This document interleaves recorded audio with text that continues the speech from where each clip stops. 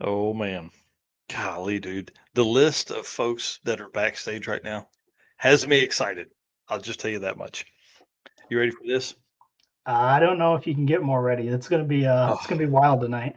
yeah. Guys, welcome to episode 108 of the Drag Drive Repeat Show presented by Summit Racing. This show, we're just naming it the Mega Week Mega Show.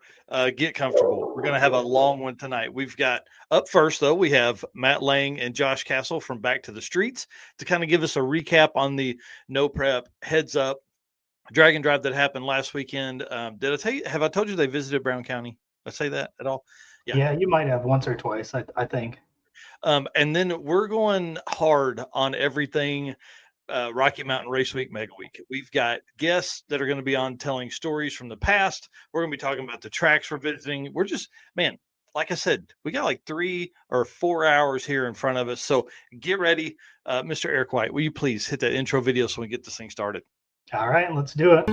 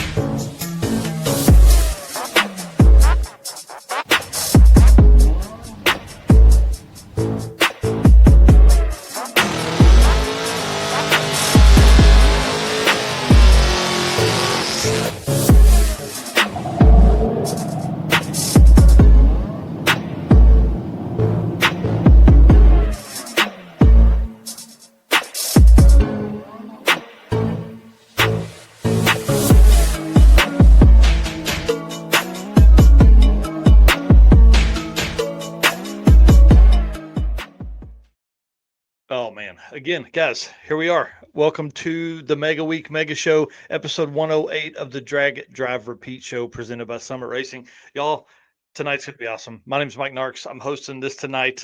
Co-host over here, Mr. Eric White. Tell him what you got going on, man. I am Eric White and co-host of the show in the news, and I am about to attend my first Rocky Mountain Race Week. Dude, I'm so pumped. It's going to be awesome.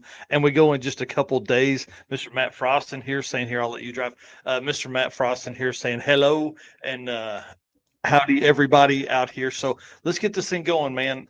Y'all, you know the deal. We can't do this without you guys, our race car friends. Really, I mean, you truly do make this happen. This is you're one of the reasons we do this every week, week in, week out.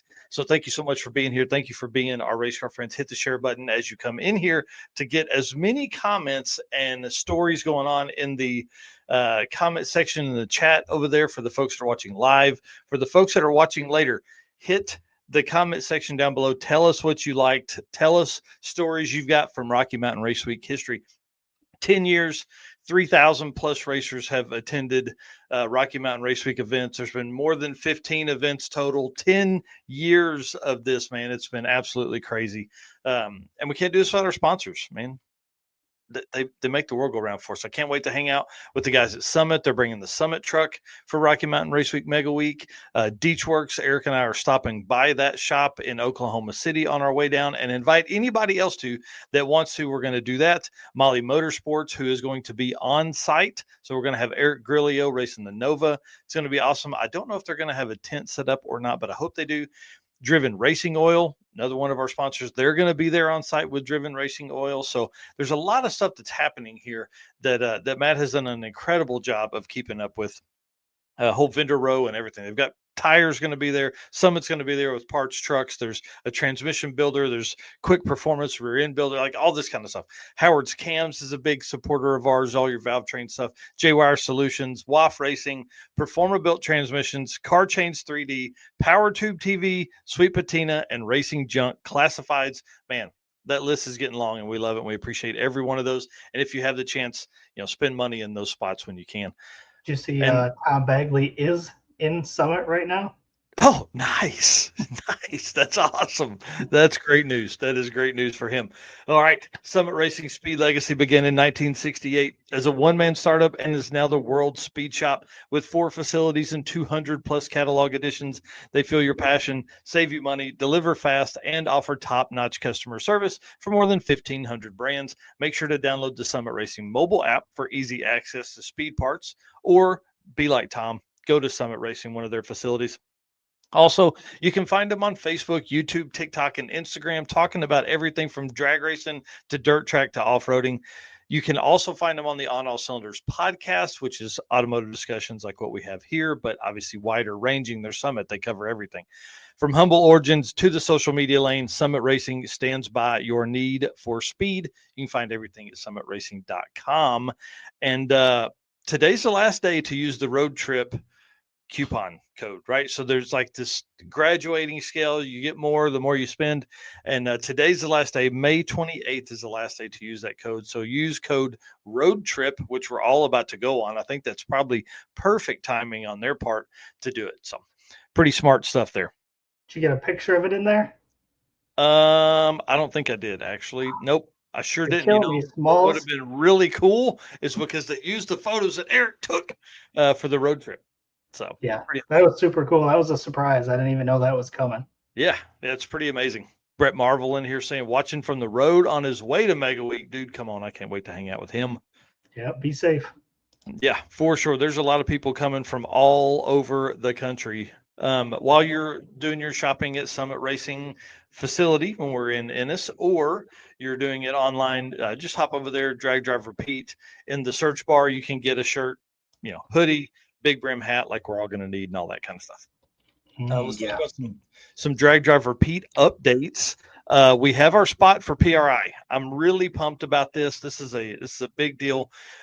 This is something, now we're in our third year of doing the awards, on our third year of having a standalone booth at PRI. So PRI 2025, we are going to be there. It is at booth 4611. So we're 2 rows over from where we were last year, putting us basically just around the corner from Summit's booth. So they're actually like right in front of a door, and then you'll turn to the right, go 1 row, and then we're right there on the front side. So it's going to be pretty awesome to be even closer to them. We were working on ways to obviously kind of butt up to them, and maybe PRI 2026 we can do that. But this year, booth 4611, and we got a 10 by 20 booth because our friend Chris Wozniak over at WAF Racing wants a little bit of an area to display his stuff as well.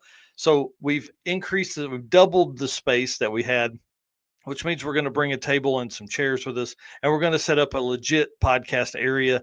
If anybody has been to our booth before, it was kind of small, like 2 and 3 people, and you were as all the space you had. So this will at least give us more room for that, that kind of activity, which is what we want. Yeah, that's going to be awesome. I'm excited. And that just means I get to start designing our new sticker for this year as well. Yep. Limited edition 300 stickers, 100 per day is all we give out, which is, man, they went pretty quick last year. And just so you guys can see, when you go into the yellow hall, you can see the Summit booth there. We are literally just around the corner from them on the backside of AFCO, which AFCO is a big sponsor and big supporter of the drag and drive community. So we'll be right behind them, which will be cool. All right, sir, you ready? We'll do some driven racing oil event updates. All right. Driven racing oil is the performance engine oil that can do it all. GP1 is the ultimate oil for any race or performance application, whether you're launching hard at the drag strip, enduring the extreme heat of off-road and circle track, or even pushing limits in top fuel drag boats and demo derbies. Winning racers choose GP1. Compatible with engines from classic hot rods to cutting-edge race machines, GP1's unique surface cling and high zinc formulation ensures superior wear protection, particularly for flat tappet camshafts, while solving issues like cylinder washout with methanol and ethanol fuels. It's crafted from the legendary Bradford, Pennsylvania base oil, then enhanced with state-of-the-art additive packages. GP1 offers the best in protection and performance. DrivenRacingOil.com is where you can go pick up your oil, any kind of merchandise. Driven Racing Oil on Facebook and Instagram is where you can see what events they're going to be attending, or obviously stop by and see them at Mega Week. We're going to be doing some drag driven repeat podcast live stream stuff from their booth as well during the week. All right. Well, typically this segment we cover all of the upcoming events, and we're going to talk about that in a minute. But we would be remiss if we did not talk to our boys Matt Lang and Josh Castle. So let's bring them on now, guys. I want to tell you something before we get started. Back to the Streets looked amazing. It looked like it was an absolute blast. It was. Josh, what did you think of your first time doing that? Hey, can you hear me? Yep. Oh man, it's. I tell you what. So it's a little bit different format than what I was used to. But I tell you what, you get there, and day one, Wednesday, you start seeing these guys pull up. And it's like, man, these are my kind of guys. These are the people of the people pulling up to this thing. You're not going to have nothing against the big stackers. And, everybody knows how much money we put into these cars and everything. But, these are grassroots guys that, these are your 9-to-5 guys. These are the normal people. Nothing against the big people. I might be one of the big people myself, but I understand, that these guys – man, the heart that these guys show, and just the will to get it done, man. And it's different. That no prep stuff, it's an equalizer. It is an equalizer. That's an understatement. See what went down over the weekend. Motor Mania TV has all the live stream stuff. Wow, man. So many people should have won, but because of spending, because of no prep, dude, it just put it right in their hands. Yeah.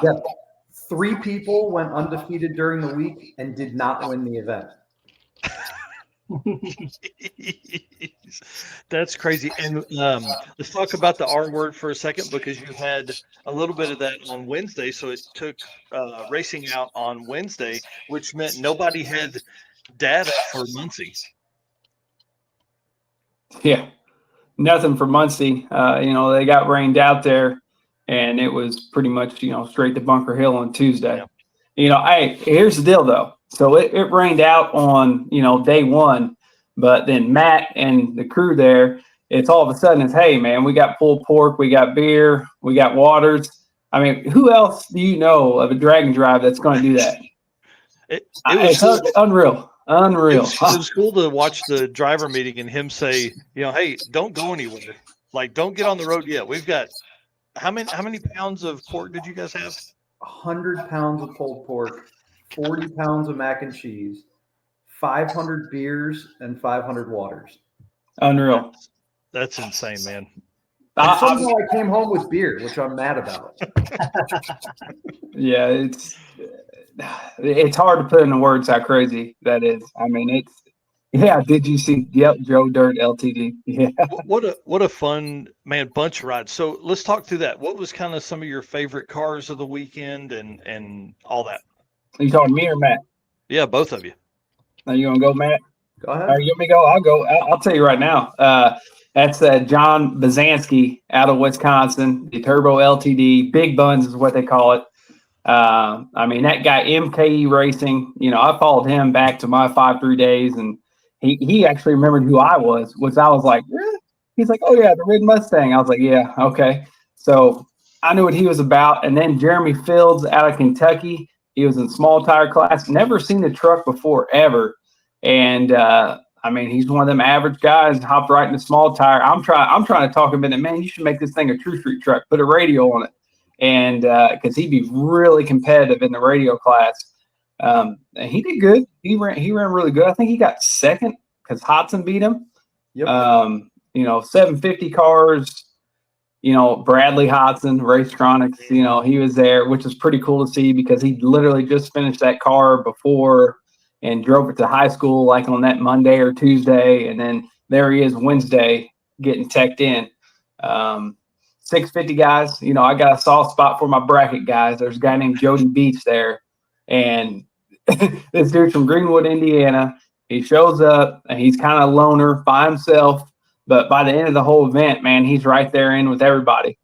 So that was that. I mean, he still had competition numbers on the car. and he says he bracket races a car. So that was pretty damn cool.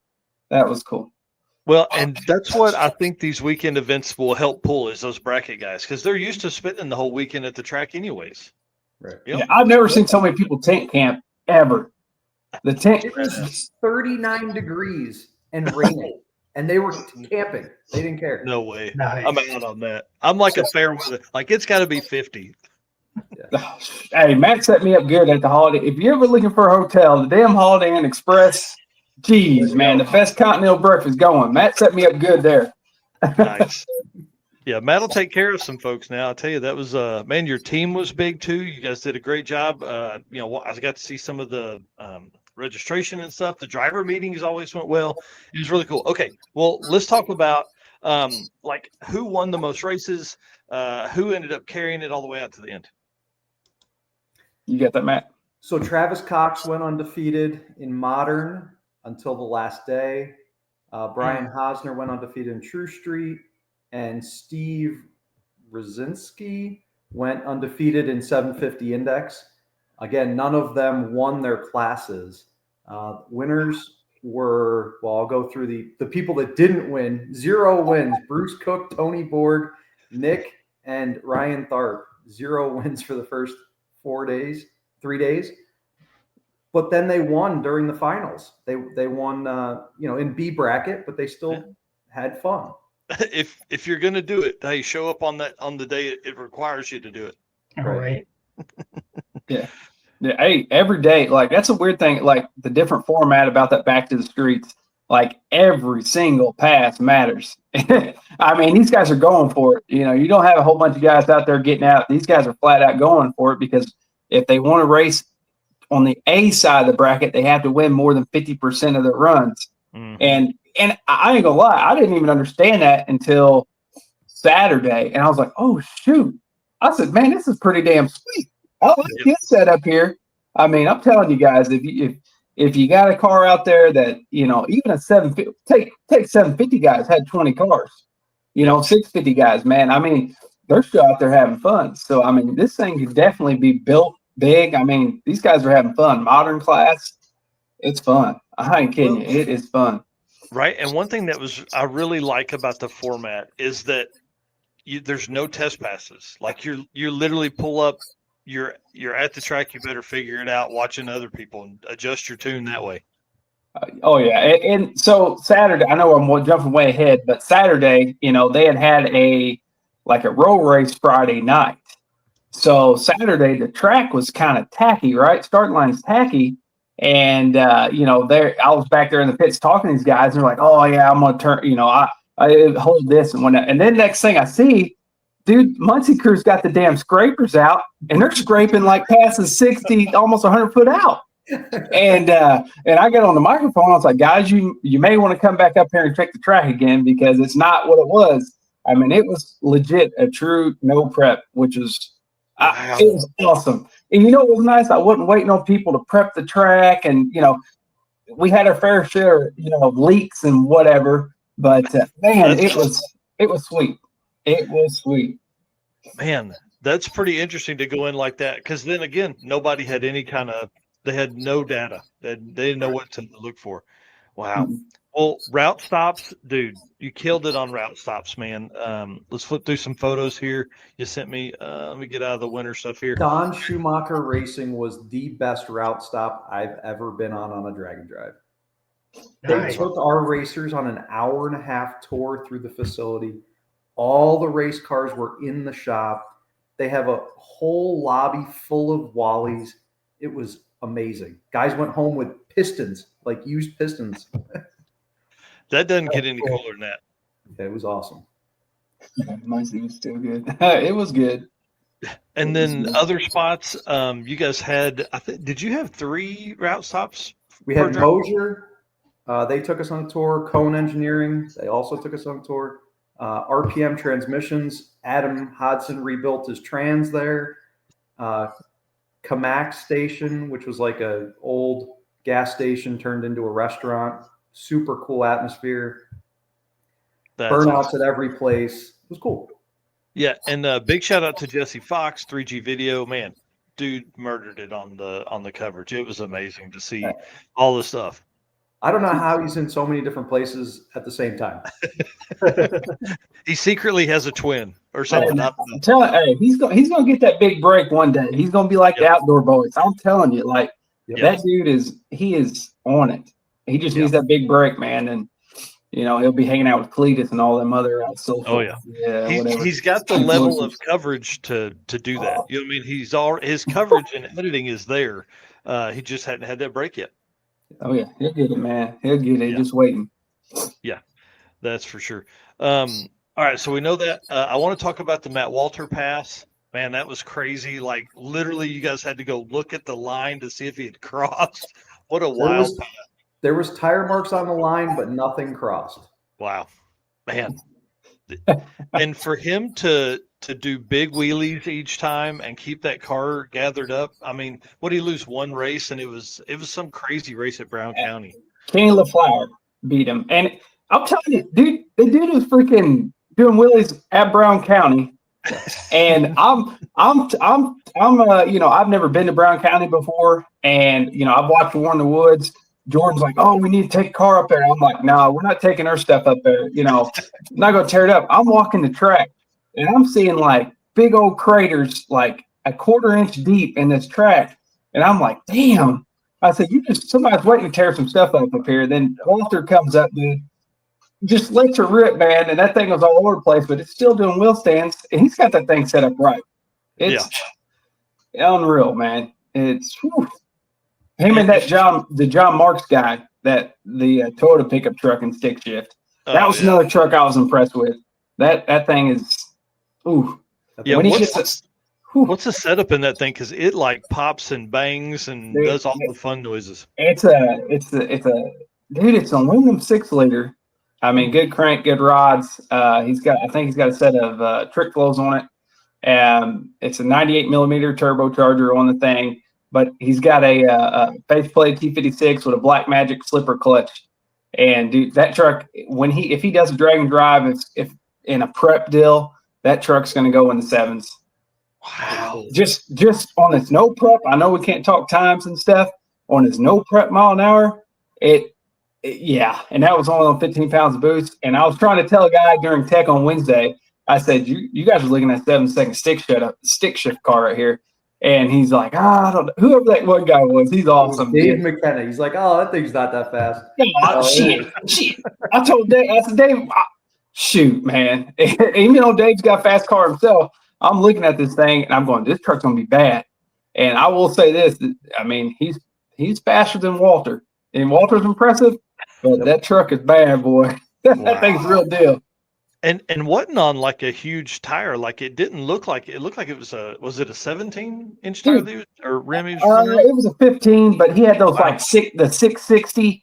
They looked like the CCW wheels. He had CCW 17-inch front runner, and they had like the 660 B locks on the back. Because that's the first thing I see, and I was like, man, this dude's slick. I think his TKR Performance is his shop or something like that, and he's out of Cincinnati. And dude, he does some serious build. Dude, that thing needs to be at PRI. I'll tell you that right now. People are freak. I'm telling you, dude, people freak the hell out if they seen that at PRI. That thing's immaculate. It looks like drive shaft out of it. First round at Brown County, made 3rd round with a new drive shaft that was painted. I don't know how the thing was dry. Wow. Oh my gosh. I thought it was done. Yeah. So yeah, talk about that, because you guys without Muncie on day one, you end up going 3 rounds each other day, right? Yeah, we made up the 3rd round, basically running all A again on Thursday and then AB as a 3rd round on Friday. How cool. Wow.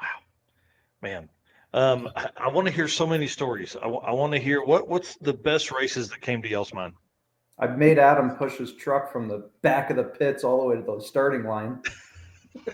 Uphill. Oh, brutal. He drained the coolant out of it after popping the head gasket. Didn't want to run it to the line. So I said, it's not an emergency, so you're going to have to push it. I bet they hated you. Yeah, they did. Yeah. He still won, but. Yeah. Man, that truck was impressive too. Just huge wheelies. The other S10 did a great job too. The little square body, Fields, yellow, Jeremy white Fields. one. Yeah, So which one? the Yeah. yellow or white Yeah, colored one, whatever. Jeremy Fields out of Kentucky. Yeah, that's anytime he was up there, it's going to be a good race. Yeah. Because I'm telling you what, that dude, he'll drive the snot off that truck. I mean, he don't believe in lifting. So Josh, I don't think you know this. Yeah. The steering wheel came off at Brown County at like the 500-foot mark. Yeah, and he crossed the center. He went through the grass. He grabbed the shaft to steer himself back away from the wall. I do. Hey, That's wild. and he's a Kentucky boy. And I don't know if you've ever, well, I'm talking accent. I mean, good old country boy. That's Jeremy Fields. That's what he is, man. Him and his buddies, and nice as could be. I mean, just incredibly nice, man. We gave him the Wild Ride Award. Oh, he definitely earned it. He definitely earned it to cross over and go through the grass and, man, get on the other side. And now knowing that he's holding that by his dude, ain't no way. Yeah, he's a big old country boy, I'm telling you. I'm telling you, these are real people, man. Real people, man. I mean, these guys are the guys that have factory jobs. These guys are dude, we even had an RN there, Tony Borg, the guy that didn't win any races for 4 days. He's an RN, a registered nurse. I mean, these are real people. I mean, which was awesome to see. Nothing against anybody that, big money, You're not going to see a $200,000 car out there or $150,000 car, but what you're going to see is a car that's put it together in a two-bay garage, with everything they got. I mean, how much money these people put in this thing. I mean, all the extra money they got, they're putting into their drag and drop car. They're going to come out here and let it spin, man. I mean, hell, I was impressed. There was a Galaxy, a 69 Galaxy out there, brown.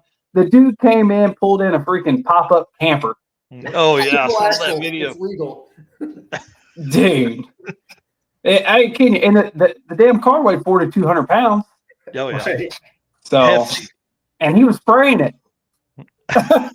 And he drove it in. And he made it. He made it, man. Awesome. Austin Moyer was his name. Austin Moyer.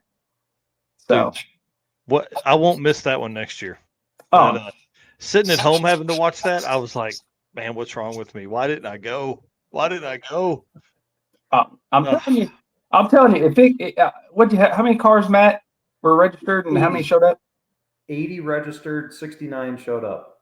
Man, that's awesome. That's good. I'm telling you, there can be plenty more 650, 750. Hey, they all get the love. You know what I'm saying? Yeah. So it don't matter. If I'm announcing, I'm going to show them the love. So it is, I took time Wednesday and met with almost every single driver and talked with them. And it means something to those guys. So especially with Motor Mania, the OG, the Pioneer live feed. Yep. I mean, I don't care what you say about Flo and all them. I'm gonna tell you what, you put Motor Mania up there, and the guys that remember the original live feed, they're gonna hit that Motor Mania every time. Guess what? I'm not paying for that either. That was free. Yeah, they did a hell of a job. Matt and I were talking about this yesterday or day before. I'm like, dude, I said I want to know how he did did he have like some remote panning thing? There were so many different angles and all that. And Matt's like, yeah, it was him standing out there panning the camera to get those shots. I'm like, what? How does the guy do all the stuff and get the panning shots? It was badass. That's there's only two of them on that crew. Yep. Oh man. Dude. That's it. Husband and wife. Killing it. That's wild. Yeah. Yeah, they did an incredible job. Is that Walter's parents, Matt? Yep. That's his parents? Oh man. And hey, man, I had my Motor Mania radio, man. I was reliving like old school duck days, man. Yeah. So that was an awesome deal there. Well, I think the next question is, what are the dates for 2026? Oh. I'm kidding. I need a week, please. Yeah. Dude, I'm telling you, you did a great job. Both of y'all did. Josh, I want to give you a big pat on the back for you and Will's flawless. Like y'all's announcing together was awesome. It was great. I commented to Matt the other day. It was like you guys were in sync and y'all weren't in the same room. Oh, hey, Will, that's the first time I ever met Will. And they told me Dude, about y'all this. didn't act like it at all. It was Hey, man. great. Hey, Will didn't get into that hotel room till like we're leaving Brown County. He said, "Hey, I'm headed to the hotel because we shared a room that night." And I said, "All right, you better call me because I'm going to be asleep." He didn't get into like 2 a.m.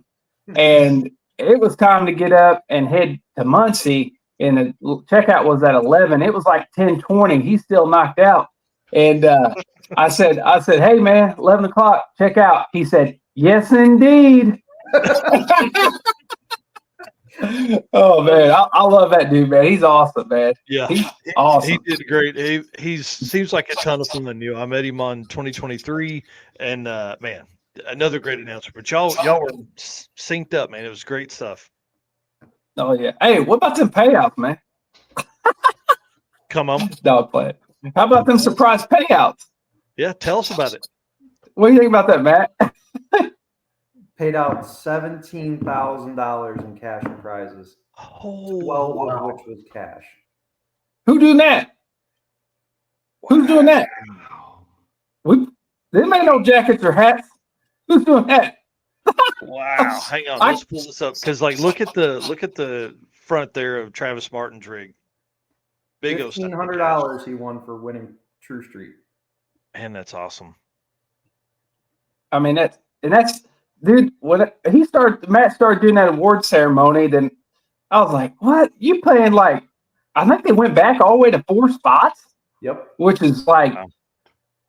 Hey, it was a surprise to everybody, and that right there showed you like how much Like, well, I cannot stress this enough.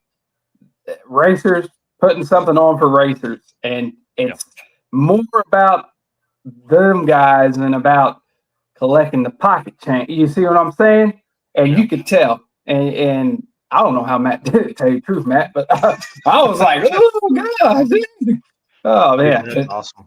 It was unreal, man. I'm telling you, you will not, if someone comes to that event, they're not going to find another event like it. Yeah. And a lot of guys, that was their first time no prepping also, which, and I ain't gonna lie, some like the bracket racer, Jody Beach, when he says, I've never no prep, but I got a 650 and it was a small tire car. And I was like, oh boy, it's going to be interesting. See, hey, by the end of the event, we don't want to talk times, but he wasn't that far off.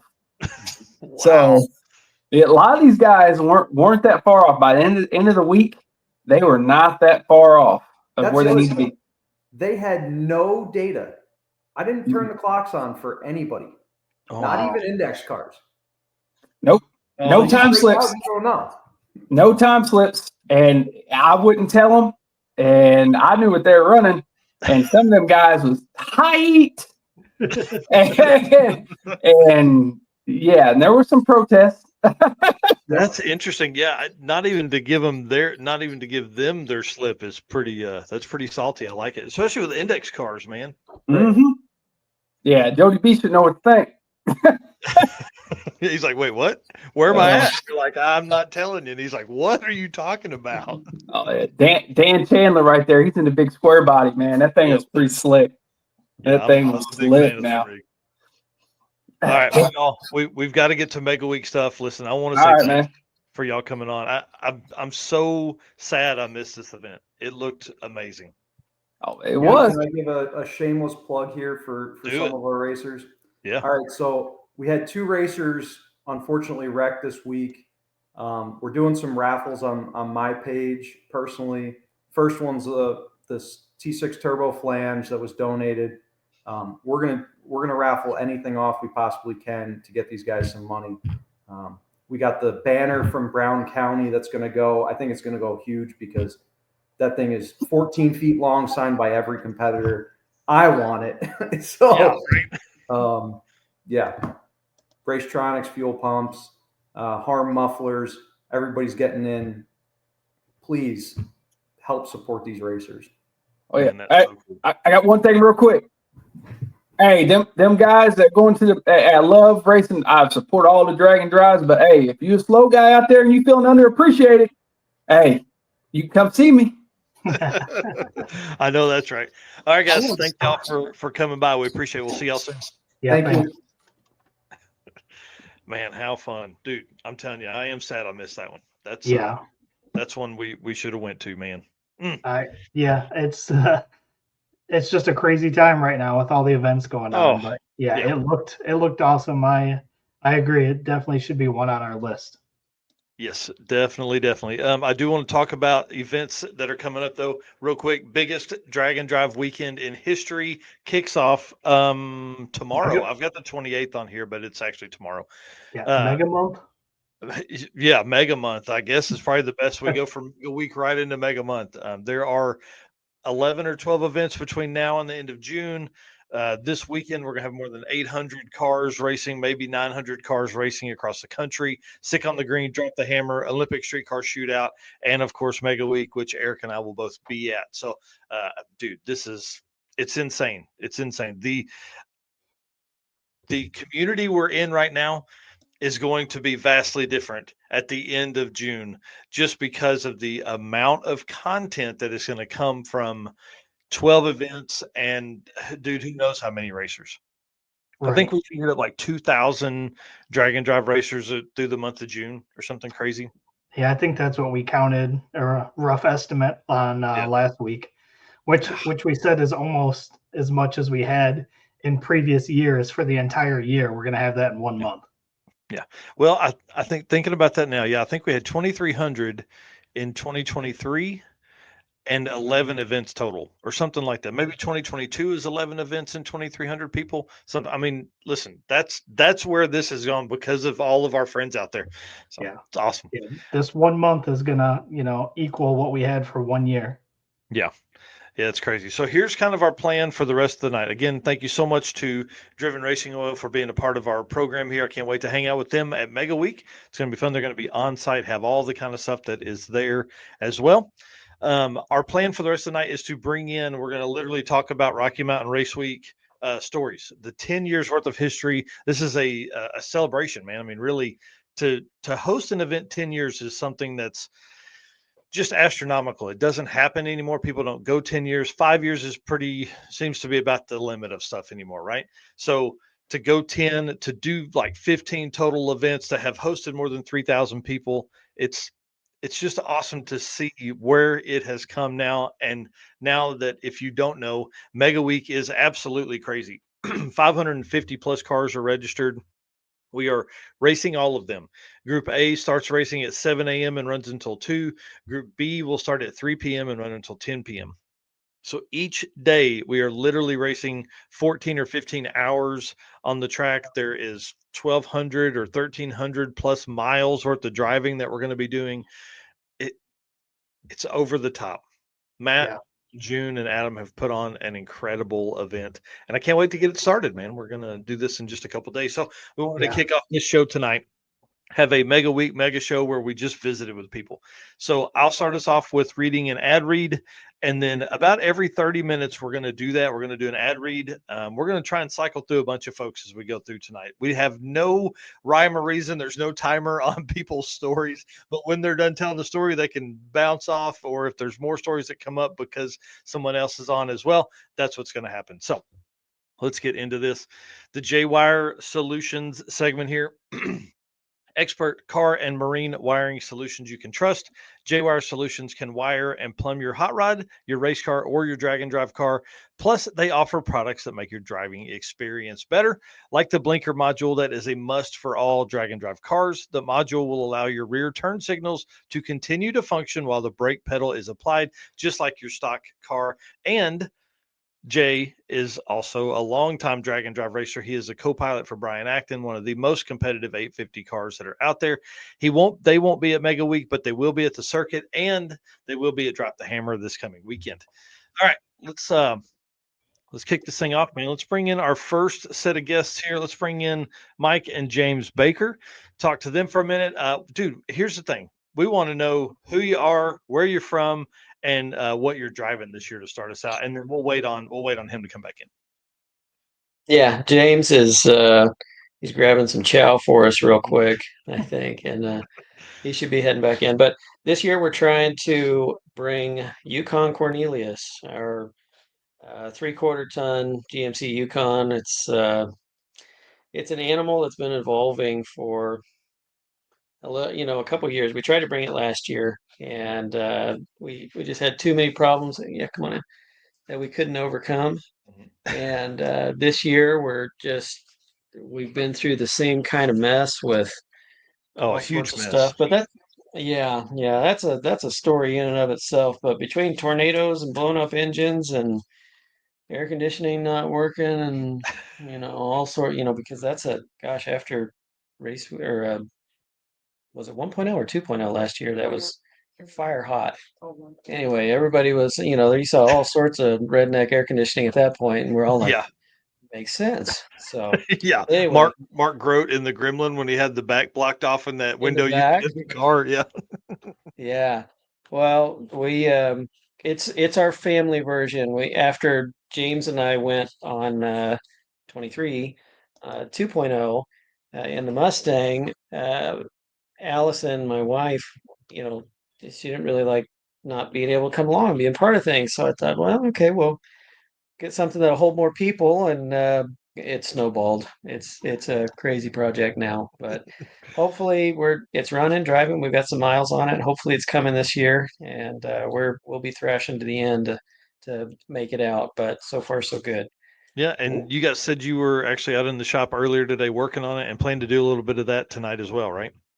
Since last Friday, I've probably, after work and everything, and over the weekend and all, I've probably put 40, 50 hours into it, dialing in the Wow. small stuff. We had a lot of things that, because so the truck was in a shop local to us, and during a lot of these spring storms that have come through in Nixa, Missouri, and we had an EF0 tornado. I didn't know that was a thing, but apparently it is. But an EF0 tornado that hit one building, the shop the Yukon was in, and it Oh just man, smashed the thing. There's pictures and video out there of a wall of the shop just leaning on the Yukon. But it didn't. I mean, it beat it up, broke some windows and stuff, but it's still going. That's awesome. what's the setup in it? So now it is a 408 Iron Block LS. It's just got a baby 78, 75 VS Racing turbo on it. Uh, I built 4L80. I think it's got like 410 gears in it or something, so it kind of screams everywhere it goes. It feels like it'll pull a house down, isn't that? Isn't that to say? But it's a for a 6,000 pound rig. It feels scary. Put Yeah, it that way. It's scarier than my Mustang. So yeah. Things I this think it'll big be a should hoot. not go that fast. No, they shouldn't. I think it'll be a lot of fun. If nothing else, it's going to make for some wild trailer burnouts. That's There you awesome. go. And what class are you guys signed up for? Oh, Sure. whatever it'll fit in, basically. Yeah, We've only made one pass down the track with the thing because we blow it up every time we try something new. fair enough. And so it ran a 13.3 on the stock 6 liter with the Oh turbo. wow. Now we're a 408 and a slightly bigger turbo, and so I don't know. We might be running in 12.0, 13.0, 14.0. Yeah. I don't think the tires will let it fit into Rowdy Radial. I wouldn't mind that, so I don't have to run the full track, because over 100 miles an hour, that thing feels like you're driving the Ark down the strip. I Wow. guarantee it, dude. That's awesome. Well, which track is your favorite as we move to Austin Mackey next? Our favorite track? Goodness. Hmm. I'm not sure that we have been to any of these tracks, Oh actually. man. I don't think we Wow. have. So it'll be a fun. I mean, Oh we've yeah. watched at The Tulsa. We the watched at the Tulsa, but I haven't been Mustang. down any of them. Yeah, because we hung out, I guess, at Race Week Yeah. 23, been when they did Bandamere and stuff. Oh yeah, that was great. I was so Oh happy yeah. to be able to go down that track, And just quick plug for race week, Matt, June, the whole crew, everybody that races is just amazing for this kind of stuff. James and I went in not having ever, we went on the circuit before that Hmm. in 23, but we'd never really been down, multi-state kind of size drag and drive. It was just a dream. And we had all sorts of fun stuff with the Mustang that year. We hydroplaned, wrecked, we destroyed the trailer. I've got pictures of Matt and a whole crew of guys at 2 a.m. Yeah, I've got a whole list of people just thanking, but we created a trailer out, Matt remembers, he's probably still got that piece of junk trailer that wrecked. But everybody came together to help us just keep going and keep going and keep going. And so it doesn't matter how fast or slow or race car like or not your vehicle is, man, just come out and have fun time. You'll meet some of the coolest people. Yeah, it doesn't matter if you know them or not. Everybody's going to chip in and help. We've got memories of people crawling underneath our car when it was covered in mud with screwdrivers, scraping mud off so we could make a pass on 4 bent wheels at Vandermeer. That's Memories awesome. that we'll never forget. It's great. It really is. Yeah, we've got a lot of good friends through that. Yeah. We don't want to do any more rain driving on drag radials, but the rest of it was great. Yeah. Right. Well, and hey, that's a lesson you learn the hard way typically. Yeah, we blew out our street tire. Make sure your street tires are new. We'll say that. And maybe have a spare. Yeah, have a spare for your spare for your spare. We had a catastrophic failure on the street tires, so we had to put the drag radials on. Then it started raining. Then we did the loop de loop. Yeah. So. Yeah. Cassie Lowry here saying, That's- hey, Oh, yeah, we'll leave the Honda at home. Okay, this you event. guys, I tell you what, you better leave that Honda at home. That's funny. So yeah, okay, we'll shut up here in a second. No, But no, no. when we Yeah, went tell on our the first story, drag yeah. and drive, our first drag and drive was the Circuit 2023, and we brought a different Mustang. We were in stick shift, and it's just a little 13-second thing. We were having fun. It was our first time. My wife followed in the car behind us. That was a crazy one too, with all the temperature changes and all. But anyway, the Lowry crew, their cars weren't going. They've got a really cool. Oh geez, what is that wagon that they drive now? I can't 57. remember, but super cool car. But they didn't have anything going at the time, and so they showed up in like a '94 Honda Accord, and it was it's just a drive around car. Every drive that we made, we're like, okay, we're doing good. We're going to get there fast. We're obeying speed limits because we don't want a ticket or whatever. Here comes this darn little Honda Accord. And in our rear view mirror, we'd just be driving along and I'll hear James go, here it comes. And of course, they come flying past us. We'd speed up and try to catch them. And those little Honda Accords are, they get, anyway. It was a fun time. Every checkpoint, every track, we'd get going, and wouldn't you know it, here comes that Honda Accord again. We've got Well, pictures. It was great. It was I'm excited. Yeah, I'm excited for them to come on because man, they or be on race week because they've got a full month in June. They're doing like the circuit, Big Sky Race Week, and Mega Week.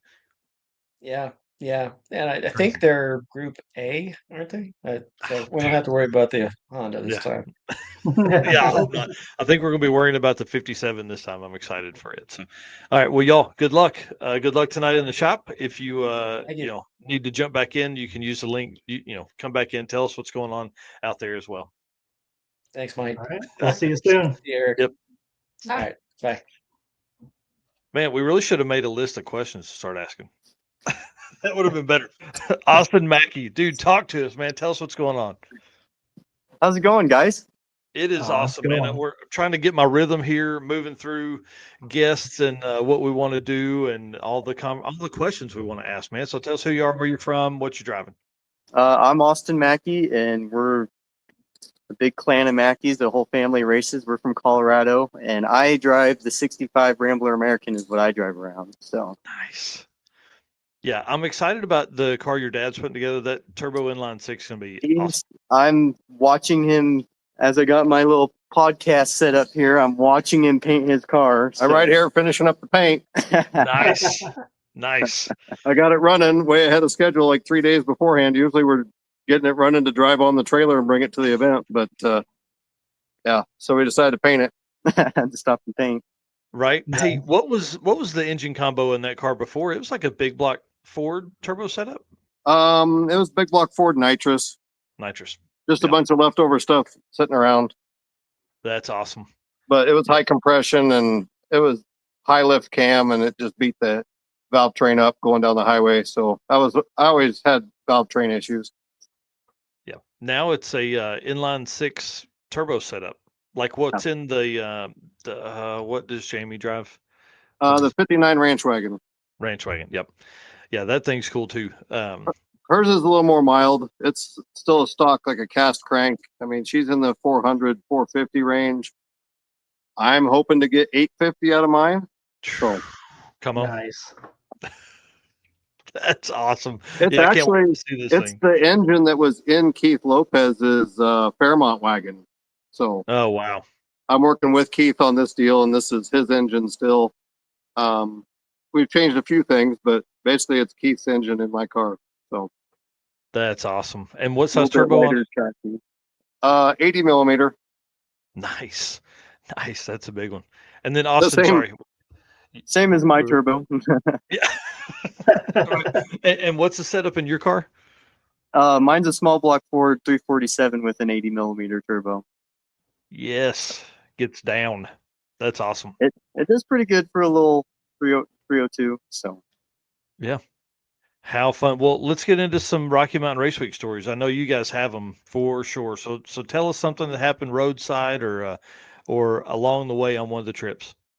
well, 23 for me was probably my best, worst race week I've been on, or drag and drive total. Because what we start in Kearney, because Great Bend was having Great Bend got canceled. going through their shut stuff.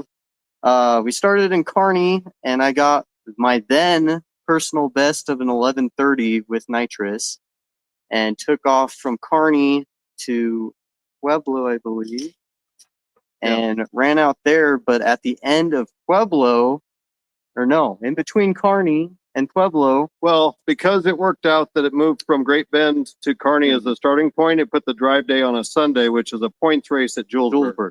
which is my home track, and I'm in the points series there. So as we were driving by, we stopped and I actually raced, and it was one of the points races that if I missed it, I was going to be completely out of the points.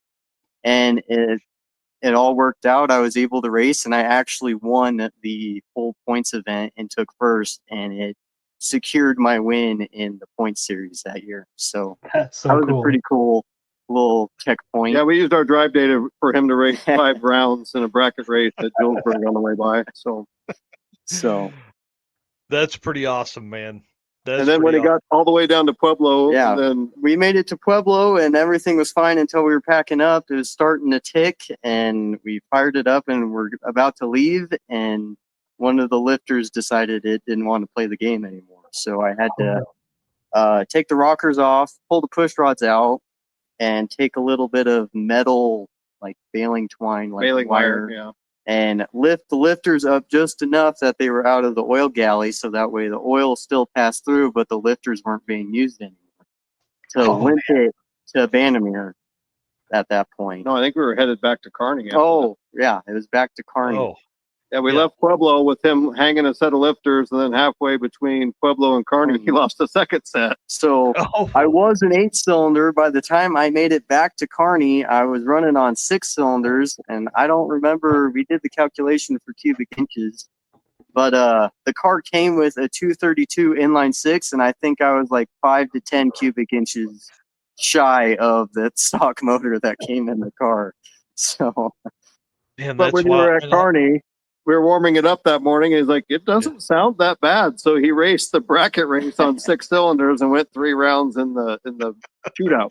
So That's crazy. So yeah, so here you are, and Pueblo to Kearney's 400 miles or something, right? it was Yeah. a stretch. And funny enough, it really didn't change the drivability of the car. It drove pretty much the same, got about the same fuel mileage. It sounded a little funny, obviously, but it really didn't care a whole lot. So Interesting. Yeah, that's not the way you want to get, different fuel mileage. Right. no, definitely not the ideal way to do it. No. Wow. Well, Brian, I know you have some good stories. If you want to drop one on us here while we're in this. my wagon has been a battle, is what it's been. I mean, the very first year I brought it to Great Bend, we had 0 highway miles on it, and when we left the track, I had an exhaust leak that was lying to my O2, and it thought it was lean, so it just kept dumping fuel and correcting. And I even putting it in open loop, it still didn't want to run properly, and I was getting like 5 miles to the gallon and overheating. So I tapped out in Garden City. I think I made 150 miles down the highway. In the second event, I took it to Sick Week, and it survived that one. Took second place in Pro DYO, ran 890s with it in Florida. And then the third event, we brought it back up here, which was the same. I think it was 23. I think it was 23, yeah. But at Vandermeer, on my first pass, in second gear at 7,000, it sheared the cam pin, and so it bent all 16 valves and fire out the hood. And Wow. we were 60 miles from home, so I said we're done. So I didn't try to fix it. I just towed it home. Just went to the house. Well, I want to say we were somewhere one morning, and I don't remember which event it was. But we were going to leave the hotel. We were a few minutes later than what I wanted to be, and we look over, and you guys are trying to warm your car up, and you shut it off and said, "Oh, something's wrong." And then we didn't see you for like 4 or 5 hours. I can't remember where we That were. was probably That was Sick probably Week. Sick Week. The one I Hmm. survived. I lost a lifter. I thought it was just fouling the plugs driving, but it turned out that it had knocked the wheel off of a lifter. So we changed a lifter in the parking lot of the hotel. It headed to Yep. in Valdosta. So Yep. That's where it was. And one thing that's really cool about your car that I always enjoyed is the side panel is removable to help take the big tire off, because without that, man, I don't know how you would have done it. So my car started as a 4-door wagon, and when I put it on the body, the doorpost was in the way for me to get in and out of the car. So we decided to change it to a 2-door wagon. I found some doors that someone was parting out. So my car is a true Pro Mod underneath. It was a 6-second 41 Willys. We took the plastic body off, cut the floor out of this wagon, and strapped it down, changed it to a 2-door from a 4-door. And the rocker panels were so rusted out that I bought repop panels, and we clamped them on. And when I unclamped it and took it off, I said, it's got to stay like this. So we just made the quarter panel. There you go. There you go. Yeah, quarter panels are completely removable to change those tires. So, It's one of my favorite cars, man. I can't wait to see this new setup in it too. So, man, bring it on. well, you So want a sneak peek of the paint? yeah, flip that camera around. Let's see it. Okay.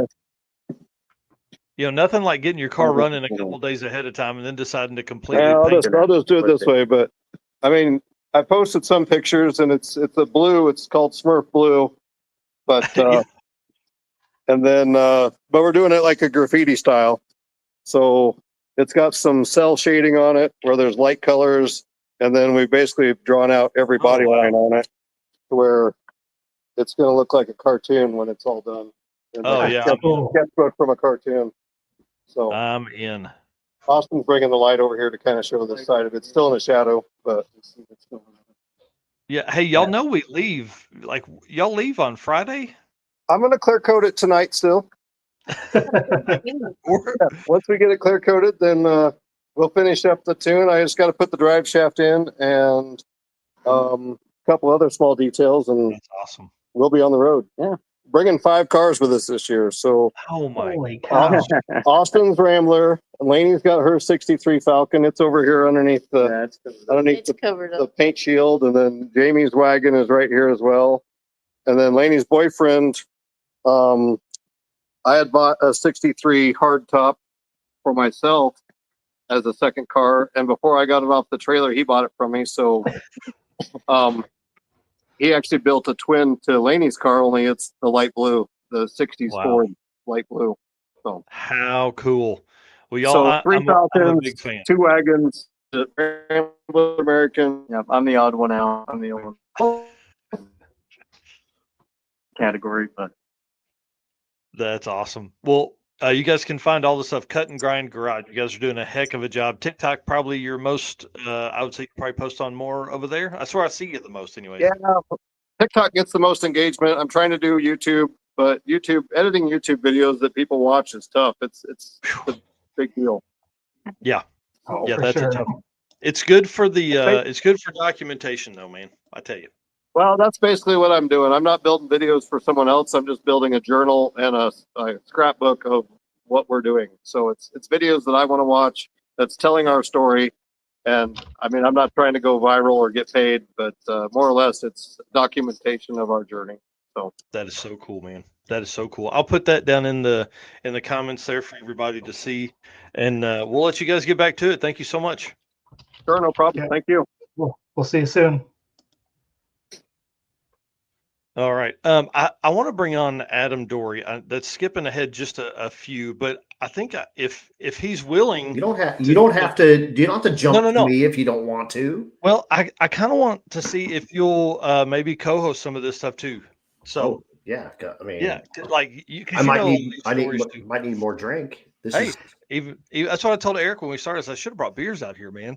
So maybe I'll make a here. I didn't know you were doing beers. I thought this was a beer free zone. So this is No, not tonight. This is the Mega Week Mega Show right here. We're gonna have fun. Then We're gonna hang out. go to your next guest and let me Okay. go get a beer. Perfect. And I'm gonna order a pizza because let's just Oh. make it fun. Let's make it a hangout. Go do that. I will get the wife all set up on my end. I'll Cool. be right back. Awesome. Works for me. Awesome. Okay. So let's see here. Who was next in the list here? Red Hat Scotty actually came in next. All right, buddy. Tell us what's going on, man. So I'm down here in my shop, wrenching on the black car, going buck wild right now, trying to get this thing done. We had an issue a couple days ago, and I just got the cylinder head back on, the intake back on, trying to button it up. Yeah, you've had this car for a long time. It was almost a little heartbreaking in the group chat when you send a video and it's peeing water out of the cylinder head. Right. Yeah. So that was a wild deal. When I sent the startup video, we didn't have water in it. It was just a quick, hit the key, let it run for a second, shut it back off. Then the dude and I went ahead and was working on a bunch of other stuff. I put water in it. And I got down there and was looking, and I'm like, why the hell is my V-band wet? Like, this is not a water-cooled turbo. Why is this wet? So I loosened the turbo kit and the manifold and everything, and it just, like Niagara Falls, poured water. And I'm like, oh, no. Yeah. So then we yanked the head off, and we found a crack in it. So we're like fingers crossed that that crack that we'd found was the issue. But yeah, we're farther behind than we wanted to be. Well, but without that, you would be on track. There's nothing like the thrash to get ready. It's Wednesday night. We're literally 2.5 days before we leave. So and you have a real job. So like you got to be at work. So it's not like you can do this all day every day. Yeah, no. I think we left the shop last night at 11:15. I was at work at 6 a.m. this morning. I got off work. I think I made it to the shop at like 4 o'clock today, and then we're here now. Wow. That's pretty What awesome. do you got left before you start it up again?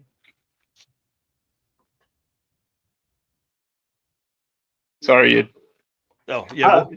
Go ahead. What do you have left in order to get it started up again? Oh, stupid. Every time. we can hear you. Oh, okay. Well, so yeah, I'm a little bit behind. I'm still coming. I'll be there like a 97.762% chance the black car will be there. I got all the new BTR stuff, so we're going to try to go in the 9.0 class. I don't care if it goes 9.99 every day. I just want a true 9-second average.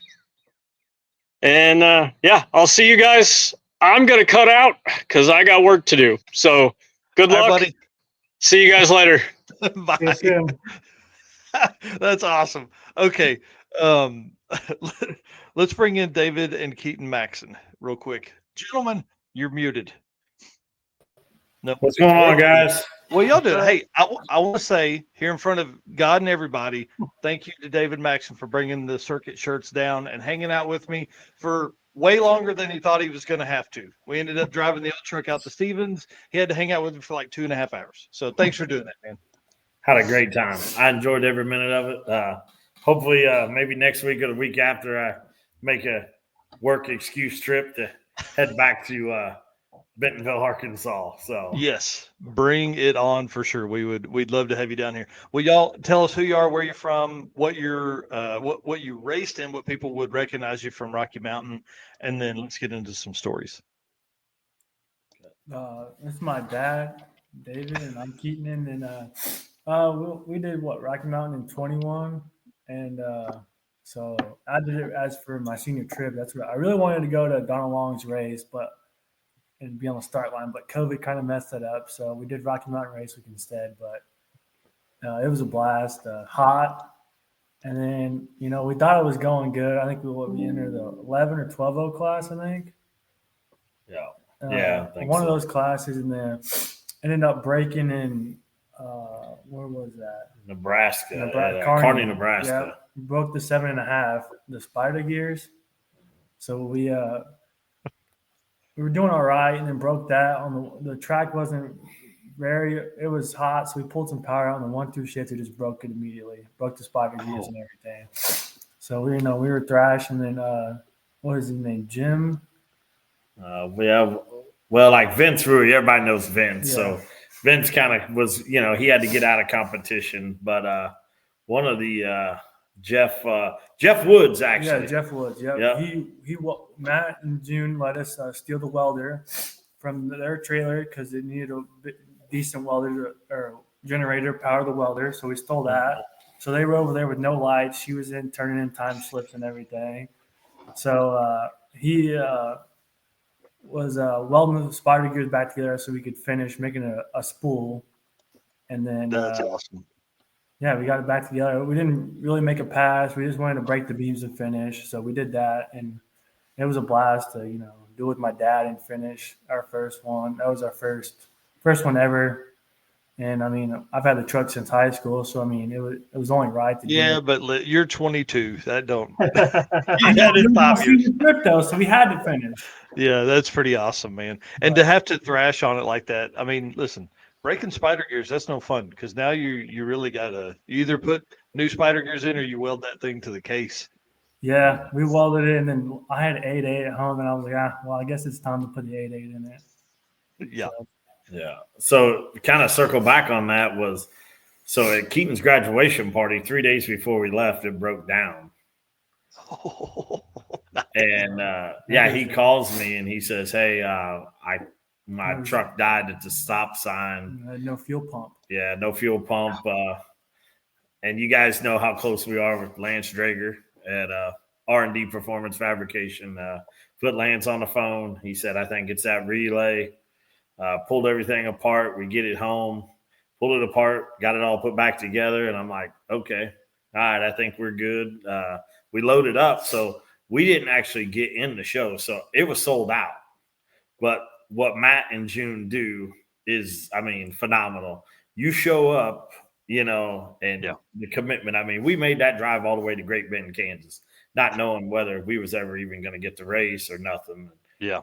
As a dad, I'm like, man, come on, this is a senior trip. This is what he wanted to do. I'm like, man, how am I going to tell my son that, it's not in it, So basically Matt and June kind of went over to them. We talked a little bit, and Matt had said, get him up here, get it ready to go, have him ready to go. Let's go. And that was just when Great Bend, they just repaved that track. I believe we were the first ones down that surface that time. So, nice. Yeah. So, I mean, that's a great place. I mean, that town, like what they do, I mean, they shut it down and the county commissioner was handing out beers. I mean, they love, Rocky Mountain Race Week and those people coming in there and through that city. And I really hope that track opens back up and they can race. Surely it will. Like it's the one with the concrete contractor, right? Or something. Yeah. I think they've got a plan, right? They've got a plan to get it fixed or something. Yeah. Kind of heard that. So yeah, I mean, I hope so. I mean, I think it's SRCA or something. Or something like that. And so I mean, they're great. Like that town, and actually, our good friend Red Hat Scotty wasn't actually attending that event, but you guys know how close we are with Scotty.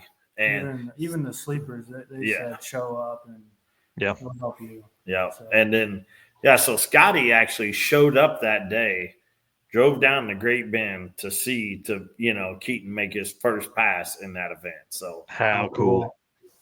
So I mean, Scotty's great. If you do get an opportunity, don't mess with the red hat on the trailer. That's a no-no. That's a no-no, but he knows it's all in good fun. And, Scotty's like a brother to us. And, I mean, he's good to my son. I'm proud to, I've known Scotty 30 years. So, I mean, that's awesome. Been a long time. And, I'm blessed that I get the opportunity to pass it, my, cars and things and friends down to, Keaton here. And, and Super family. I mean, they're great. That whole 301 streetcars people. They're awesome. Yeah, they're great. I know Mike Super, he everybody knows how clean the car is, right? Right. I gotta give him a hard time with this. We were somewhere in the middle of nowhere in the mountains. His brother, I believe it was Steven, that dropped a wrench, and he just looked up at him like, you gotta be kidding me. And we looked at each other, me and Keaton. We're like, yeah, I think it's time to get out of here. Those dudes be fighting here in a minute. Yeah. And for some reason, that was the year of like fuel pump failures. Like because it was so hot, I think, right? Yeah.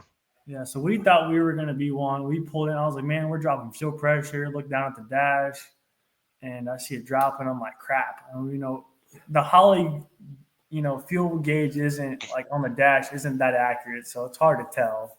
Mm-hmm. But we moved on to better things. But we kind of moved, and we pulled in the gas station, put fresh gas in it, cold gas, and fired it back up. And man, that pump's been kicking ever since. Yeah. So that's one thing we've talked about in the past is like how hot fuel gets, especially on long drive, especially when it's 100 outside. So if you're hot, they're hot, Yeah. So we kind of. Yeah, it didn't kill it, but I will say for everybody that's doing the circuit, it is going to be in June. If you've never done it, make sure you have an extra fuel pump. Yeah. Or just run a half tank and stop and fill up. Yeah. And really, so we kind of hung out with Galen Newton and him and his boy, Ethan, his son-in-law, and we kind of rode with kind of that group too. And I mean, we stopped at like every, 100 miles and put fuel in it to keep it cold. Yeah. So, I mean, it took from Great Bend to Pueblo, Colorado. It was like a 14-and-a-half-hour drive. Yeah. Yeah, it's 400 and something miles, I think. Yeah. Like it'll be what we have from Flying H to Oklahoma City. Yeah. Yeah, he looks over at me and is like, are you going to slow down coming down the mountain? I was like, why? I didn't realize Colorado didn't believe in guardrails on the mountain. Oh, man. So he's like looking down like, we're dead if we go up the side of this mountain. So I was like, oh, well, I guess I can slow down. But, then you get in the mountains and you don't want to ride the brakes or anything because, you boil the brake fluid and everything. So that adds a strategy to it as well. Oh, he actually scared the shit out of me on that. I will say that. I mean, I was like, it wasn't really that calm. I'm like, are you going to slow the fuck down? I mean, this is, because all I see is the edge of the road. And I'm like, and nothing but trees down. And I'm like, oh man. I mean, and I was pretty nervous, Vandermeer. I mean, I mean, I never got to race there. He did. And I tell you, I mean, that's a phenomenal facility. And, man, what they do. It was gorgeous. Like it's a top 5 track for me for sure. Yeah. We even try to get Flying H to incorporate the downhill staging lanes, but I don't think they could do it with the property that they had and everything. Yeah.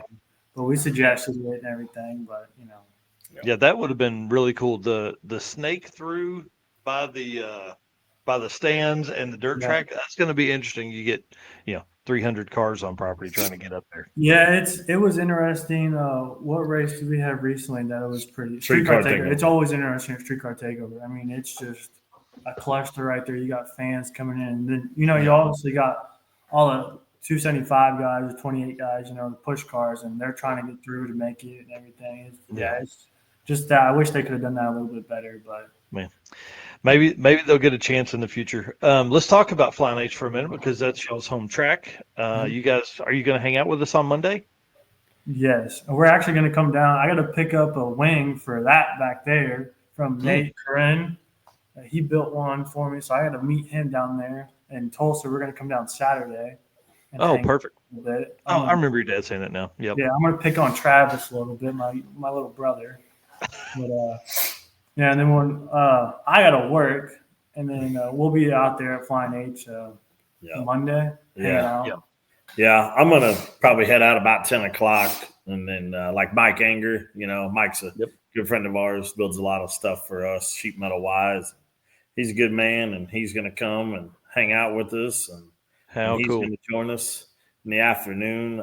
If you've never been to Flying H, it's a great facility. It's awesome. I mean, the people are awesome. Blake and Scott Higgs, what they do there, it's nice. Also, anybody gets in any trouble, we are 7.2 miles from the track. Most people know how to get a hold of me. If you guys need something, I got a lift. We got TIG welders, MIG welders, other parts. My shop essentially be open to somebody if they need help. We want to make sure everybody finishes, and if we can help, definitely somebody get a hold of me, on here or Keaton, one of us. And, I'm not very good at TIG welding, but he can. So just hope that if you need that, it's after 3 o'clock. I mean, even if you need to use it, Yeah, and just come on and use it. I mean, it's open. We can roll these outside, and that's awesome. Yeah. I'm excited about Flying H. The one thing that's really cool about it is the way the pits are set up. Is you can almost if you get far enough over, you've got a great view of the track. You can see what's going on, all that kind of stuff. It is one of the nicest spots in the country. Yeah, and they I don't know if you've been up there, but they did repave. They did pave the second tier, so there's a lot more. Oh, that's awesome. Now versus the second tier being all gravel. The Yeah. second tier is paved now, so I think there should be plenty of asphalted pit parking for everybody. Yeah. If anybody needs E85, get off at the Grain Valley exit right there at Temp Stop. That's where you get it. They're on their summer blend right now. I don't care what he says. He's been in the group saying he knows about gas stations. That man has run out of gas like 16 or 13 years in driving. So do not listen to Red Hat Scotty about gas stations. Yeah, he knows where they are. He doesn't use them. He knows where they are. Drives right past them. Yeah. He says, I think I got 3 more miles. And as soon as he passes it, he runs out. Sid's got it down to the science of when they're going to run out. Yeah. That's awesome. Yeah. So, that's cool. And there is good places there. I mean, in Grain Valley to eat for everybody. There's Culver's. There is Riley's in Odessa, a Napa, and stuff like that. So they need parts or anything. They're not too far away. Either. Yeah. And if you need to save money, just go in and use Maxim Racing LLC as the account. So save you guys a little money. It's a charge account, right? Yeah, it's going to be charged to Drag and Drive Repeat. Yeah. It better not. Please no. Yeah. So that's funny. Yeah. So if anybody needs help with that, I mean, we're cool. We're definitely down to help, and it's great. I mean, Paul Heinrich, good friend of ours. You can see his comment. There's a Paul. Actually, we do some drag and drives with Paul. We're actually really wanting him to come down. He's friends of ours from Michigan. Oh yeah, bring it on. We're hoping that he can make it, maybe kind of squeeze into the circuit somehow. Maybe, I don't know. If he gets it done, who knows? I mean, he's old, and I don't know if he can make it. He's got to ask Tracy, if he can come play with the guys. You know how that goes. Oh yeah. All right. Well, we will we'll see you guys Saturday. And then we'll be hanging out Monday. I think everybody's from what I've seen on the Rocky Mountain Race Weekers page is like folks are going to hang out from Group A and watch a bunch of the Group B racing before they leave, since we've got a drive day on Tuesday. So it'll be kind of cool. Yeah, that'll be awesome. Yeah. It'll be good to see everybody. So I'm looking forward to it. Yeah, and Sweet. I hope that they see how great the track is and maybe come to another events and support it. Yeah. It's an amazing facility, man, and there was no expense spared in making sure all the grounds and the track and everything is ready to go. Yeah, almost. Like it'd be hard to get a Mocan type vibe there, but because it's so big, but it is a world class facility. But you can't beat Mocan though. Right, Mocan's awesome. Yeah, just the vibe when you pull in and everything. It's just. And they race. Like I wish they kind of raced a little more, but I know it's expensive just to open it up for test and tune and everything. Yeah, Flying H is 18 months old. Yeah, Mocan's 60 years old. You know what I mean? They got some time to get a vibe going. Yeah, and then Mocan, they'll race every day if they could, every year round. Yeah. So, Yeah, they get down. All right, guys. Well, cool. We'll see you soon. All right. See you. Thanks, guys. Mr. Eric, would you want to do an ad read real quick for us? Sorry. Yes, I can. So Molly Motorsports, racers and high performance enthusiasts, are you ready to start your next engine build? If so, there is no better time than right now to check out Molly Motorsports all-in-one Power Pack Piston Kit. With over 1,200 applications, these kits come complete with pistons, rings, wrist pins, and clips, all designed to work together. Molly Motorsports Power Pack Piston Kits take out all of the guesswork. No more trying to determine if a piston will need this ring to work with a certain cylinder size. Molly Motorsports did all that engineering for you so you can get to the part that matters, which is building a power plant that leads you to victory lane. Visit mollymotorsports.com for more details. And for our podcast listeners, Molly is spelled M-A-H-L-E. And you guys can come check out Molly at Mega Week. Yeah, I'm excited about Molly being there. I'm excited about seeing Mr. Eric Grillo. Let's bring in Mr. Adam Dory, who can tell some stories about some Eric Grillo and his 10-second stick shift Nova. Hey, Mike, real quick, can you take a look at that comment I got starred for you? Oh, yeah. So, Taylor, yep. So I sent him a message. The folks that got the guest link, jump in. We're going to get to you as we can. You'll just kind of be chilling down there. You can watch it just like you're watching right now. It's easy peasy, lemon squeezy. And apparently I'm going to be helping with this a little bit. So then like you'll be here. Yeah. And not or there. If Eric doesn't stop driving the thing around the way he's doing it. That was me. That was me driving. I thought Eric was the director. Okay, well, Mike Nark sucks. Mike gets a little click happy when he's around here. It happens, dude. But, dude, Mega Week. Can you believe 10 years this has been going on? Like Drag Week, like all of them, it started as nothing. It was nothing. It was Matt Frost's handful of friends with cars. Mm-hmm. It's 550 cars, not including road weekers, not including people that might just show up. That's a thing too. Yeah. This is insane, you guys. This is absolutely insane. And I'm so here for it. But, Eric Grillo, dude, that dude is the jam. That dude got me pistons for the engine that's in my Malibu currently. It ended up being a weird bore. It's just what it took. It's a 15 over 6 liter. Weird. Yeah. Aluminum blocks, you're not supposed to go more than about 5, maybe 10. This one's like, we just like to party at 15. What's cool is he took a shelf piston, sent it out, got it machined to a 4015, and I think he took out like a 4125, and they just machined it out for me, got me a ring pack, and got them coated and to my house in like less than a week. It was insane. Jeez. It was That's awesome. insane. And I told him I don't need them that quick. You can take Yeah. your time, whatever.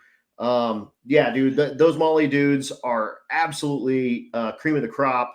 I love them. I rep them. They have full disclosure, giving me a couple of set of pistons, but I've Nice. never gotten a dime from those dudes. But that said, I've got Molly pistons in all my stuff, including the 383 sitting in my garage that may end up in my Cadillac because Ooh. it's acting up currently. Oh. So I am also thrashing. It black soot, like, I mean, totally fouled one whole side of spark plugs. I'm hoping it's the O2 sensor, and I found some local, and they'll be at my O'Reilly's at 8 in the morning. But I am not immune to this. We were planning on driving to Salina, Kansas to get a tune at Josh Rich's place and then making the rest of the drive in that car.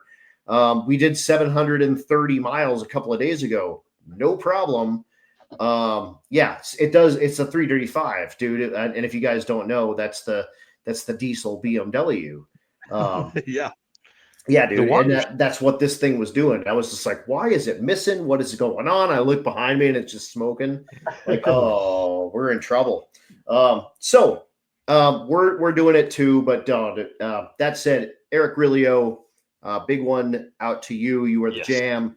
Molly stands behind their stuff. And like Eric was saying, they come with the rings. They come with everything you need to put that stuff, jam it right in your engine. They are filed to fit rings, which is a good thing, so that you can, get it set up for your stuff. But it comes with everything you need. It's all set. It's ready to go. Those power pack pistons are absolutely awesome. Well, and he's a racer like that. That's one of the biggest things with our stuff too. We're like, okay, these guys have to understand that, these things have to live, man. They got to live when you're driving around, beating them on them 400 miles on, between Monday night racing and Wednesday racing. At 100, yeah. I mean, we have done 420 plus miles on paper. Mm-hmm. And that turns into 450 or 460 in a hurry.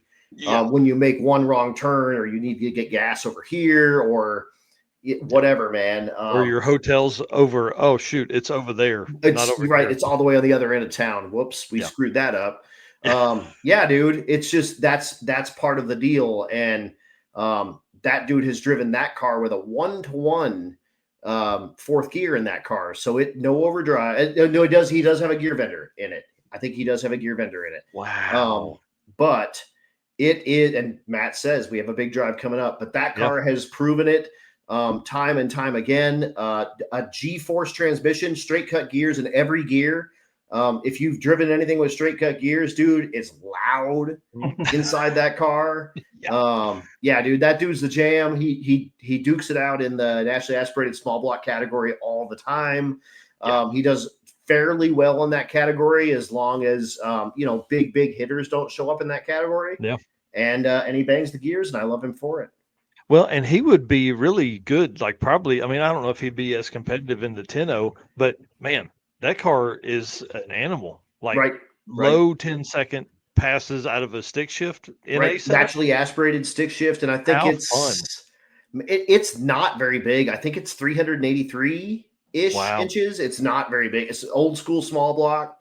That's awesome. Yeah, that dude lives it, and I'm always happy to see his face. And that dude surprised me.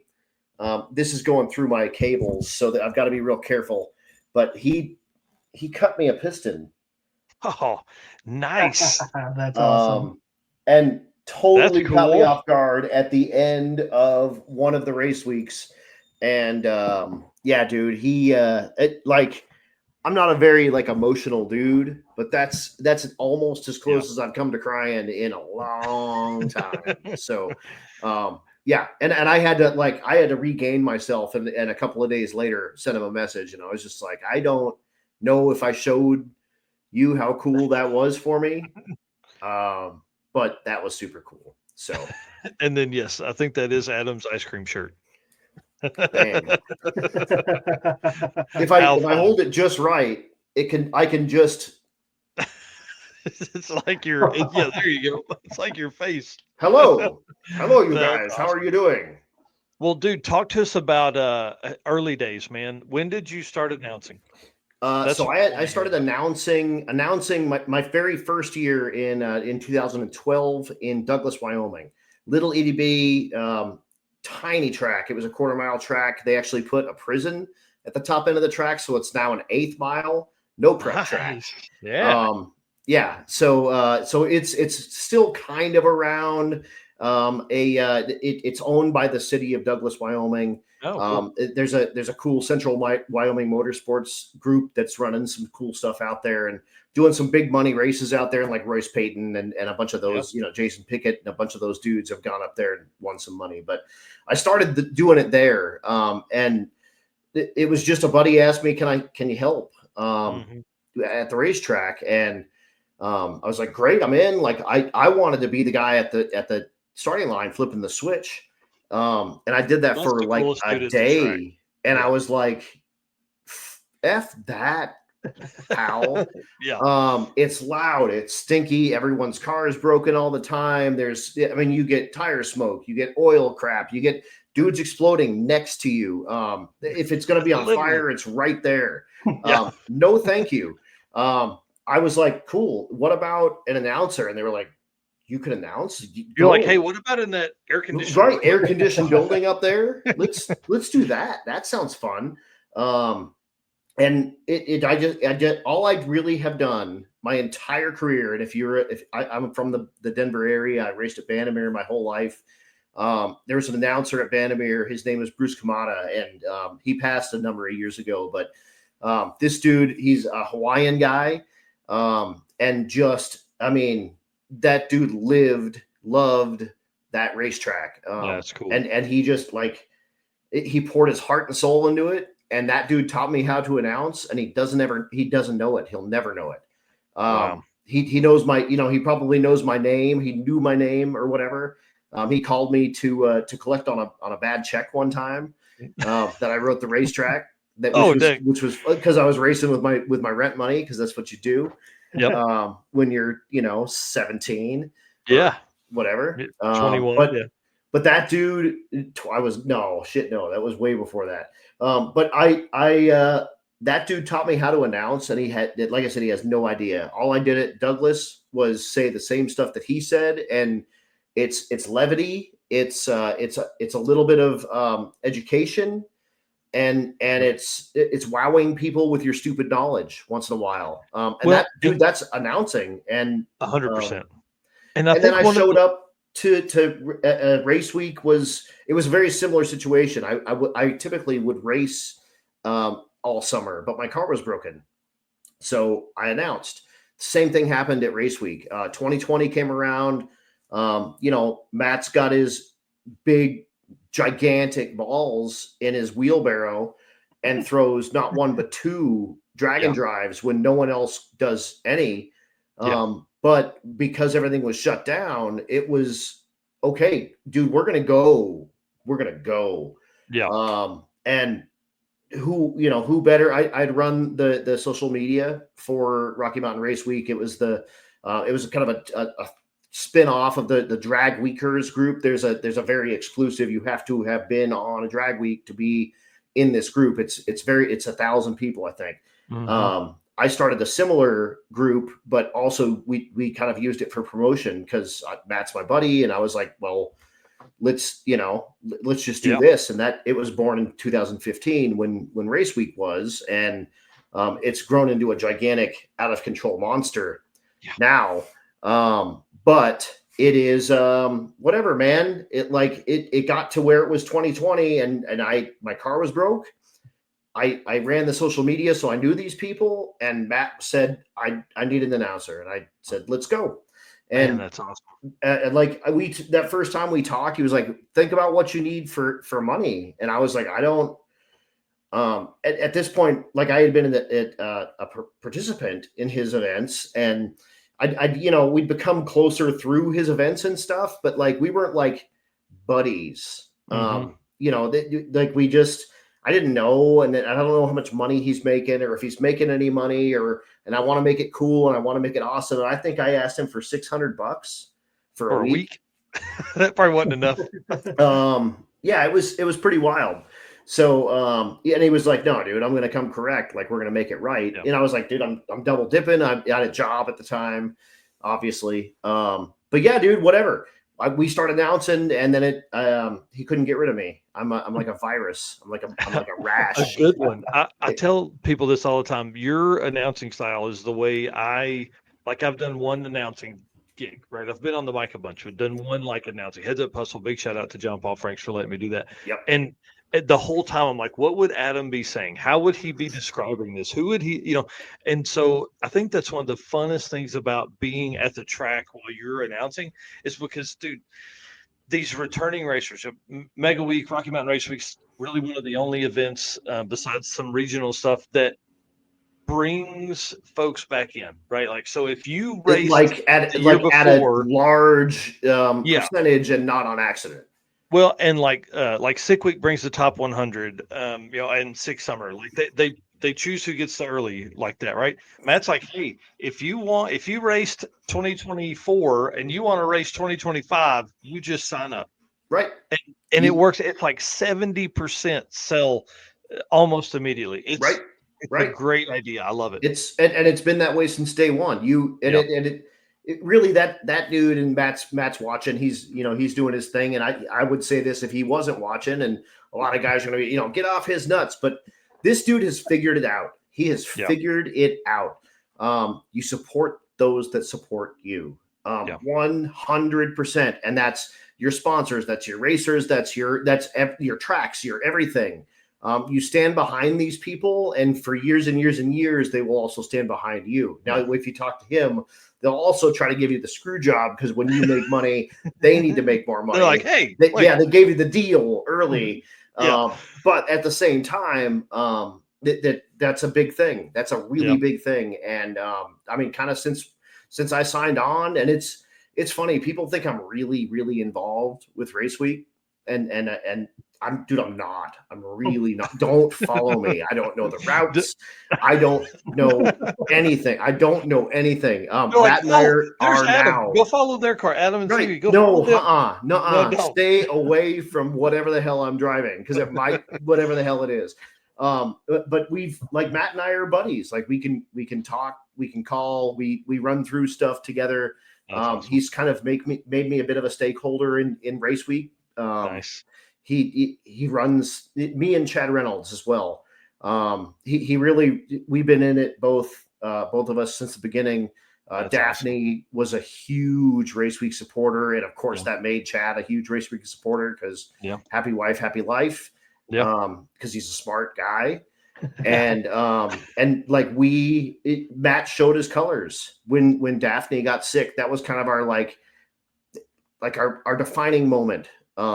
And there's, that, I don't know, there's been a lot of other events. I do need Waggle Van Honda bits. You jump in them DMs, baby. I need all kinds of stuff. That crap broke down today. I had to go rescue Stevie from Walmart. Oh, no. Yeah, that was good.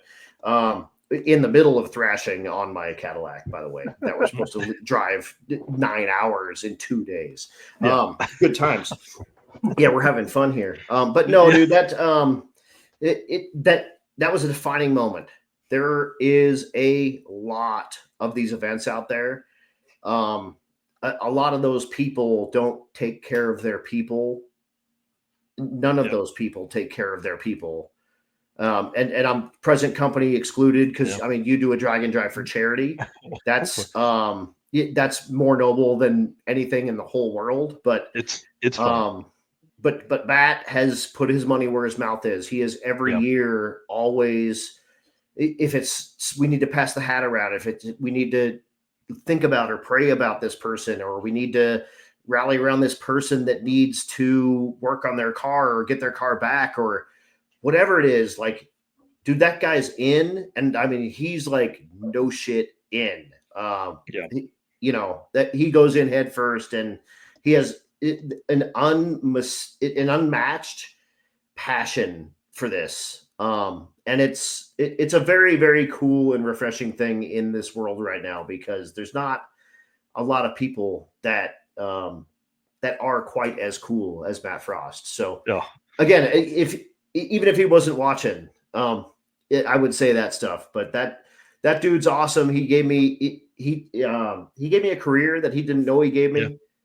And dude, a good one. Like, look at what you've done with it. You've gone from announcing 1-2 events a year to now you announce all the time. It's your full-time job. I'm the June guy as well. I'm a Mega Week, a Big Sky Race Week, and a circuit guy. Oh my gosh, I didn't think about it. Yeah, dude. In June, I also have entries for Stevie for Mega Week and for Big Sky Race Week in something. Nice. So and of course the circuit is not my event. I don't plan on keeping that event.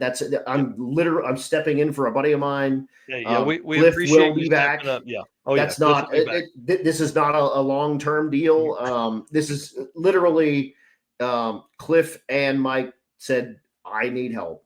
And I said, I'm your guy. And that's one of those things. So that's I'm happy to be able to do it this year. I'm so psyched to go do that this year. Dude. But my yearly calendar is always going to include anything race week, either competing or or working. And then I'm gonna throw in my hat on that Big Sky deal. It's right up the street. It's super awesome. The drives are going to be absolutely crazy, and I think that's I'm gonna make my move for making that my event as well. That'll be cool. Well, let's do a quick ad read, and then I want to bring in Pat Cook, the Grom guy, who's been waiting patiently backstage. Who is the ad read for? Is it someone I can do? Oh, it's for Deechworks. Oh, I don't. You guys do that one. Okay. All right. Well, you can do the next one. How about that? I can't wait. I don't know who the next one is, but the next one will be WAF Racing. You know that guy, Chris Wozniak. All right. So Deechworks, it's a leading manufacturer of high performance fuel system components. The DW product line includes fuel injectors, fuel pumps, pump modules, fuel rails, regulators, filters, lines, and fittings. And surge tanks engineered to support power levels ranging from 400 to 2,200 horsepower. Since its founding, Deechworks has committed to delivering quality, innovation, and precision to the automotive performance industry. Every DW product is built to maximize reliability and efficiency, which you got to have on Drag and Drive, ensuring optimal fueling solutions for racers, tuners, and performance enthusiasts worldwide. Find everything on Deechworks.com. Also use the code DDR10 for a 10% discount. And I'm telling you, if you put in an order tonight, you could probably have that extra fuel pump that you're going to need for our 1,300-mile trip that's coming up this weekend. And if you guys didn't hear earlier in the show, Eric and I are going to be stopping by the Deechworks facility in Oklahoma City on our way through town and hanging out there, doing some getting some conversations, getting a tour, seeing all the cool stuff they have going on there. So we invite anybody else to stop by that place too. And if anybody needs a fuel pump while we're there, just reach out to us. Yeah, let us know. It looks like if the route's based on what I'm kind of seeing, we may drive right by it. So we did on 666 on our way through. So it's kind of fun. Okay, Mr. Pat, are you ready? I hope you are, because I'm hitting the ad page. But yeah, dude. So Pat, dude, screw you. All right, and your stupid Hayabusa. All right, and what are you? Are you Grom? Are you Gromming it this year? Okay, so it's you and me. I am sick and tired of you talking all that smack on social media because you beat me one time on a freaking dude. I was riding a Grom that I didn't even know that was GP shifted, by the way, which I forgot halfway down the racetrack. And then, I mean, whatever, dude. I mean, whatever. Pat Cook, dude, you're the jam. If you guys don't know, this is the dude that rides the Grom, and he's rode the Grom on Rocky Mountain Race Week. I'm kidding you not. We go 5 digits. We go over 10,000 feet of real life elevation. And he rode like a 17 horsepower bike at 10,000 like feet, 8 horsepower. Whatever. Yeah. With all of his crap live for a week on his back on that Yeah. whole crap. And this dude's a living legend. I can't wait to talk to you, dude. Let's do it. Yeah. Tell us who you are, man, where you're from, all the fun So, stuff. I'm Pat Cook, the guy with the Grom. I'm from Harlingen, Texas. So go as far south as you think is South Texas, and I'm probably a little farther. That's why you're a You- little you red. certainly are. You got some sun Yep. today. Oh yeah, it's summer, so it's like 90 to 100 every day already. Right. And this dude has your kid's favorite job. He builds fire trucks. That's all this dude does. He builds fire trucks for a living. Mm-hmm. Yeah, I get to go out to South Padre Island tomorrow actually to work on both of their trucks. Nice. Yeah. Air conditioning work. Just so everybody knows, this is what he rides. Like, Yep. what's the top speed on this Grom? I've had it 83 on the Speedo. Oh, Going are you through bringing this Dallas one? drafting traffic. Are you bringing this one or are you bringing the 250? Yes. Both. I'm bringing that one because you got to race it. Okay, You so got to kick that's Jason the Hurley's butt. that's the stock one. Yes. That's the one that I rode. He has a 250 swapped Grom that Mhm. I have only seen in pictures and burnouts in the back of his truck, I think. Yep. I've never seen this one actually compete yet. This so thing yeah, looks that wild. one. Yes, It this is one is so hot rod. loud. It's going to be great. How fast is this one? I don't know. Attaboy. Fast enough to be sketchy. Attaboy. I think 83 is fast enough to be sketchy. Yeah. It's I rode it to the zoo with some friends last weekend and I kept up with traffic on the highway. I was doing 70, 75 the whole way. Okay. Yeah, that'll work. But it only has a 1 gallon gas tank, so like 50 miles is about it. Oh man. Can you strap After a 50 tank to your miles- back and fill it while you're riding? He's got to have Gravity. clothes. How is he gonna? Yeah. You got to have. Man's got to have drawers, my friend. Yeah, and I'm Jason Hurley is in the comments. That dude has no idea. He's like, I raced bikes forever. Blah blah blah blah. You never raced a Grom, my friend, and I got one up on you on that. It's gonna confuse him when second is down. Oh yeah, I am taking on Jason Hurley, and we are doing I'm going to call it out right now. We are going to do a charity bet, $100 to your favorite charity if you beat me, $100 to my favorite charity if I beat you. Yes. Heck yeah. Done. Yes, that's awesome. Mm-hmm. And I think you've got an Oh, advantage. because you're shorter. $200 done. $200. Heck yeah. I mean, Iraq and Afghanistan Veterans of America, just get it all in your make a favorite. And just put 200 in there because I mean, here's the thing. I'm a small guy. Typically with these little bitty bikes, I win, but Jason Hurley's Skeletor. He's tall, but he's also very skinny. He's basically a skeleton. You can you can see his ribs. He needs to eat more. For Race sure. weight, man. I'm not Race sure what weight. his wife's trying to feed him or nothing. But I don't know what I am today, but I am down to my fighting weight. I am 168. Oh wow. Yeah. Damn. So, better buy him some food before that race. I'm gonna. He's not gonna know about it, but I'm gonna be in there like putting a feeding tube into him. I know you're 185, but I've been racing bikes my whole life, and yeah, dude, I rode a Grom once in my whole life, but I did the biggest wheelie that Race Week has ever seen. Mm-hmm. And the biggest one that bike's ever seen by far. I'm just saying. That's awesome. Well, Pat, dude, tell us some stories, man, because you have some good ones. Drafting semis, driving 51 miles an hour for 3 hours at a time. Like, we want to hear this stuff, man. By the first race week, I did 22 and 23. I've actually been to Kearney the first day of race week 2 years in a row. Because at 22, I made my hit, and I'm like, well, I'm out of here. Nobody's going to care about me anyway. And stayed there. And then, like, going through the mountains, that trip in 2022, like, I forget where we were. We'd pass Julesburg, and there's that really straight stretch that's like prairie or whatever. Right. Like, I was lucky to hit 45 because of the wind.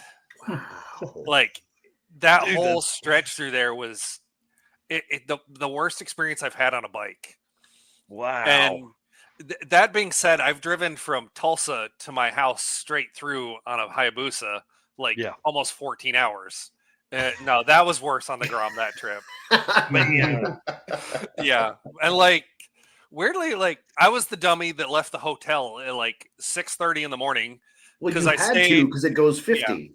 I stayed at Pinky's down by Pinky's Hot Rod Shop, so I had to drive up through Estes Park and down. No. And I didn't have a jacket liner because it took up space. So if And you it guys was like- don't know, Estes Park is cold in the morning. My hands were numb. I had to stop like 3 times. Even June, it was probably high 30s. Probably that's what I was. I didn't want to know, Right. but I'm sure it was that cold. Yeah. It's been rare I've been that cold on a bike before. Yep. Got no desire to live that life.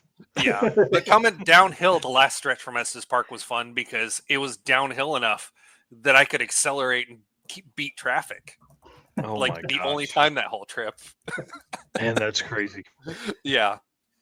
Like the first time I ever stopped on the road was that trip, and it was Rich Guido and Bill Armstrong on the side of the road when I had no idea who they were. I'm just like, you guys good? Yeah, we're good. Okay, bye. Yeah. That whole trip.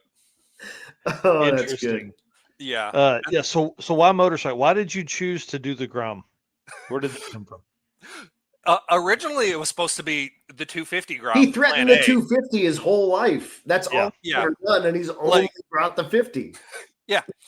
Like it was I was signed up and registered to come in 2021, and the day I was getting ready to leave, it had a bunch of electrical issues and wouldn't even crank or fire, and I gave up because I'm like, there's no way I'm coming on something that doesn't even work. Yeah. And so I got it all working, and like 3 weeks before in 2022 it failed, and I'm like, screw this, I'm gonna go get a new bike. And that Grom, like the stock one, had 180 miles on it when I showed up for race week. Oh man. That was like 3 trips to work on it, and then I did race week. Wow. Like did break-in oil changes and everything on the trip. Man, that's Well, so it crazy. it was Rocky Mountain. Yeah, race it was week. Rocky Mountain It race was. week. I mean, it had 180 miles on it, and he was taking it to 5-digit elevations. He was Yep. riding it up like, dude. So in Colorado, they have 7 or 8% grades on a lot of the stuff that we're dealing with. So every 7 or 8 feet out you go up 1. It's steep as hell, and he's, I mean, got that crap pinned 25 or 30 mile an hour. in, right, like, second gear. And again, Yeah. you're thinking, I mean, you're a relatively normal size guy. You're probably 185 pounds or something like that. Less than that. 220. Oh, all right.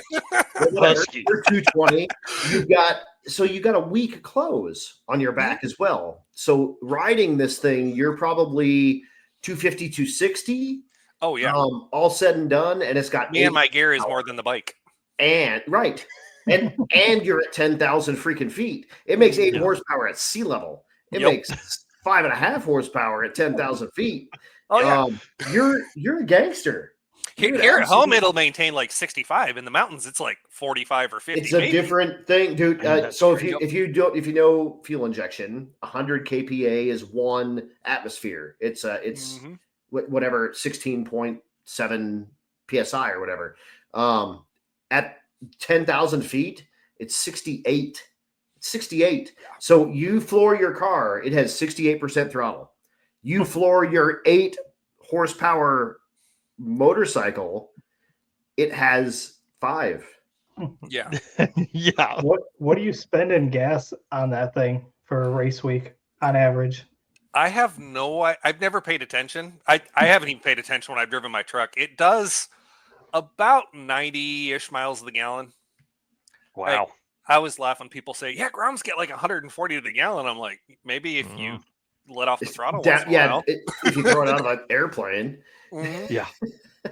Yeah. I was trying to look through your photos here and grab a shot. There was a shot I remember. Yeah, here it is. Hang on just a second. On top of that, Pat is an Army veteran. So salute to you, dude. Shout out to all those. You're the same dude as me. I don't want to really be called out for that necessarily, but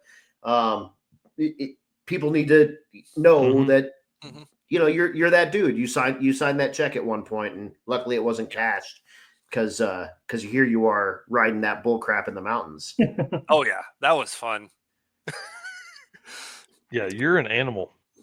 Yeah, and that's This on is 2.0. 50 cc's. 125. It's sorry, 125. Right. Yep. Right. And that one's a 250. Yeah, there it is. Yeah. Yeah, and this is a mini bike just for scale. The pit bike. knows. Right. It's a micro mini bike. So it's tiny. Right. That's awesome.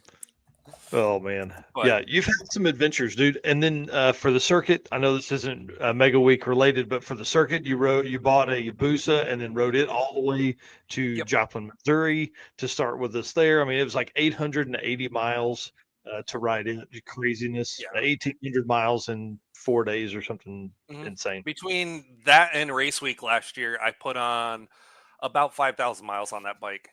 Man, that's so cool. That's a lot. Last year, And I drove to every event I did, which sounds like a lot, but one of them was in a stock F-150. and y'all, if you've never ridden a Hayabusa, if you've never ridden a sport bike, it's a different thing. A Hayabusa is the king of the sport bikes. There's one motorcycle larger in the sport bike world, and that's it. This is the king, and it has been for years and years and years and years and years. It's a 1,300 cc sport bike that makes like 160 horsepower. At the tire, roughly, and it's 350 pounds plus its rider. Give or take, whatever. But this is a monster motorcycle, and all of your weight is on your hands. Pretty much. When you ride this thing, it's like a cockpit, and you sit on it, but your back half turns the motorcycle. It doesn't actually. Your weight is on your hands, and any amount of time riding that crap is a really, really, really big chore. Yes. Jason Hurley's getting tips because he knows that I've ridden sport bikes, but that ain't no shit. Yeah, and then to pull this trailer, that only helps the the drivability of these things for sure. Oh, it doesn't care at like allegedly like 95 mile an hour. Allegedly, I won't confirm that. From what I've in Mexico once. Man. Yeah, you're and you really do lead a lot of the motorcycle drag and drive stuff. You know what I mean? There's a whole page or a Facebook group. I mean, like there's a lot of conversation The group is mostly I think Dustin Moody started that, but I go in there and give him a hard time and try and keep conversation going. Oh yeah. Yeah, it's awesome, man. How crazy. Yeah, you're an animal. So what are you're bringing the 250 gram this time?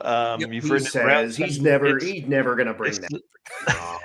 It's the loudest. I can't imagine how loud that thing is. He's never going to bring that Grom. It's bad. The exhaust is a foot long and completely open. Oh man. And there is no air filter, so it makes noise from both ends. I've heard that before for some reason. Nice. Well, how many race weeks have you done now, like Rocky Mountain events? Every both in 22, both in 23, and I did 24 in the truck and the bike. Wow. Yeah.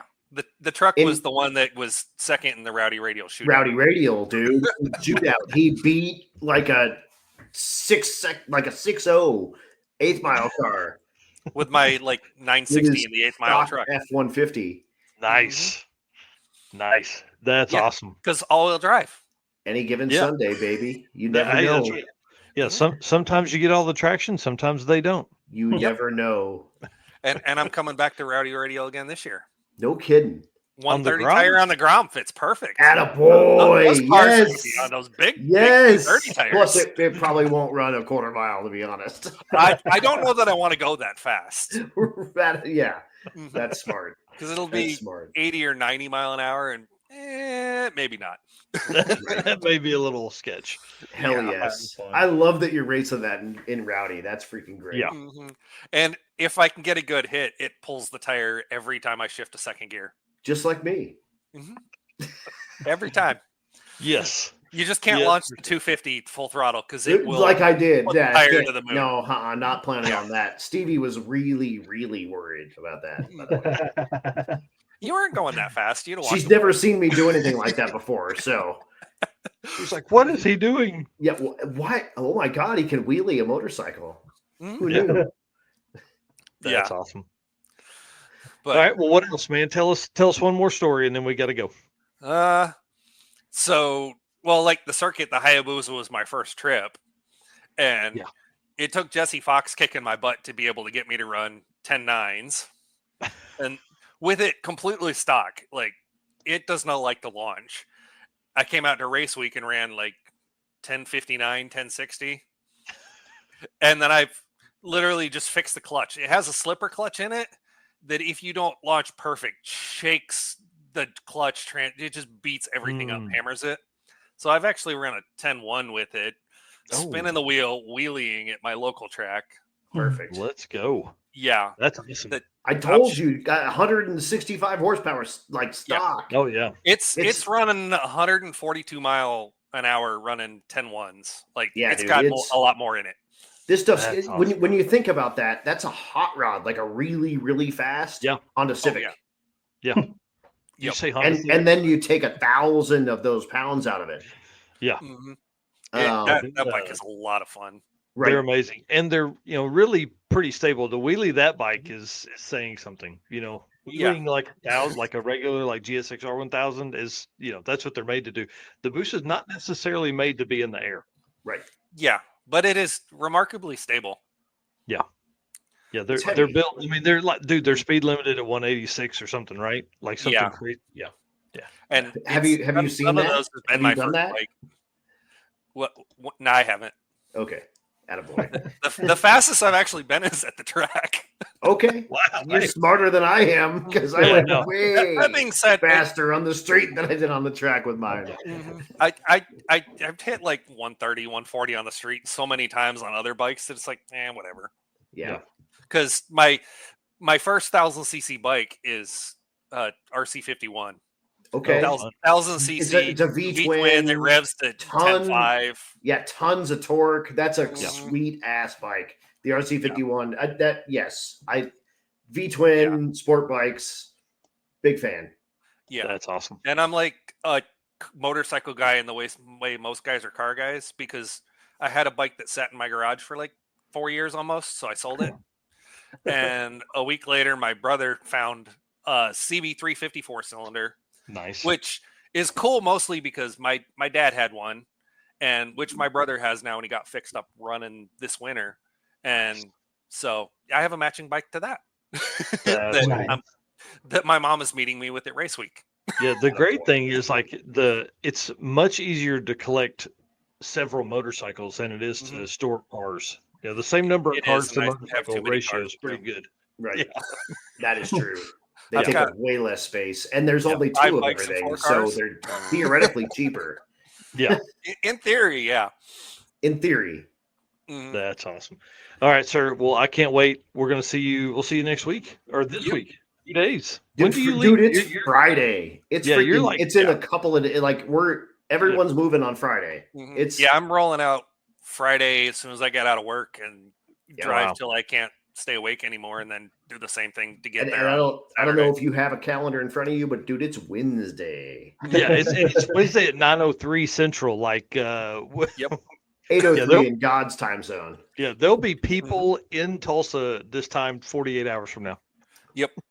Before that, way before that. Yeah, it's crazy. Yeah, a lot of folks have been messaging about Fridays. Okay. Yeah, when can I show up? Pat. Dudes have already left. The PNW dudes, Pacific Northwest dudes, have already left. They're on their way. Yeah, bring it on. I can't wait to see Donovan's car, all the Dude. upgrades. Oh, It's yeah. going to be big. Okay, Oh. Pat, thank you for hanging out backstage for so long. You're the dude. I man. appreciate it. Thank No you. worries. Yeah, We're running through. We're going to bring in Mr. Jack Crawford next. So, Oh, the freaking Yacht One. He All had right, better see you, buddy. have watched Uncle Buck. Peace. Have a good one, dude. oh my Have gosh. you watched Uncle Buck? No, I haven't. You bastard! Come on. I'll watch it. I'll watch it before That is your before I come. only job between now and Friday, or you're going to leave Saturday because you're a Nebraska boy, probably, right? No, I'm pretty local to Tulsa, so Yeah, okay, all right. I live in Pryor. Yeah. Well, then you got like 3 days to watch Uncle Buck. I don't care if you have to buy it. Yeah. I'll reimburse you. I'll give you the $4 or whatever if you have to buy it on Prime.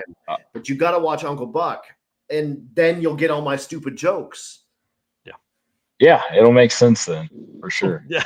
For everyone. Everyone else gets it except the dude driving the freaking car. Yeah. That's the problem. Yeah, I'm like, what's Uncle Buck? Right. Here's the problem. There's a generational gap. I'm an old guy, but I look like a young guy. You're a young guy, but you look like an old guy. And rude. Yeah. Here we are. No, it's good. I mean, ever since I was young, everyone's going bald in high school. Everybody's like, "How old are you?" And I'm like, whenever I first started teaching, I was 23, and everyone thought I was like 35. Now I lost weight, and I shaved my beard off one time, and the kids are like, "Who are you?" They thought I was some high school kid. It was hilarious. Right. But Yeah. Wayne Baker baby did that face. to me, by the way. He's got that rusty old Nova. He showed up to my wedding reception shaved. Nothing. Yeah. Wayne Baker typically has like a big old, and I didn't recognize him. I felt like such an asshole. Yeah. So we're going through all of our cards, and dude left me a $75 check, and I'm like, that's awesome. When the hell was Wayne Baker there? And turns out he shaved. Anyway, that's funny. dude. So tell us, because I'm just gonna jump in here, Mike. You can just take a break. Dude, have it. Tell us about the Yacht One, dude. Yeah. So, do you want kind of like everything. background on the car? No, Okay. go for the whole thing. So Yacht One was my great grandparents bought it brand new. So whenever I was in high school, my grandma and grandpa got it when my grandma passed away because she drove that thing everywhere. Real quick, for folks, what the hell is it? Yeah, there it is. Yeah, sorry, my bad. It's a 1972 Ford LTD. It's full body, full glass, full interior car. I just got the cage certed this weekend, but it's got an 850 cage in it. All that kind of stuff. I've been eighth in it.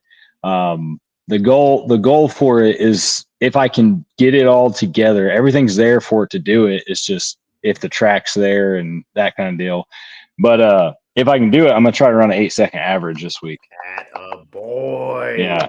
Yeah. We'll see. But I was real close last time. I ran nines, low nines all week at Rocky Mountain. You'll be fine. So he said, "Bye, skanks." Absolutely. So no, that thing, and what's it weigh? Low nines on race week, and you completed. What's that crap weigh? 4,500 pounds. Dude. Yeah. So 4,500 pounds. I have no clue with the trailer. Before last year's Rocky Mountain, I'd never done a national event. I've done a lot of the local stuff. I did the circuit. The first time I did the circuit, I blew up my brand new engine. That sucked. Oh. And it wasn't just like a little bit. Yeah, it was like it got to the like 100-foot mark and just shut off. And I'm like, it literally looked like you took a plasma torch and just torched the piston like a full-blown nitrous failure, but it's a turbo car. It was a bad deal. Did it lose the injector? Is that what you said? No. So it had an aftermarket reluctor wheel from the crankshaft, and it had we found this out later, but it had a small gap that was too much between the two pieces on the 24X wheel. So it was actually 40 degrees or 27 degrees advanced from what it should be. So on 0 was 27 and 15 was not 27. Yeah, so 20 was 50, 20 pounds was 50 Yeah, degrees. so you're like, we're really safe. Yeah, I'm like, this thing is super safe to go, And I was like, man, why is this thing so hot? Pistons up. It's weird. Yeah, well, why is it so hard to start? This makes no sense, So, no matter what I did, I was scratching my brain. I asked so many people for help on that deal. I was like, we can't figure it out, and then they just let go. But anyway, so yeah, I built the original 400 back when I got the thing whenever I graduated high school. My grandpa passed away, and I picked it up from my grandma because she was going to sell it. She needed money. I was like, hey, I want that. Me and grandpa were talking about getting it running. And she's like, all right. So, and then I just, while I was working and going to college, I built the original engine. Basically everything under the car is new. I mechanically restored it, not paint, that kind of stuff. I don't really care. But mechanically it was great. Yeah. So the first time I had somebody do an engine for me, the block was actually cracked. So it sat with water and froze and cracked the block. Well, I didn't know. The guy's like, hey, I'm going to mag flux it. And he charged me he's like, yeah, it's great. No, it wasn't great. I mean, that thing ran awesome, but as soon as it got warm, that crack would just open up and start pouring antifreeze in there, and it'd backfire through because it would get combustion pressure in the crankcase.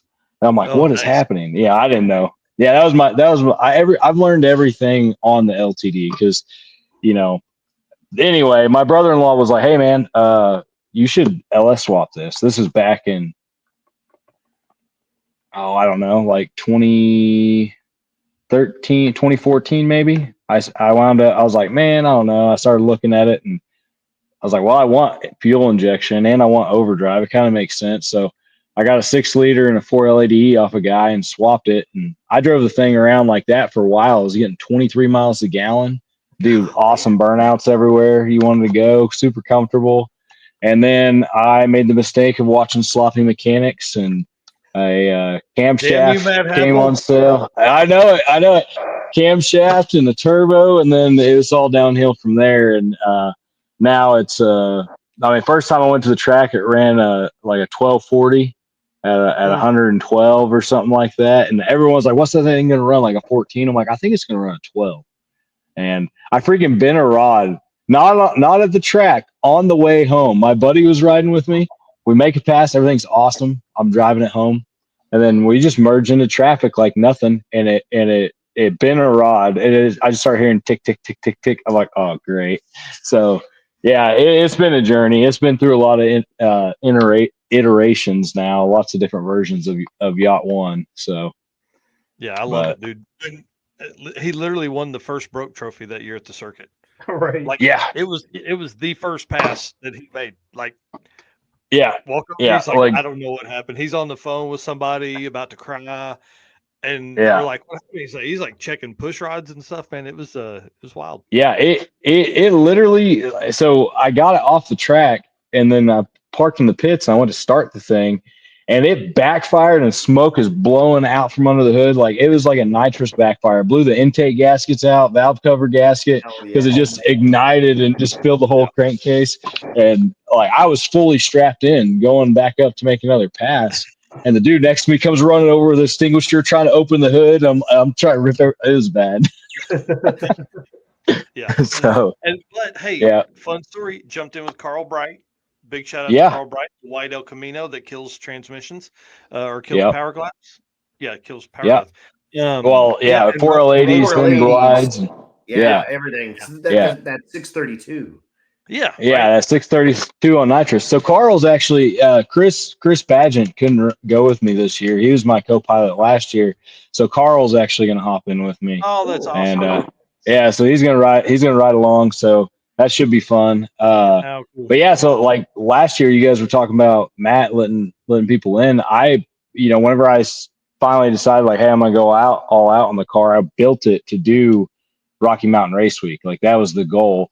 And I'm an ag teacher, and I never could really make it line up like with my schedule. So then I was like, oh, I'll do 2.0, and then that didn't work. And It was in Tulsa. I'm like, I'm just gonna show up. I talked to Chris, and Chris is like, I'll bring a trailer, throw your crap in it, let's go. And so I got in last year just showing up, and we wound up.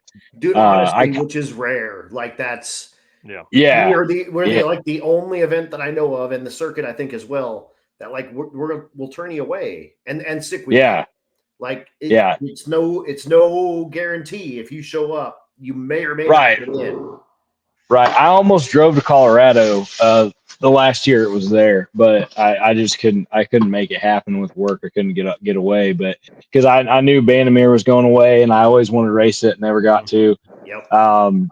But yeah, man, race week last year was nuts though. Like for the first one, wound up second in unlimited and won the quick 16 shootout. I was gonna say you killed that quick 16, dude, in that crazy car that people think run 12s. Yeah, I know it. And I mean, day one we couldn't figure out, or I couldn't figure out. Chris was, I'm sure, getting pissed off with me. Like I'm such a analytical guy, like problem solving. I'm like, well, I could do this or this, and I just kind of had paralysis of what class I'm going to be in. And I'm like, I'm just going to do unlimited. Screw it, and it worked out. And man, we made it to Texas, and the fans went out. This guy and I think it was a 50 Chevy. I forget their names. They happened to pull off. We were 20 miles from Force Performance. This thing, like, flawless the whole way there. And all of a sudden I looked down. This is right after Goldstone, like, ripped the oil pan off of his car. And, like, so, like, we're looking for that pothole. I'm like, oh, there it is, And then right after that, you make the turn. And I turned, and that thing was, like, nuclear hot. I'm like, what the hell? I pull over, and no fan. So the fan died. So I'm like, crap, and it was like I did everything, on the cheapest possible, like trying to use stock parts and stuff. So it was like a Ford Taurus fan or whatever, running it on high. I mean, it worked for a long time. I had that same fan forever, but if it died. And so I had a fan on my transmission cooler. So I took it off. Those guys stopped and go, hey, we're not using our trans cooler fans. And it's these two little bitty, like, looks like computer fans. So they pulled that off of their car. I strapped that on there. So I had like two little 8s, a little 10. So, and it would keep it cool for about 20 miles. So we made it to the checkpoint, started overheat, like getting hot, did the checkpoint. And then we hung out, went to Buc-ee's down the road, and then it was getting hot. And then, Sean Slayball, he was like, hey, I got a fan, and we tried to make it work. It didn't. So some random guy's like, hey, I got a little fan. So I had 4 like small transmission fans on the radio. Dude, it worked awesome. It was great. And we made it the rest of the way to Summit and bought a custom fit one. And me and Chris, it wouldn't fit because my turbo stuff is all right there between the radiator and the engine. So we took just a cutoff wheel and cutting the shroud up, made it fit in the parking lot. And then we show up to Texas late, right? So we get to Texas a little late. They're on the second round, and they're at Ennis, and that's where I've run my fastest pass, my 8 pass. I did that at Coder in the heavyweight deal. And we get everything changed over. I'm like, all right, we're going to make it. I lay under the car, do a shock adjustment, and I just look, and I'm like, oh my gosh. So the whole time driving, you make a swooping curve. This thing will start making noise, like grinding. I'm like, this thing's never rubbed. Maybe it's just the trailer. Well, what it was the lower control arm was tacoed. So here's one of them. I don't know if you can see that, but this one's not as bad, right? Oh. So yeah, it mistakenly in the dark got jacked up by the lower control arms. Who did that?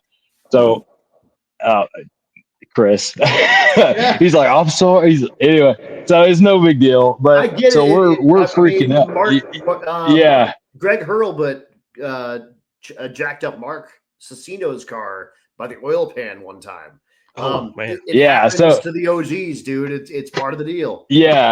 Yeah, so I'm scrambling around like maybe I can weld a piece of angle iron to it or zip tie a pipe, just like make a pass. And the Juggernaut guy, he had a F body.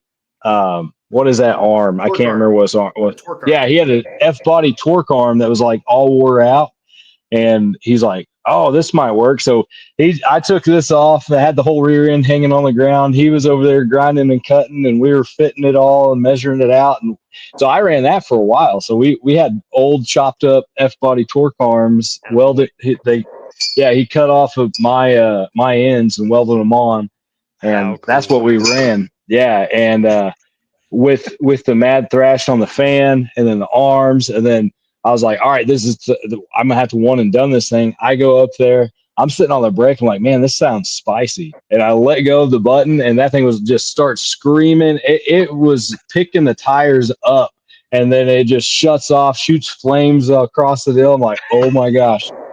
Well, and it was only supposed to make 8 pounds, but it went to 12 pounds, and then went from 12 to 40 pounds of boost in 0.3 of a second.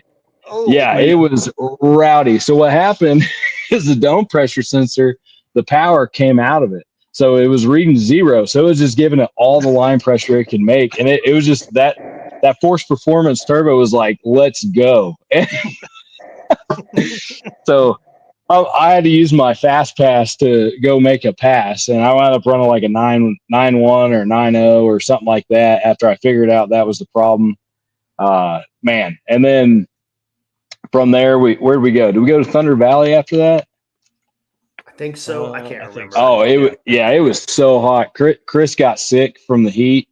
Well, I did a one and done at Oklahoma City, and we go to leave, and the front end felt funny, and I'm like, what is going on? I hop out, and someone was talking to me, and I had my wheels turned. I just happened to look, a belt broke in my front runner, so the wheel was like that, and I was like, oh great.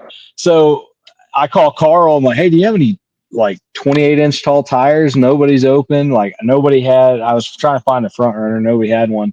So I have 29s or 29.9 inch diameter tires I drive on the highway in the back. We wound up throwing that on the front, and then put my drag radials on the back, and drove all the way to Mocan. And we wound up pulling an all-nighter getting to Mocan from Thunder Valley.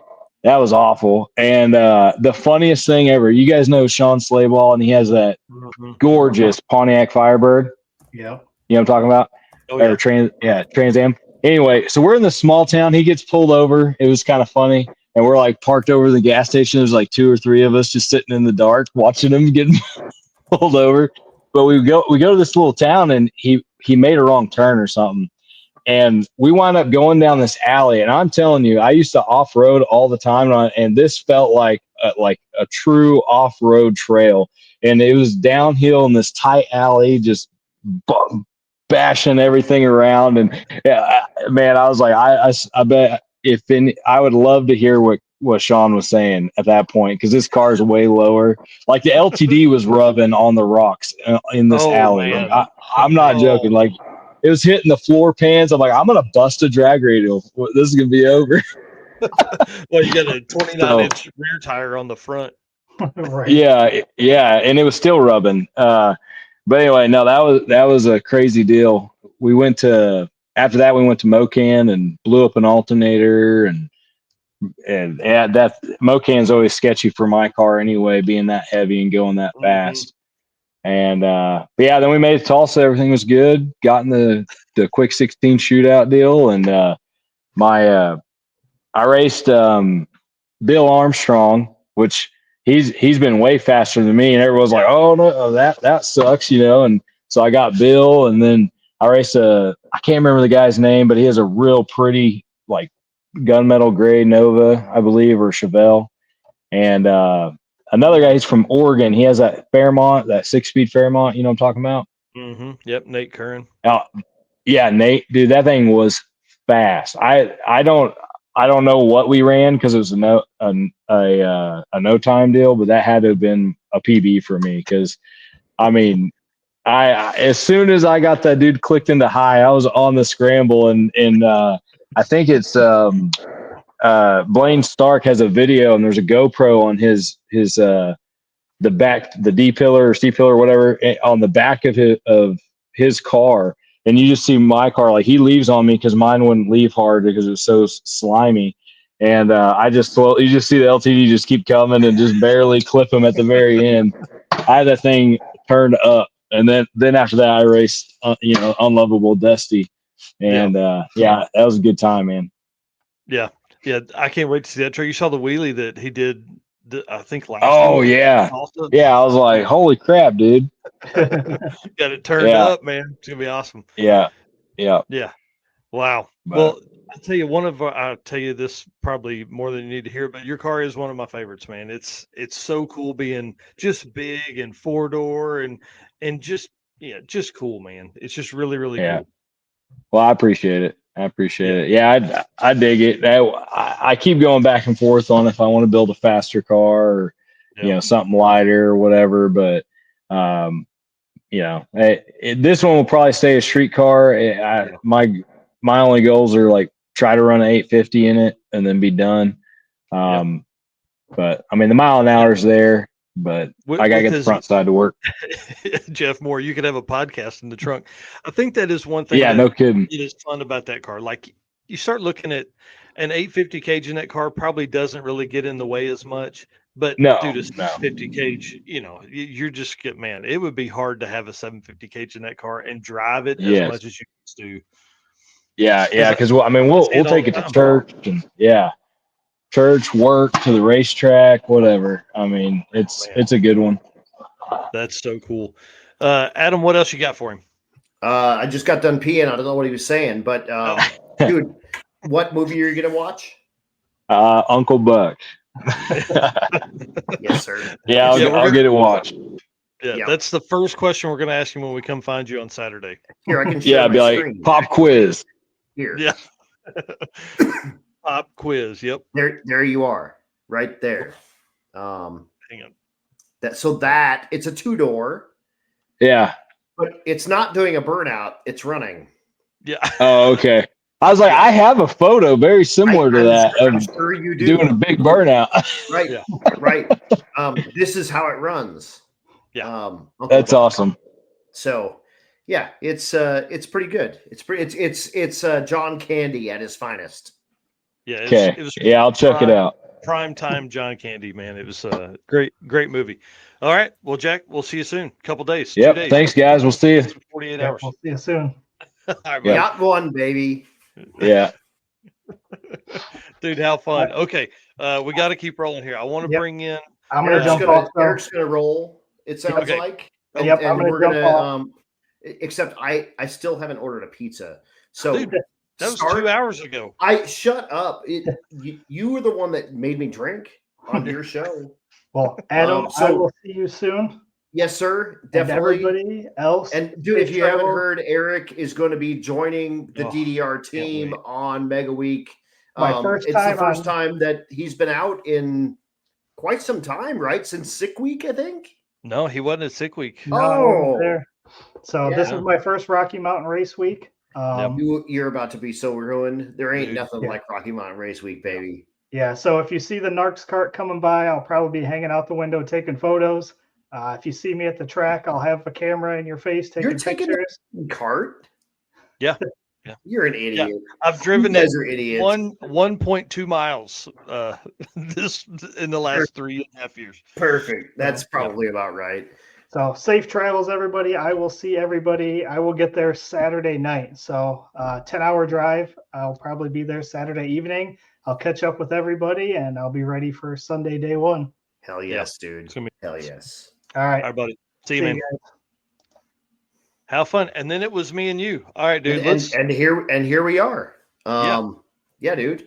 I'm excited about this. We got Uncle Stoney here. Mr. Jonathan Stonecipher. Oh, I've been trying to sell him a blower for the last 2 hours. he needs one. Needs one for sure. For his Suburban, and yes, I don't know. He keeps talking about he doesn't have enough money or something, and then he shows up and there's a $30,000 Nova behind him. Yeah, yeah. It's probably worth a lot more than that. That's what I'm saying. I'm wondering why you're beating me up on a $2,000 blower. It's because you spent all the money on that car, man. Let's tell us what's going on.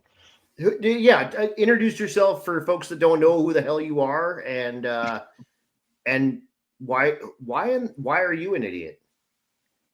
Well, I'm John Stone Cipher, otherwise known as Uncle Stoney, because I'm the crazy uncle that everybody has. They've just claimed me as like, oh, that's my crazy uncle. It'll be all right. Yeah, that's exactly. Don't know really where to start. I met Adam the first time. I was broke down at a gas station in 2014 on Drag Week, and then I watched all the 301 guys enjoy Rocky Mountain Race Week, and it looked more like the event that I wanted to do. So starting in 18, I started wasting every dime I've had on race week stuff since then. Attaboy. And that you started the Gas Chamber Nova, right? Yes. Yeah. And it's named appropriately because it tried to kill you. Yeah. Bro. Yeah. Oh yeah. Me and Michael, if we wouldn't have lost the wheel bearing in 2020 on the first race week, we probably would have died.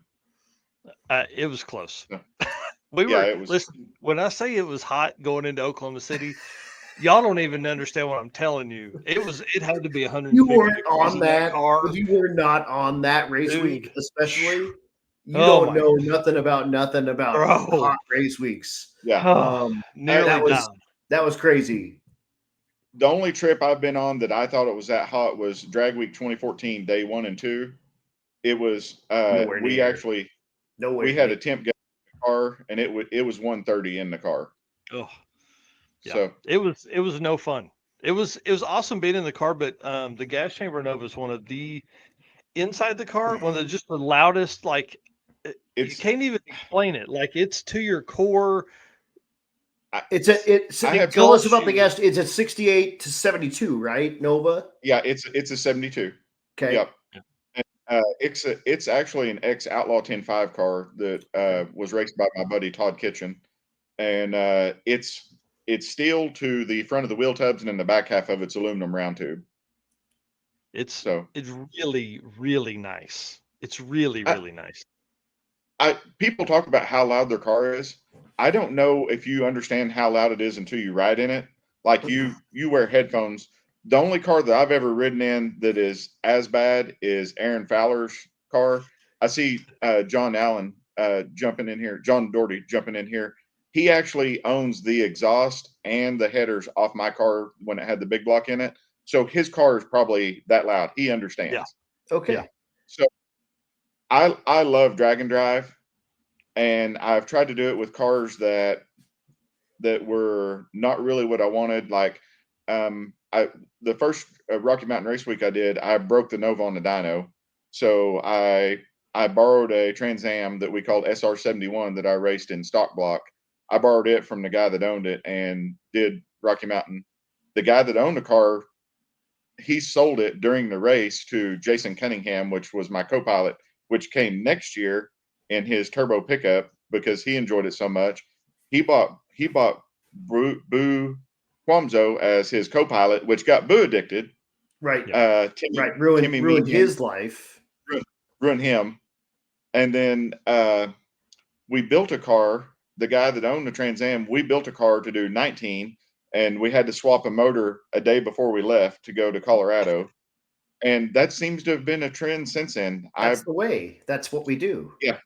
This is the way. So this is the way. So I actually, hopefully this will be the last car that I do Rocky Mountain in. This will be my forever Rocky Mountain Race Week car.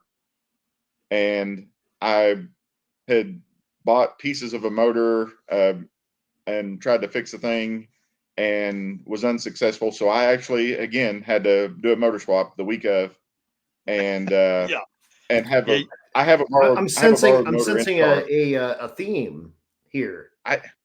It's never planned, like, and then it never fails. Like it never fails to fail. Never fails to fail. So yeah. A little Crosby, Stills, and Nash there. If you know what I'm saying. If you know Absolutely. what I'm saying. Yeah. Yeah. So I never planned to do this, but it's like I even quit my job and opened my own shop so I could have a more flexible schedule to do this stuff on. Yeah. And then now I've got my shop is super busy. I've got more stuff than I can do, and I have guys calling me. And then like today, before I went on, a guy called me and wanted to buy a tractor that I had for sale, and like want to come get it tonight. And then Is that track? Wait, hold on. Is that tractor more than about $2,000? it's right at Perfect. Just Well, yeah, just throwing it out there. convenient. I'm just letting you know that I can ship for free right now, and Yeah. blowers Adam, are not light. Hand delivery. I'll just let you know. You've already sold it to me. I just got to figure out how to pay for it. It's like the guy with the car.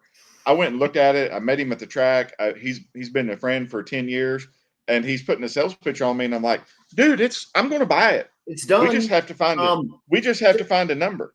I have a long history of just letting people take my shit, and then work on it when they want. A la Vince Rui, who is currently PS making trophies. Oh, so nice. yeah, that Big dude's shit on jamming. That dude's jamming trophies right now.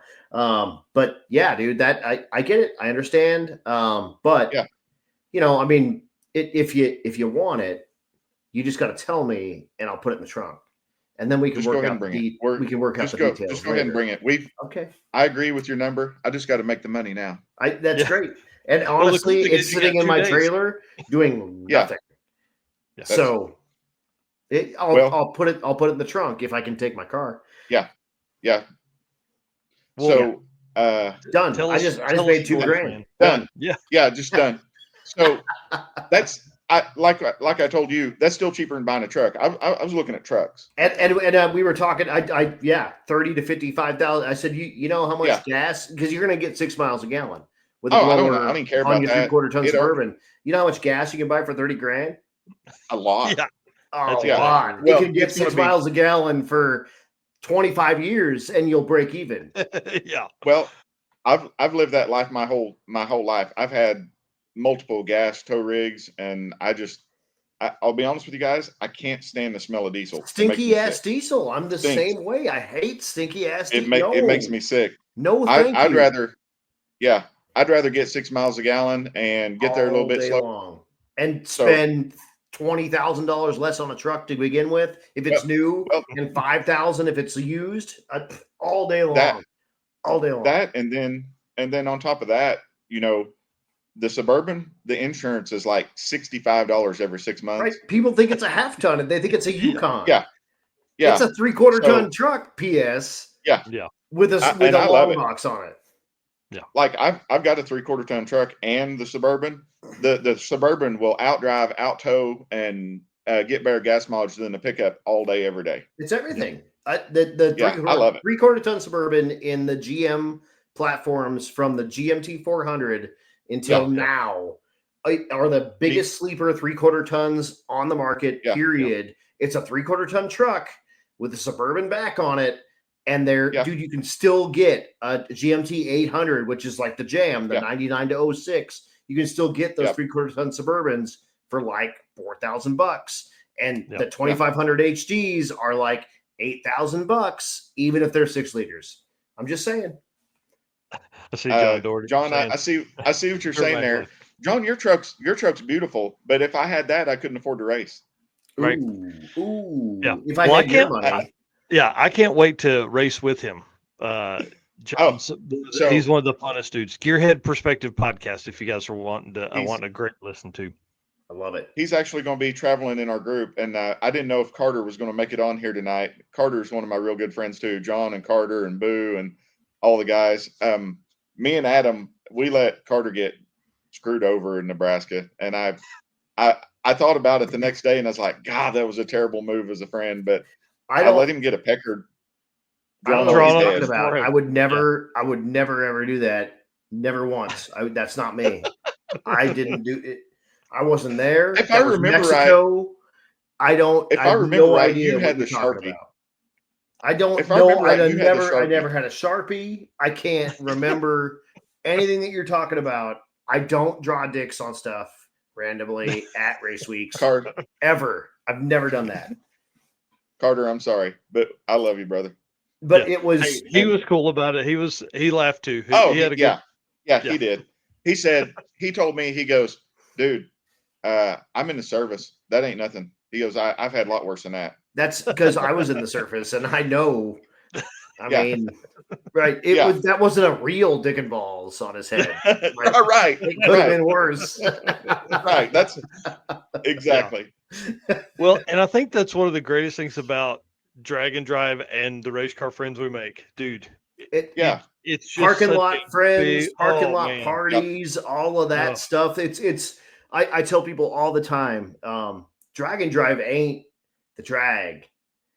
It's the drive, it's the parties, it's the every night at the hotels, it's the hotel bars, it's the Buffalo Wild Wings after the fact. If you guys don't know, I don't know if Matt's still watching again, but Buffalo Wild Wings, and I wasn't there. Dude, I've only heard third hand about Buffalo Wild Wings at Race Week 2023, I believe.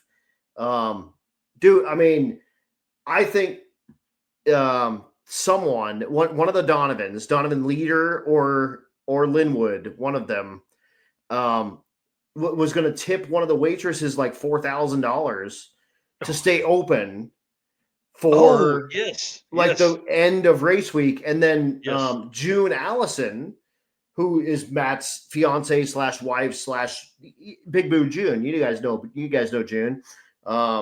Yeah, dude, she was like, I'll match it. Like they were going to like, it was 2000 and 2000, I think. And they were going to give them $4,000 to stay open late at Buffalo Wild Wings. And I was back drinking with Aussies. I had no idea. And these dudes showed up after the fact and said, we just got kicked out of Buffalo Wild Wings. And let me tell you the story. And apparently it was off the freaking chain party. And that's the stuff that happens on Dragon Drives. It's the weird offshoot crap at some random restaurant that blows up and becomes the thing of legend. And you don't know when and where and how and why it's going to be. But like, yeah, dude, I mean, me and Adam Kriego almost got kicked out of a hotel. Applebee's. Yeah, dude. Kriego passed out in his room, door wide open, face down on his bed after telling the lady at the front desk of our hotel to suck a cat dick. Oh no. Hey, let's talk about late night hotel check-ins real quick. Oh goodness. Jonathan Sunscypher. Now this is a great story. I am a drag and drive virgin in Race Week 2020. Race Week 2020 really changed a bunch of people's lives, right? Changed mine for sure. It's 4 a.m. I have booked a hotel for that night, not 4 a.m. night. The 3 p.m. the previous day. We wake this guy up. He is not happy. If there had been 2 couches in that lobby, we'd have slept on them. I'm telling you, it was bad. But it was brutal. He screwed us even worse than that. He gave us a room with the whole thing was mirrors, and we didn't even have a video camera charged. I was going to say, did you guys start making out? Is there video of this? There were 5 of us in there. I mean, it was a great time. That's a story that will live in infamy forever. Yeah. And you never would have had stuff like, honestly, I'm just saying, if we all just sit at our jobs like a bunch of stiffs and make money and don't go and do cool stuff with cool people and meet people from all over the world, we don't have this. And that's why this is so important. Like, I don't know Stone Cipher from shit until that dude shows up, broke down at a gas station because we're idiots. I don't know Narcs from shit until that dude shows up with a Crown Vic or a Grand Marquis or whatever the hell it is with the body chopped off of it because he's an idiot. This is this stuff, and these are I mean, I'm sure your analytics are the kind of near what mine is. It's 500 to 1,000 people that are our people. These are our people, and man, the stories that come out of these people. Unreal, absolutely insane. And again, like if we're just going to work and we're trudging along and we're doing our thing, I never meet any of you assholes. And Red Hat Scotty just said that he's about to start the car. I mean, Julio. I'll believe that when I see it. Which car is he bringing? That's what is it his black car? Send video or we don't. No, heck no. I told him jump back in here. Oh, jump it. Yeah, get him live. Yeah. So before we get off subject here, one of the things I love is taking a drag and drive Virgin like Mike was, and then me and Mike had never had a sleepover before, and then I come out in a towel and then in my underwear and just lay on the bed, and then he's like, "Hey, can you turn off the light?" And I was like, "Do you want me to talk dirty to it, or do you want me to?" And he goes, "Just flip it off." So I'm like, "Oh man!" I was like, "Lost it, dude." And then he goes, "Okay, can you turn the light on?" I was like, "Hey, baby, what are you up to?" and that's this shit. Like you just don't. Yeah. The stories. I don't who unless he's got pink freaking beadlocks. I don't give a shit. Oh wait, here we go. Hang on. Who is coming? But there we go. There's Red Hat. Woo! I don't have my headphones in, so you sound great. No, you sound. Can you hear us fine? Yeah. Yeah, you're awesome. Okay. So what I don't hear first, real quick, I don't hear Pantera, but I do see BTR. Yeah. So we got the beater, we got the BTR. I mean, Pantera is always, it's in my heart, always playing. So we're gonna start this thing. Let's do it, man. That's why you're on here. We love you, bud. If you guys don't know, is this your black car? Yes. Okay, this is Red Hat's high school car. That used to be Ford powered, but then he got smart and decided to go fast and put a Chevy in it. Yeah. And here he is, first start, getting ready for. Oh, he's off. No, oh, he's gone. What? Oh. He hit the button or something. He hit the red button. He hung up on you. Holy cow! Oh, talk about your all-time letdown. Oh, that's what like getting fluffed the whole way. Yeah, right up until the end and having to go home. Scotty, we're ready. Oh, I gotta steal one from Cletus here. How about now? There we go. Oh, it's making some noise. Holly Dash, attaboy. Hell yes. Dude, that's awesome. Hell yes. Woo! All right, we got fire in the pipes, boys. Are you bringing the dude? Yeah, the dude's actually right here. Attaboy. Hey, dude. I saw the dude, and again, drag and drive, right? Everything that happens at drag and drive stays on drag and drive. But I saw the dude drunker than I've ever seen a dude older than 65 years old at Race Week last year. And I mean, they were hammering Pantera, they were selling BTR parts, and freaking man, the dude was like, "Stop by and drink some beer." And I was like, I gotta go and sleep, man. And that was sweet. That was kick ass.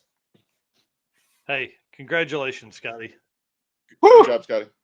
All right, bye, buddy. Attaboy. See y'all later. Hell yes, my friend. That's awesome. Old Red Hat Scotty, dude. Red Hat Scotty. And again, like you told earlier, they had to pull the head back off the car, get it, get it remachined, to get a new one put in there, all swap the valves, springs over, and all that kind of stuff. And big shout out to Red Hat. He has done every year a rookie and a hard luck or like a spirit award that he's done on his own every year. He wants to get up and he wants to talk to all those rookies of the year. That's a deal I just kind of made up on my own because I want to highlight these guys that are coming out of the woodwork and bringing out. Who cares, dude? A bracket car or an aluminum back half car or whatever. Hey, I'll tell you this story real quick, and this will be short, I promise. So, what started Drag Drive Repeat was me going to Jonathan's shop way back. This is like when Race Week was announced. I didn't know anything about what to do on a drag and drive. I knew I wanted to do one, didn't know what to. So Stoney put together like 8 people that had done them before.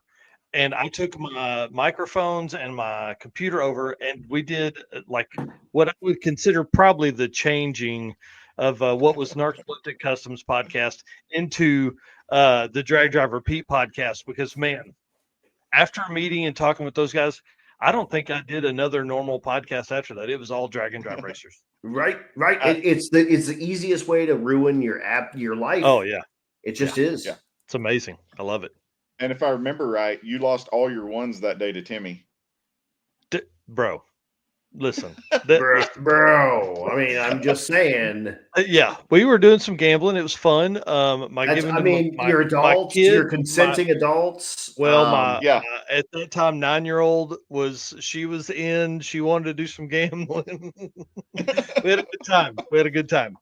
Hell yeah. Boo posted there. We did do donuts in the Narcs cart in the field. Yeah. After that, so 4 adults deep. Yeah, that was a lot of donuts. How fast is the Narcs cart going to be this year? Oh, dude, no, it's slow, but it does gnarly burnouts. Okay, all right. Yeah, that's all it was built for. Totally. Stone Cypher. Matt Frost just said, dude, Stone Cyphers builds his own freaking trophies, and what's cool, he throws his sort of naturally aspirated sort of world in that, but then because he's a strange freaking dude. Yeah, he gives awards to the slowest finishing naturally aspirated small block and naturally aspirated big block, and last year the overall slowest. Right, I'm doing overall slowest again this year also. Attaboy. Because we have Travis Weiss making those this year. They're great, and he sent me pictures. And then he also I do at the circuit. I just do one trophy. I just do the slowest overall. But I've had so many people be like, well, that wasn't the slowest car. And I was like, well, it's the slowest NA car. So what's one more trophy? Let's just do it. And honestly, it's my award. So I do what I want. How about that? Yeah. Check this out. Yeah. You don't win. My bad. Whatever. It's like last year I took my Z06, and if I had turned in my time slip for day one for 14.0, I would have been the leader. But I'm not a 14.0 guy. I'm a naturally aspirated small block guy. So that's where I'm at. I think I yelled at you for that. I think I announced that you should have done that, but you're a moron. But I love you for it. Yeah. I love you for it. Oh, Wendy Martin here. Mike, the first time you went on, you were like a kid in the candy store. The cardboard doors and the Narcs cardboard prices. Hey, listen, here's the great story. Man, all this stuff coming back. I was having to pull cardboard out of the dumpster every day to remake the doors because we would pull them off for whatever reason. I didn't have a window net. I didn't know you had to have that. So every day we would duct tape a window net on the cart. so I could that's super. That's safe as shit. It was well, I had arm restraints. I get it. So it's fine there. But I mean, but think about the people's lives and careers who were launched out of Drag and Drive as a whole. Yeah. Dude, Chad Reynolds, Kyle Loftus from 1320 Video, and then subsequently Cletus. And then Cletus again on Race Week in Pueblo. I mean, you, me, Matt, to a certain extent, and I mean June, who had a job and couldn't have a job anymore because she was doing everything she was doing with Race Week. There's the ripple effect from a couple of guys like, let's see who's got the baddest street driven car. We owe so much to those people. All of us. That I just mentioned, plus some. It's absolutely amazing. Yes, I will agree. My experience goes all the way back to I used to drive to Memphis 5 hours to go to the streetcar shootout. It started out as NMCA, and then Hot Rod bought it, right? And then I've been to Pump Gas Drags twice, and then they started Drag Week, and I was like, I got to do that. And my thing about it was I was just a dumb kid. I spent enough traveling to go watch the races that I could have been racing something. Right. Anything. At that point, they had 100 cars. You could have gotten in with it whatever you wanted. It's more about get out and do something. Just do it. Like, just do something. It doesn't matter what it is. Just do something. Right. Like, in 2014 on Drag Week, there was a cat that had a legit no crap bracket car. It had an aluminum dash, aluminum doors. It was a bracket car, and he had it in the street. It was It was a Daily Driver back then, but Street Machine Eliminator now. And that dude was having a blast. He's like, I've never had more fun in this car in my whole life than this. We had a straight up 80s bracket car last year at the circuit. I mean, it was a straight up, it's a bracket car. They dingleberried some exhaust on it and they brought it. And I was like, that's cool. Like, it's badass. We got a guy on a Grom. We got guys with pro mods. We got guys with street rods. We got guys with. There's something there. I mean, whatever tweaks your fiddle, there's something for it at Drag and Drive. It doesn't matter. You go to one of them, any of them, whatever. Something tweaks your fiddle. If whatever you like, if you like Hondas, we got that. If you like gassers, we got that. If you like motorcycles, we got that. If you like crazy Crown Vic carts, we got that crap. We will this year. We got it. Yeah. Hey, hang on. I want to bring Taylor on because he's been patiently waiting backstage and he's got some good stories. So Taylor Gozinski, dude, gangster. Stoney, I'm going to leave you on with us because there's probably stories that are related into this. So, I love Taylor. Hang on. Sorry, dude. I'm almost there. Taylor, put some lifters in it, baby. What's going on? Man, dude, well, you've been listening for a while. You know the deal. Who you are, where you're thanks from. Thanks for hanging out. Recognize all that kind of stuff. Taylor Grzinski, Longmont, Colorado. I've done race week with my dad with his wagon that we specifically built for race week, which was a Matt Frost. Yep, we did get it from Matt Frost. It was a like weird for a while. Matt, when he was doing a bunch of the oil field stuff, he was finding cars in the middle of nowhere, and he would go back and snag those up, and that was one of those cars.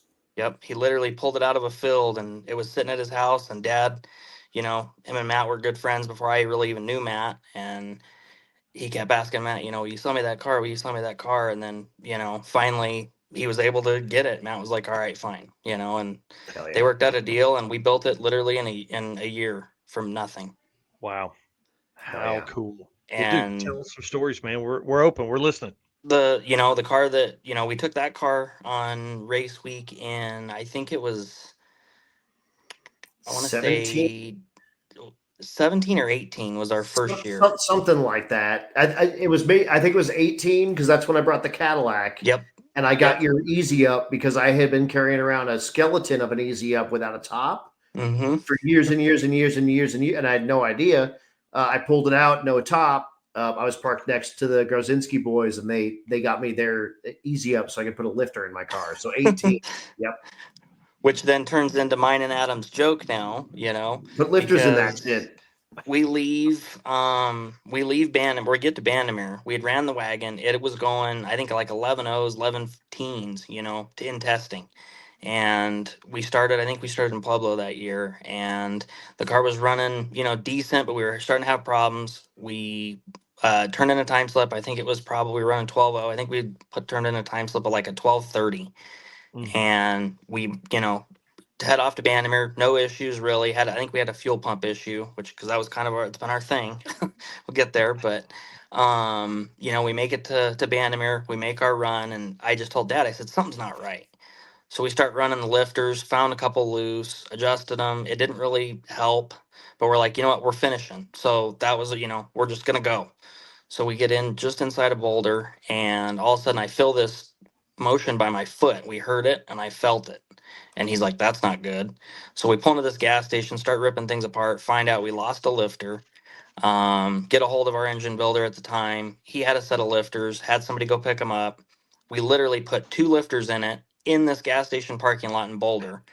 And if you guys don't know, like Boulder is like liberal college, Colorado, like total. And these dudes are in a rusty ass Nova wagon, like, and I mean, you see, Taylor's got that's his thing, like he's got that, and he's in Boulder, and cowboy boots with shorts shorts don't fit in Boulder. Just say it. We make it literally not even a mile down the road, and right by the target we lose another lifter. And at this point my dad's like, we're quitting, and I'm like, no, we're not. Like, we've never, in all our racing years, we don't quit. That's not who we are. Like, we're gonna finish.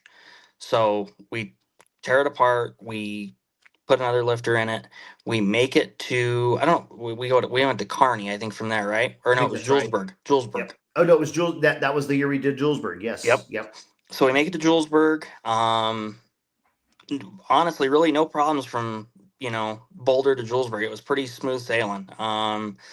Thankfully, we drove right past our house on the routes. We were able to work on the car that night. We did some things, hoping it was going to help.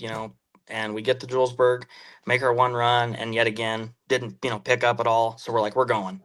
So we take off. We head to Kearney from there after we turn in our slip, and in Kearney, I think he went like an 1190. It ran better. We made one run, packed it up. We make it just outside of Pueblo, and mind you, we're in some little tiny town at this gas station. I remember it looking like a cabin almost, and it's probably 11:30, 12 o'clock at night, and we lose another lifter, so we're tearing the motor apart, and Dad dropped one of them. I can't remember what happened. I think the tie bar had fallen and it fell down in, but we could still see it. And this guy came by in this old beat up Chevy pickup, and he's like, I think I got a magnet that'll work. So he went and got us a magnet. We were able to get it out.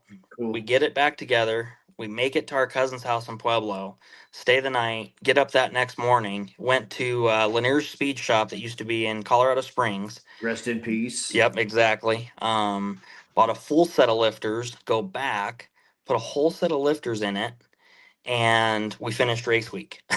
That's awesome. And that was that's our joke. Every time I see them cats, I yell at them, put lifters in that shit. And But, at a stoplight, at a McDonald's, at a car show, at whenever I run into either one of them, I put lifters in that bullshit. And the thing is, Adam, you've known me since I was probably 12. 12, and I was just gonna say that. Like I watched you grow up at the racetrack, and your old man drove King Street, and I drove King Street, and you were, I watched you get your first Nova.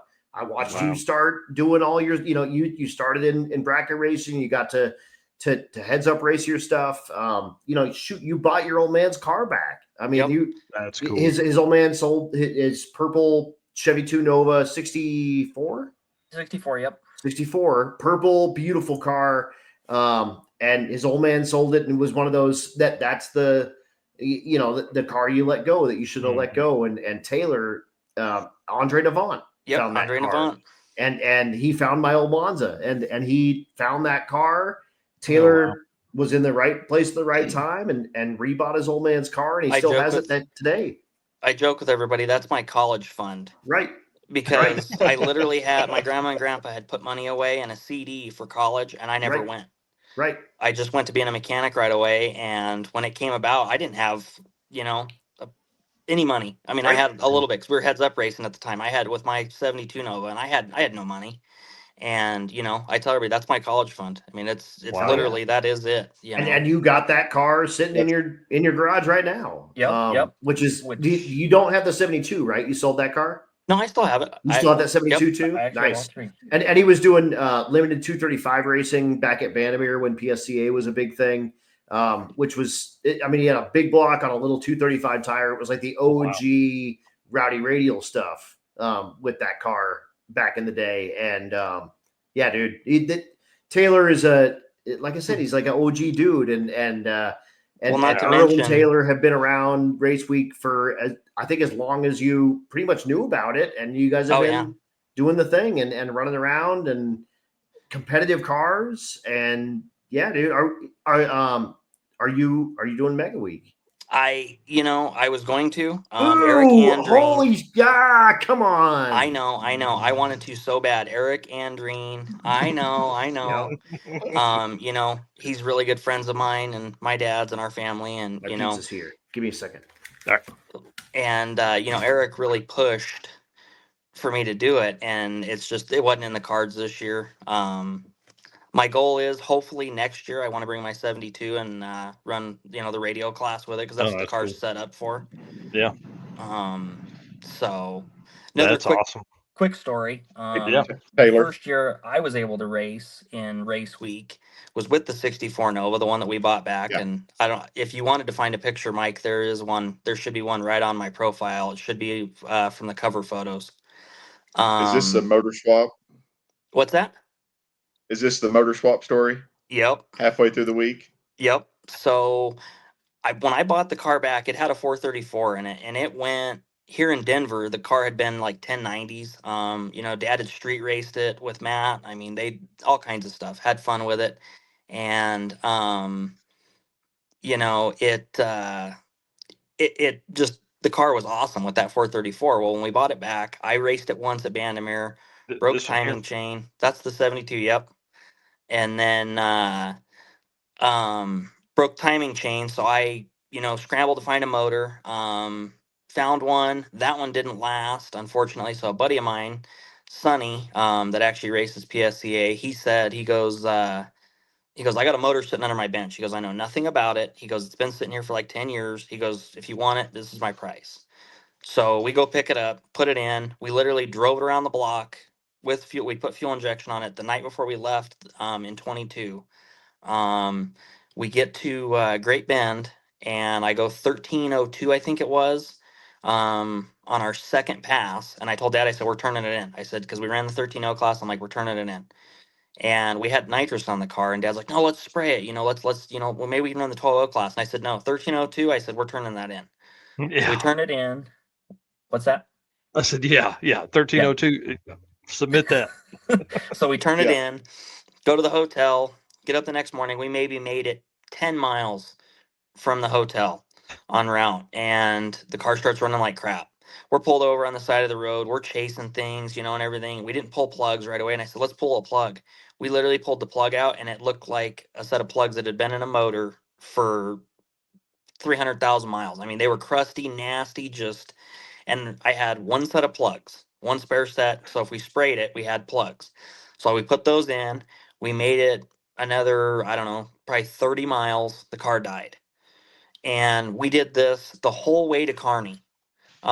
We literally pulled over at some little Napa in one of the towns. I bought a wire wheel for my drill and as many spark plugs that they had that would work to at least drive on. I think, and we were burning oil too. So we bought some oil and we made it to Kearney. And I think they were like in the third round of people running. And we put the tires on, switched our tires, unhooked the trailer, unloaded the car. I went up, made my run. I think we went 13. I want to say it was a 13:02 also or 13:01. So the car still ran good. We had to put plugs in it. And I said, we're turning that in. We're done. So we took off, and I think that was when we went from there to Bandamere, right? I think in 22.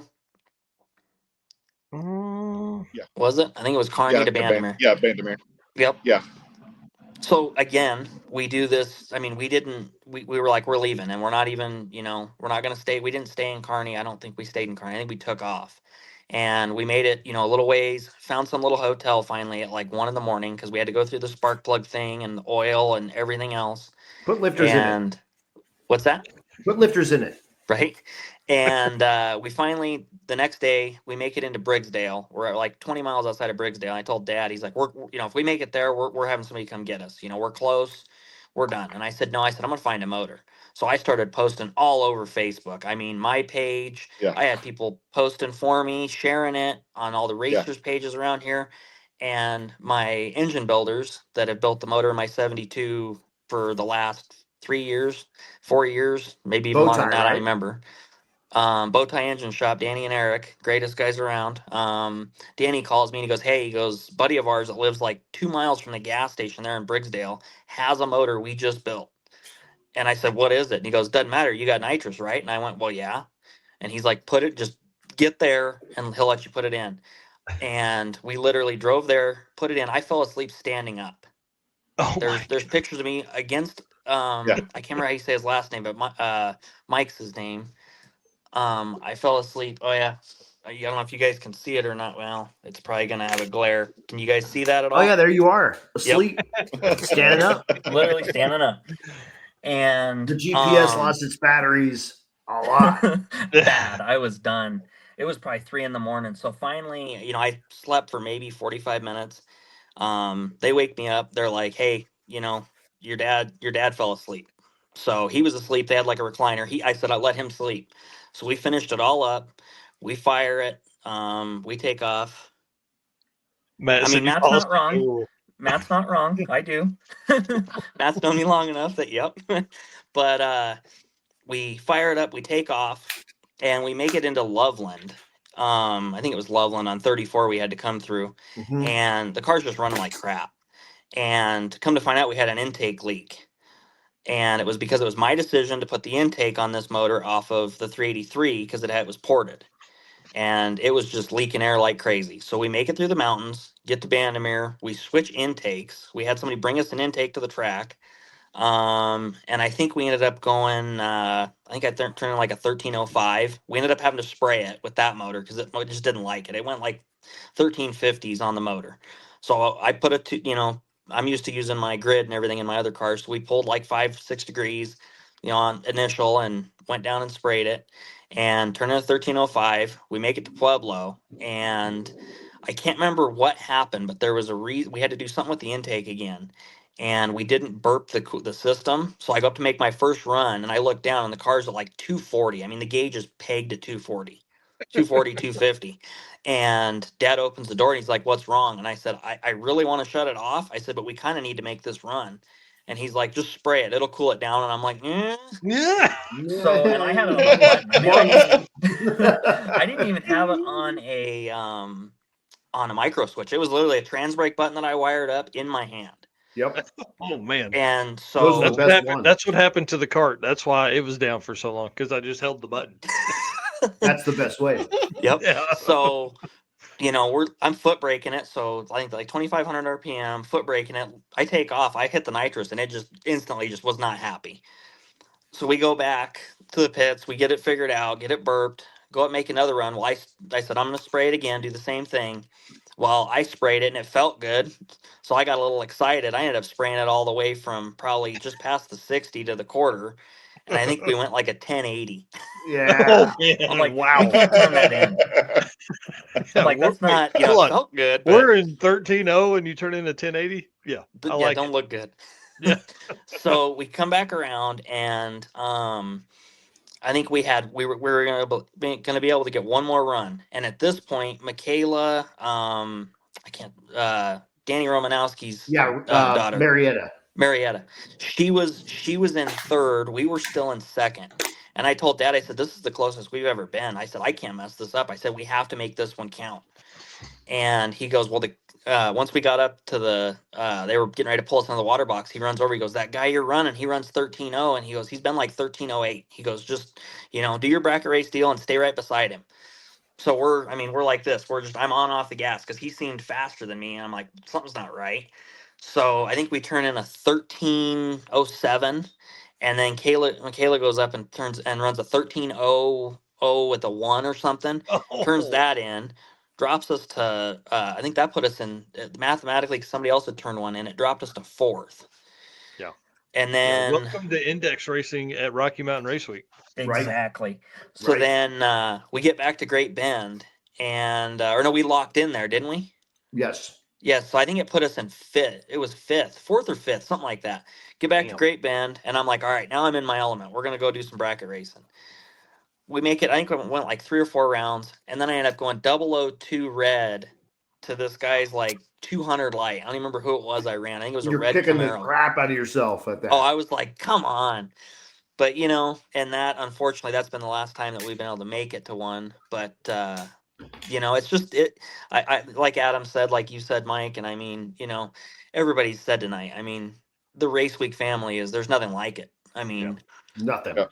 Well, and that's one of the coolest things about it. Again, back to the 70% of people sign back up for the next year. Like, I don't know if that was intentional that Matt knew that many people would sign back up, but the community that has built is unparalleled. Like, because here's the best part: 70% of the people that go already know what's going to happen. They know we don't have to reread the rules. Yes, they've already seen what this has done, and it gives the other 30 or 40% of people that are there somebody to ask.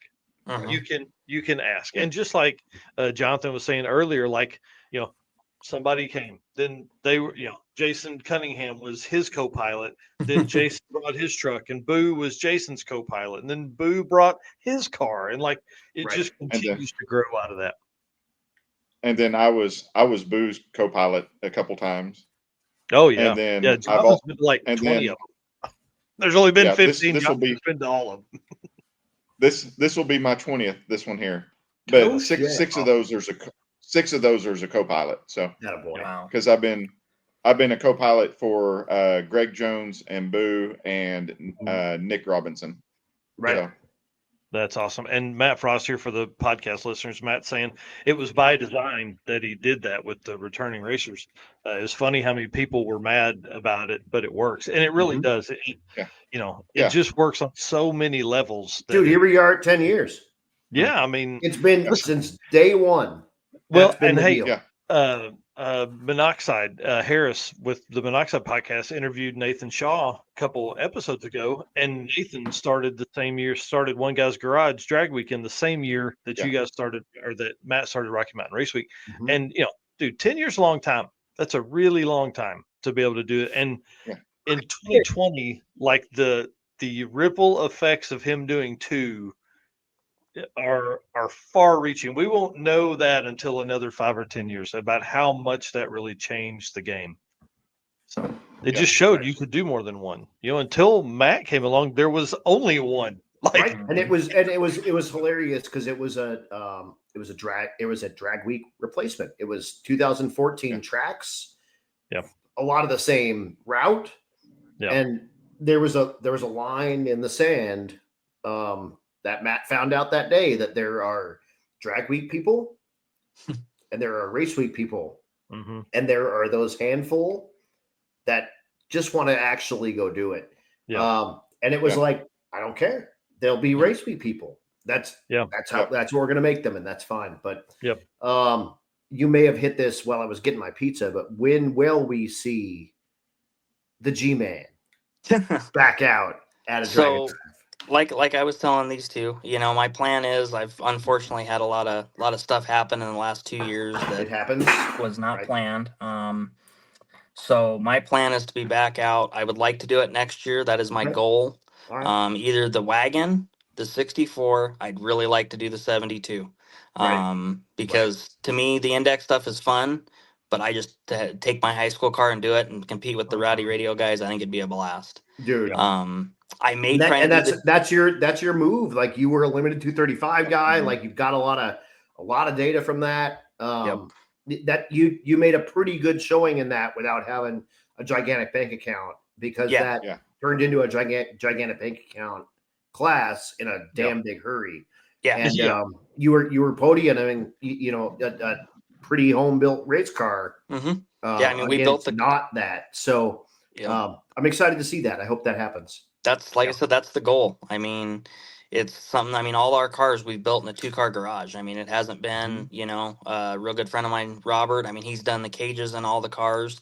But other than that, I mean, everything else has been done in our 2-car garage. Right. And if you see these cars, they're like, so there's Matt Frost cars. And then there's like Garzinski cars. There's not a big gap there. I don't know if you have cars really good looking, like, they're nice paint. They're really good body work. It's a car that you could look at and go, that's a 13-second car show car.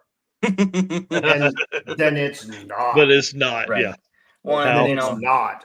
Real quick, and so, I mean, and again, you did it out of a 2-car garage with, with help from your friends and whatnot. But basically, it was you and your old man from the time you were 13, wrenching on cars in the garage and learning how to do it and doing it with Earl. It's good stuff.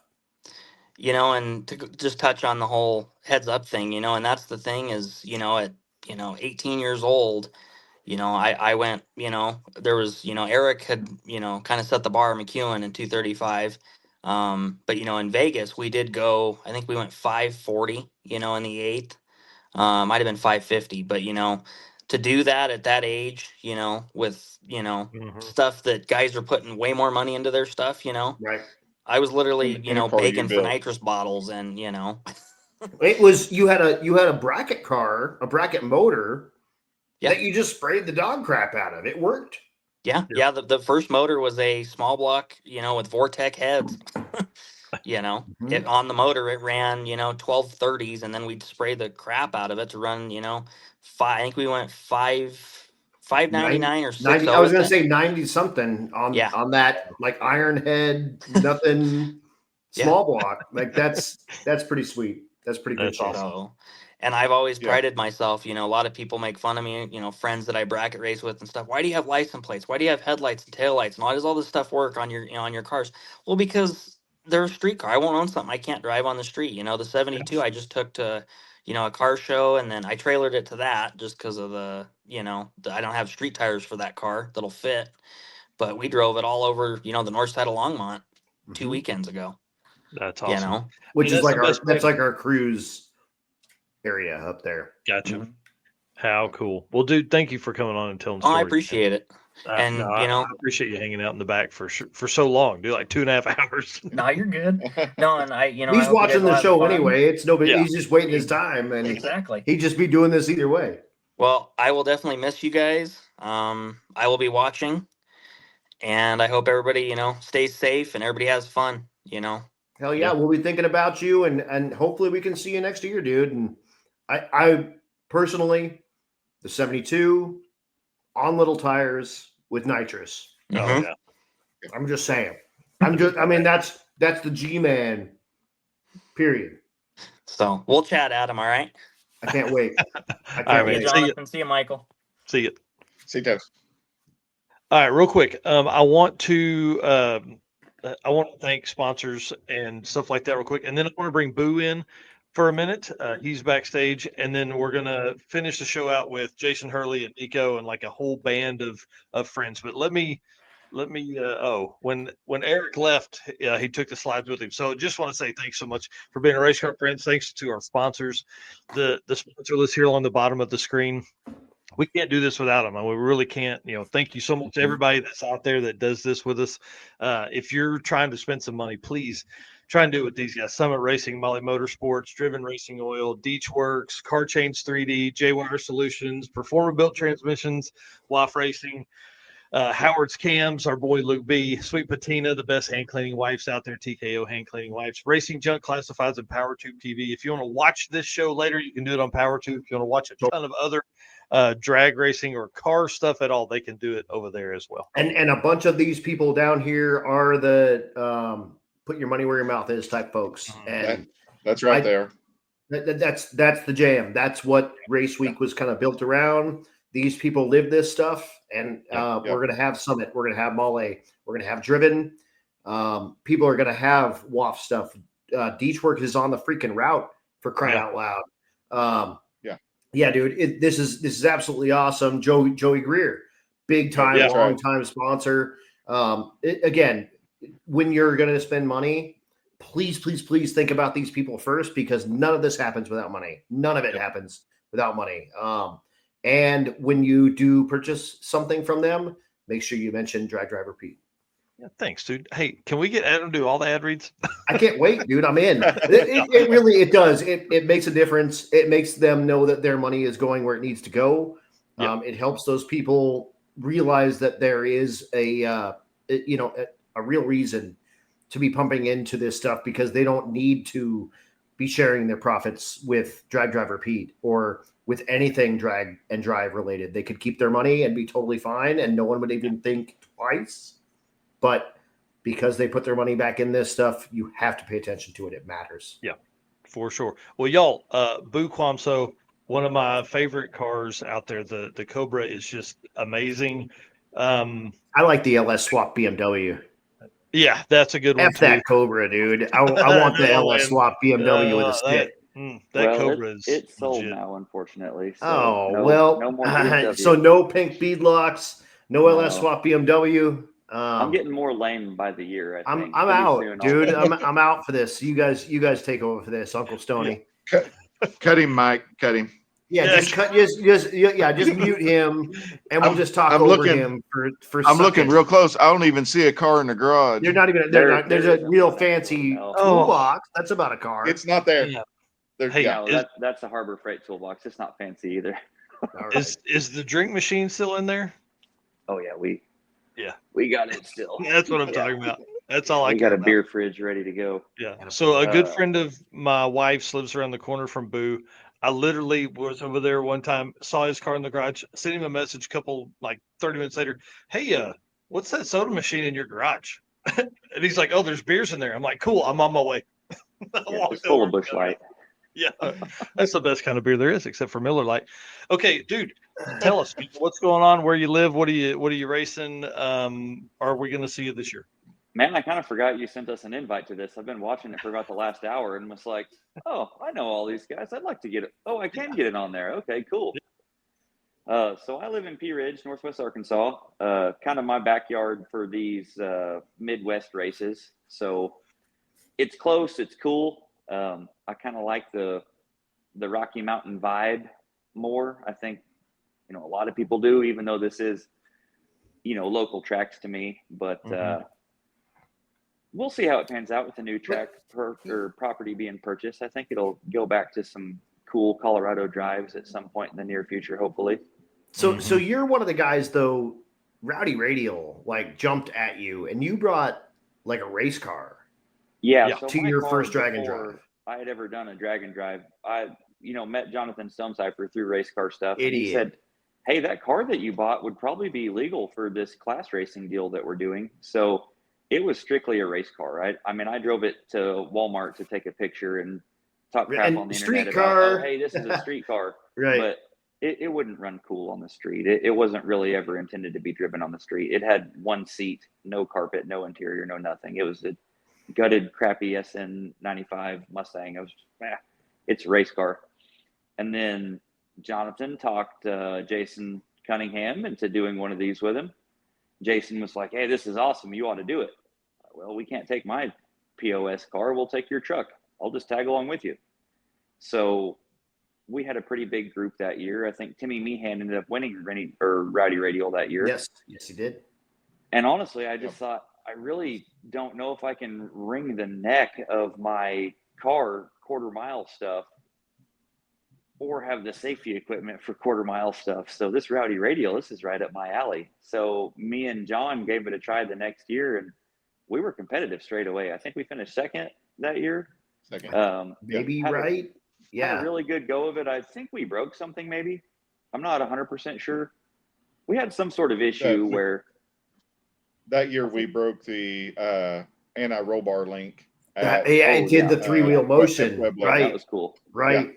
Good picture. Oh, we hurt the transmission. I remember it. We kept turning the boost up the last day, and it just made more RPM. It didn't make any more drive shaft speed. Doing a burnout on the torque converter. Yeah, that happened. And it had a slobby converter in it, trying to make a 5.3 with a big turbo work. So, I think it was about as best as we could have done. So the next year, I got pretty serious. I built a much nicer engine for it. Put a power glide in it to try and kind of alleviate the wheelie problems that it had, and I think we were in first place up until the last day, and then ended up breaking the rear end housing, and it would not go down the track. We tried really hard. I made a bunch of sketchy passes the last day, like making half moon around the drag strip with it pointed one direction, just trying to get it to go. And I only needed to run like a 560 or something really slow to get it to win, but it just didn't have it in it. So I've had some growing pains since then, though. I put a really nice 427 in the car. Big turbo, switched a bunch of stuff around, and then broke the transmission a bunch of times in a row. Day one of race week, I was, hey, this is my redemption tour. I've gotten second, I've gotten third. I kind of want every place on the podium. I'm going to bring a hammer to this knife fight here, and then just tore it up straight away. And then since then, I've really just not been on my A game too much. We did the circuit with it, and I broke the parachute mount and ended up ruining the brake rotors. So put everything back together and had some undiagnosed vibration. Just couldn't figure it out. Just kind of poor planning, and didn't really have a whole lot of care at that point. Like, it's going to be 105 degrees. I don't really want to take my race car anyway. So we didn't take it year before last. We took Kale's BMW. No, back that up. I crashed it. I ran into the wall pretty fast. So that's why I didn't go the first go around. And then we took the BMW the next year. Yeah, and you hurt the freaking bead locks, which is why we can't be friends anymore. Yeah. It's just one of those deals. Ideally, I understand. Like, we into used to be anything. cool and stuff. Like, you got those friends that you used to have in high school that you really, really liked. I really and am now getting you more and just more see lame them as it goes. every once in a while, and that's where we're at. Started off with a Mustang, which really isn't that awesome in the first place. But it has pink bead locks, and but it was stylish for a Mustang, and it's that obnoxious blue color, and I'm for it. Like, that's perfect. Yeah. So yeah, I'll have it out again here before too long. We went to a streetcar race at the end of last year and broke a piston in it. Just kind of a weird deal. So had to order new pistons. It took a long time to get parts in because that's the world we live in nowadays. It just takes a long time to get not off the shelf parts. Right. And then I kind of drug my feet after that. I finally put the motor in and said, well, I don't really like how this looks. Let's take it to the chassis shop and have them fix a couple things.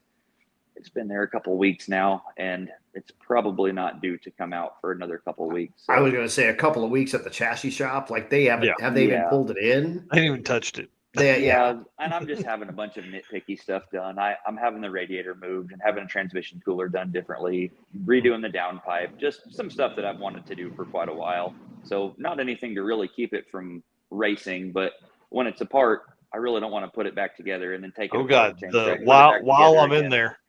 While I'm in there. So then what are you bringing on Mega Week?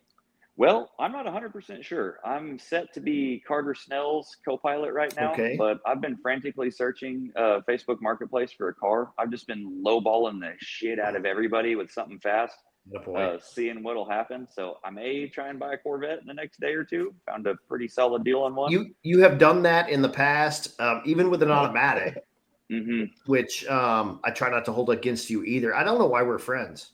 I actually have no idea why we're friends. The BMW is a stick shift. The BMW is the only way. I think that's the only thing you're like hanging on by a thread, and it's the BMW soul. Spraying nitrous into the inlet of turbos.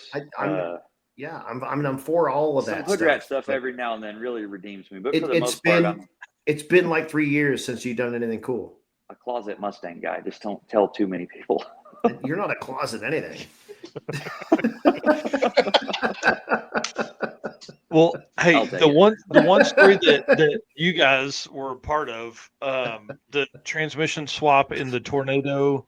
Tell that story. That's a good one. Super cool deal. We were in Jason's truck. It was the first drag and drive that I had done, and Jason, he's a child. He can't be told not to do things. So he will repeatedly make highway pulls in his truck locked up in overdrive. No, it's got a lockup converter. It's fine. But the overdrive planetary in a 4L80 still doesn't like that, even if the converter is okay with it. So we broke it. I think Jason claims it was at the track. I'm not 100% sure if it wasn't on the street, horse-assing around. But beside the point, he foot brakes the truck that day, so he has some time slips to turn in. He drives from Julesburg all the way back to BFE somewhere and buys a junkyard transmission to rob the overdrive planetary out of. It's about to storm. We're in the aircraft hangar in Julesburg. There was a bunch of stuff going on too. Andy Doppito was there. Andrew Doppito's car. Yeah. Yeah, he had I think bought or borrowed a transmission from somebody, and it ended up being bad. He borrowed Daryl's. He borrowed Daryl's transmission, swapping this transmission out, and it ended up not being. And it was good junk anyway. Yeah. Yeah. So we get on the lift after that. We pull this transmission out, and it's late, like really late. It's got to be midnight at that point. I don't know who it was. Someone comes over and tells us, "Hey, we've got steaks cooking over here. We've got this and that, and blah blah blah. Whenever you guys are done, come get some." So that was actually the track owner. Oh yeah, yeah, they were super cool, really hospitable. Took care. I of us went and had a steak. I went and had a steak. Boo didn't. We're on the phone with the transmission guy that built it, and he's explaining to Jason, okay, now what you need to do is take the valve body out so you can get everything lined up and drop, everything back through the front of the transmission. Jason's just distraught. I'm not doing that. I don't have time for that. I'm not pulling this apart. I don't know enough about this. And the transmission guy, Kevin Hensley, is a good friend of ours. He's built many transmissions for me and John and a bunch of people in our group. Yeah. He's trying to explain to Jason, hey, this is the only way to do that. And then as well, we had, gosh, I'm terrible with names, but another race week guy has a turbo truck transmission shop. He's explaining to Jason, no, you've got to do it this way. Corey Pesca. Yeah. So Jason, in a different state of mind that Jason gets in from time to time, takes the entire planetary gear set like this and just drops it into the transmission, and all of it lined up perfectly. And I can't believe that. He looks over and, hey, bolt that in. I'm going to go grab us a steak. Walks off like that's just how you do it.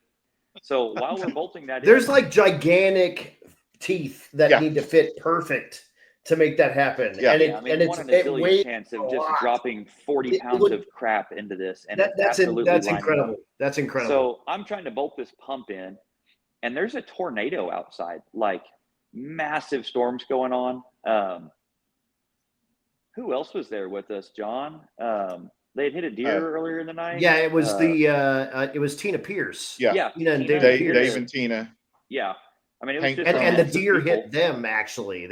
The deer ran into the side of the bed of their truck, and then the tires wouldn't fit. Yeah. Yeah. And then just a mess of people Hank trying to Cronk get blew the stuff rods out of his. He was there too. Right. fixed or repaired. That sounds like Hank Cronk. And we're all in like an aircraft hangar in a tornado, eating steak, watching people hit stuff with hammers. It's just, it was the weirdest shit. Like, I don't know how we got to this point. This is really cool. I mean, I'd probably do it again. But 10 out of 10 would recommend. I'm not sure how I got here, but a bunch of fun with Jason doing drag and drive stuff. Like, he's the most MacGyver person you've ever met in your entire life. Like, this those guy, are those dudes. You got to have those dudes. I mean, he carries pliers on his belt loop. Like, he's just prepared to fix something the wrong way immediately. Like, we busted a brake line on his truck day 2 or day 3. We went to pinch it off. The place that sells all the meat, Something Industries, super cool place. We're driving down the road, and Jason's shocks are as loose as they'll go at the racetrack. You know, they've got maximum extension on them. Well, we didn't switch them back. So we're driving down the road. He's got all of his shit in the bed, fuel cans and canopies and blah, blah, blah. We're driving down this dirt road, and it's just getting beat to death. You can feel the axle hitting the frame. The bump stops are completely gone at this point. So we're cruising along, and Jason goes, oh, hey, we don't have any brakes. No big deal. He's pumping the brakes a few times. It's not slowing down at all. So we finally whip into a dirt road off of the other dirt road that points uphill a little bit. We investigate, and sure enough, the brake lines are sitting on top of the axle housing, which is a bad idea. You need to run them on the back. Right. You know, just now cut in half. Yeah, I mean, this was like a last moment thing to get this rear end housing and everything put together in it. So we didn't have shit for tools. We definitely didn't have any brake line stuff. So Jason grabbed a rock and beat the brake line together with a rock until it stopped leaking. Yeah. And we drove another 40 or 50 miles, I think, to the next town and swapped the brake line out there and bled the brakes. And it's probably still the brake line that's on there, a foot too long with a couple loops in it, but it's what we had and it worked. Whatever. That's awesome. Yeah, I've been a part of a handful of the roadside let's make it happen repairs, but I really have been pretty lucky with my own stuff. I've torn up a bunch of stuff, but it's really been like last day trying to do dumb shit or not really. That's why we're friends. That's the only deal. reason. You know, you pull out the wick. You're my dude. Exhaust bellows. Remember, I'm racing Cletus, and he was having troubles, and my car was running good. And I thought, man, this will be really cool. I'd love to outrun Cletus. My car should run 790s, 80s here, and you know they're having a hard time. This might be some sort of claim to fame for me. I'll outrun Cletus one time. Right. So we line up, and I go to do a burnout, and it wouldn't spin the tires. It's like, oh no, something's wrong. I found out later on that I had like a vibrant bellows in the turbo kit, and it had blown apart. I mean, it looked hilarious. Accordioned out. I didn't know that's what it was. I just know, oh no, I'm about to lose, and I really wanted to win this so badly. So we had nitrous on the car, and I thought, well, I'll just bump the nitrous here at like 1,700 RPMs to get it to do a burnout. And it immediately bumped the coolant pressure sensor, chucked the head gasket, It's like, oh shit, that sucks. We shouldn't have done that. But I mean, I'm already in the burnout box. It's already ready to go. I'm not going to hit the nitrous again, so it'll be fine. I ran a terrible pass with it hardly making any boost. It ran like a, I run it out the back also, just trying to do what it'll do. So it runs like at 860 or something. Slowest pass of the week. Just absolutely terrible. Cletus runs the best pass of the car to that date, I think. I think it went a mid-7 at that point in Vandermeer. They finally got the gremlins worked out. And we went to an exhaust shop the next day and borrowed a welder for $20 and put a piece of mild steel pipe in between it. The guy wouldn't weld it for me. I told him, man, I'm not a good MIG welder at all. Like, I would pay you to do this because I can't MIG weld worth a damn. This is going to look terrible. And he goes, hey, man, I'm too busy. You know how to operate it. Give me $20. You can use it. Wow. So he came and checked it out afterwards and said, well, it won't leak, but yes, you are a terrible welder. You may put that exhaust strap back over that. But we finished out the week like that. We retorqued the head in the parking lot later on that morning, and away we went. Didn't have much more issues. So, had lots of little problems, but nothing that really killed us or kept us from going on. The last straw for the flex coupler also was I hit a raccoon going about 80. That'll happen. Yeah. We hit the biggest raccoon I've ever seen. I'm like sleeping / dying in the passenger seat. The exhaust blows fumes right in your face in the passenger side. Oh, so it it's also the gas chamber Mustang. Yeah, and the car it follows around Stone Cipher. Yeah, it didn't run super cool with the big air-to-air on it. So we would drive at night a lot when the temperature went down. And, I mean, we're mobbing through the dark in this thing, running 80 miles an hour, just friggin' zinging it. We get through this cornfield, and, I mean, we had to have been going 55 or 60 still. No idea where we're at. I thought we hit a baby bear. It was the biggest raccoon I've ever seen in my life. I mean, absolutely massive. Broke the Zeus fasteners out of the bumper, broke the wastegates off. They were hanging on by the boost lines.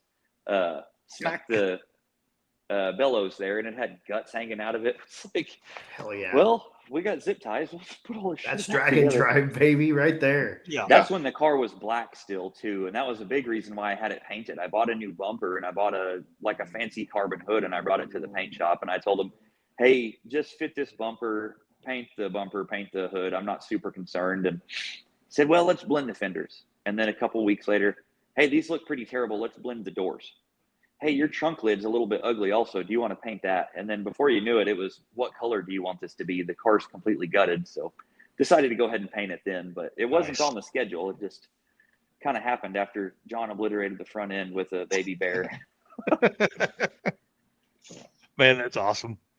And you'd never get that if it was a race only car. Yeah, exactly. And, we talked to Luke Newolf about it. It was super cool. Had like a little write-up about it, and they went into it like, what have you guys done to make this faster? Said, oh, nothing at all. It used to be faster than it is now. Now it's got blinkers and headlights. We slowed it down. It's got a passenger seat. Like it used to be way more of a race car now. I know a lot of people go the other way, but this thing was a race car for the first 5 or 6 years of its life. The very first day that we did a drag and drive, John put more miles on the car on the street than I'd put in the first 5 years of owning it. Just wow. I didn't drive it very much. It wasn't super fun to drive. So pretty cool deal. Like actually getting to use your stuff is a whole lot better than making a rip and pushing it back with a golf cart. Oh, for sure. For sure. All right, Boo. Well, we'll see you in a couple days, dude. Yeah, appreciate you having me on. I'll see you guys this weekend. Yeah. All right, man. See you. See you, Boo. Peace. All right. As we move into the what will be the 4th hour we've been on live here, I want to bring on a crew of dudes that have been working in the background. I don't know what they've been doing. I don't know what they got going on. But we're gonna. I gotta go. Hey, bye. So, thank you. Chicken. You chicken. guys. You guys you are. It's like, all of Adam's this scared. action. You know you gotta lose on the ground. I got that dude right there that you see on your right. Yeah, you're gonna be $200 light this time next week. I'm just letting you know right now. You guys do it, take it over, make it happen. Thank you for hanging out. Those Meltdown Firebird Part 2 guys. Dude, look how good it looks. You gotta watch them cats right there. You gotta watch them cats. Guys, thank you so much. The Carry it Adam out with Dory. these cats. The Adam Dory. Thank you very much. Airborne announcer, guys. See Adam. See, guys. You going down, Hurley. You going down, You're baby. going down, bro. You're going down, Taking that baby. one. Oh my God. Okay. He's out of here. He leaving us. Hang on. We're putting you guys big screen. So, one big shout out to Adam. No, thank you for coming on, staying, for so long, helping kind of co-host the show there. And, man, That's Cool Drink. He does a live stream every Tuesday night. That is great. Always has great guests on, kind of drag and drive centric for sure. 85% of the time. Wonderful listen. But enough about Adam Dory and his losing ways on the Grom coming up. I'm going to talk to you guys. I'm going to talk to you guys, see what's going on, see what y'all been working on. And then we need to kind of get, at some point, we'll have Nico move and get a bigger shot of the car there. So tell us. Nico takes up a lot of space. I do. Introduce who all's here. What's going on? I'm Jason Hurley. This is Nico Christoffery. And our latest addition to the Meltdown Racing team, Brandon Hayes over here. He's going to be driving Dwight, the F-150, next week. Yes. So I think this is his third attempt at making it on a drag and drive. And This is true. I think he's going to make it this time. 100%. I think we're in good shape. Looks promising. That's no awesome. hail and tornado, Right. Hey, get ready. It's coming. It would only add to the story. So for the folks that are at home, Jason Hurley's kind of a big deal. He's won Rocky Mountain Race Week 3 times in a row. He's kind of a badass, and no, stop it. Hey, took a big swing from his the car before the Firebird, the Meltdown 1.0. That was a high school car, right? Had it since high school, had it long, and then bought a not so badass race car. 22. Gotcha. Yeah, Pretty I had close. it since I was like 22. Yeah, it delivered pizzas and everything else. That's awesome. And the new car, well, not new, new to us. I don't know. Anyways, it's fast as shit. It went 200 miles an hour. He is Mr. 200 mile an hour at Bandimere. It's pretty badass on Race Week 2023. So that was man. And since his last win has struggled a little bit and is back to kick ass and take names for Mega Week. Absolutely. Last season was really rough for us. Wiped out a camshaft on the first race week, wiped out a transmission on the second race week. Both took us out of contention. Those were my first did not finishes since I put the old car in the wall in Tulsa back in whatever year that was, 21, I think. So yeah, it was definitely a rough year. Or maybe that was 2020, I guess. That was the first year of 2.0. Race Week 2020. Yeah. But we're back in a big way this year, and hopefully this thing just does exactly what it's supposed to do, which we're feeling pretty good about it, pretty confident. We didn't get our testing in that we wanted to last week. Locked up the oil pump down in Pueblo because number 6 piston oiler decided to exit the chat, but got that all squared away in short order through the help of many, and we're ready to rock. I think we're actually loading up the trailers tonight a little bit and getting ready to go. That's pretty interesting, man. That's a little bit early. I think you thrashed the last 2 years to make sure the car was ready just hours before. So the first year that we brought this car out, we had gotten it together and tested the week before at Pueblo. We had 4 hits on the car when we brought it, and we won the shootout that year, I believe. We didn't quite win the overall, but we won the shootout. That's badass. And tell us what the combo is. 565 big block Chevy, big Chief heads. We got a brand new intake on there this year, so hopefully we couldn't melt in the part number 4. And turbo 400, 1.2 leave.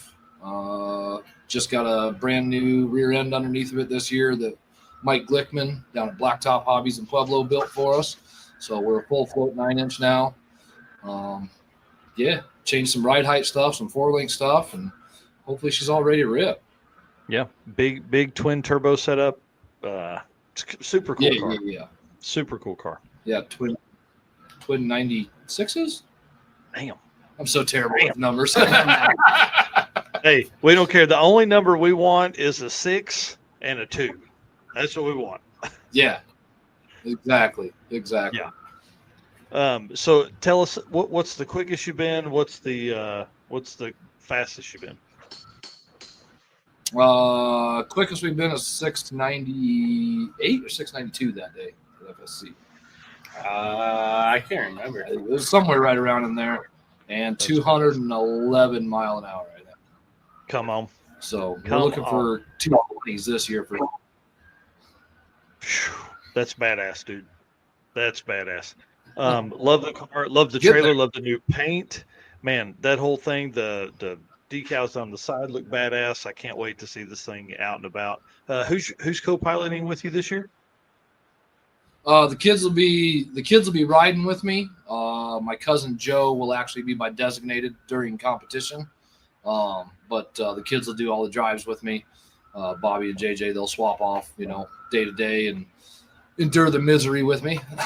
That's badass, man. And I think that's one of the coolest things is, being able, like, those kids don't understand it yet. I know they don't. Now they get that they're in a cool car, but they don't understand how cool that is. Like, to ride in that car for a week like that and pull up to a gas station and be the fastest car in the parking lot, probably the fastest car in the county, Yeah. Or maybe they do, and 20 years from now, they're going to be like, that was miserable, and I don't ever want to do that on my own. yeah.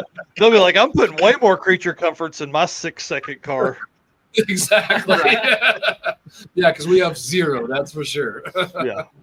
That's badass. Well, I want to talk about Nico's car because, listen, y'all, let me give you a quick story. Red Hat Scotty, one of the worst influences on people that you can have, throws together this $1,200 challenge. Nico literally cuts a tree out of the front bumper of this Mustang and then is hauling ass to the circuit, blows the motor on the side of the road, nearly freezes to death waiting on Jason to come pick him up. Then proceeds to go home and spend $15,000 on a $300 car, and is having the most fun out of anybody, I think. So accurate. So accurate. Yeah. How many motors later are we now? Number 3 now. Number 3 now. He's got a good motor in it now. Yeah. With my that's awesome. crankshaft. Yeah. Someone else behind the laptop. Someone else behind. That's probably the key right there. Someone else behind the laptop. Yeah. So this car is a ton of fun, and it's not even his Plan A car, but the Plan A car got pushed to the side because he was spending so much time and fun with Plan B, the Mustang. So, dude, tell us what's up, man. What have you changed? What's going on? What are we getting ready for? So all 3 of us went to Pueblo this past Friday with working cars, and all 3 of us left without working cars. I blew up the rear end. I snapped an axle, I guess. On like the 4th last pass, it was like 10 minutes to when they closed the lanes. Yeah. Let go of the button, and it went hard left on me. Got out of it quick, and then hopped out.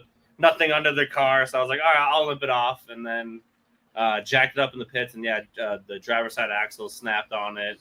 Luckily, it had C-clip eliminators on it, so I didn't hurt anything more than the axle, which was a new addition. Yeah, it was nice. Yeah, actually, we just got that done for the circuit. So, because the car is getting quicker and quicker, it was 13 or 12-second car. Now it's should be low 10 car. Wow. So upping the safety on it. It's got a cage now. It didn't have a cage before. Red Hat Scotty gave me a cage. So, just adding to that bad influences. Yeah, influences. Yeah. So that was, by the way, it was super nice of Red Hat to give that to him. That was the crappiest roll cage I've ever seen in my life. Yeah. It was terrible. we had to work it over a little bit for me. Sure, you can have it in the car. Yeah. You can get it out of here. Man, that's awesome. So it's a nitrous 6-liter, right? Yeah, it's a 370 now. It's forged crank rod pistons in it. Still stock headed. Still got a Gen 3 truck intake on it. I'm just waiting for that thing to meet the sky. Yeah, it's probably going to be confetti at some point, but we're going to see what it takes to do it, I guess. That's awesome. And then Yeah. you brought it home broke. You've been working on it this week. Is it ready to go? Yep. Yeah. I ended up driving like 350 miles, pretty much all across Colorado to pick up marketplace finds to get it back together. But it's back together. That's the one upside of Fox bodies and stuff like that. It seems like you can pretty much find anything, in the area off a marketplace to get what you need done. Yeah, So what was it you said the other night? Like, yeah, I snapped an axle. Oh, 2 hours later, look, here's some forged axles. Let's go get those. Yeah. Yep. Yeah, that's exactly right. 4-lug thug. But tell us about your Plan A. Plan A cars, G-Body Malibu, the same thing that started off very cheap, like $1,000. I think I picked it up for small block stick shift deal. Same thing. I bought that car and then promptly blew up the transmission on the test drive on buying the car.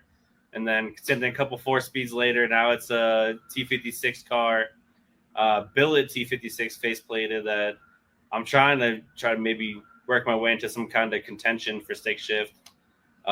Just seems like it's hard to get all the parts together and stuff like that. So the same thing between waiting on parts and spending more money on the Plan B car, it's kind of slowed down the process. But we're making steady progress with it. It should be maybe hopefully out for late this season. Oh no, it's gonna be. No, it's gonna be. So as soon as we get back from race week, that thing's coming in this shop, and it's go time on that car. I mean, listen, Rocky Mountain Race weekends in September. Just saying. Yep. And we're signed up. That's gonna be Yeah, right.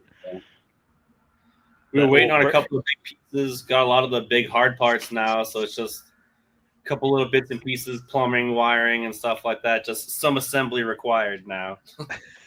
Right. Good to go. Right, Brandon, tell us about your stuff. Then we're going to get into some stories.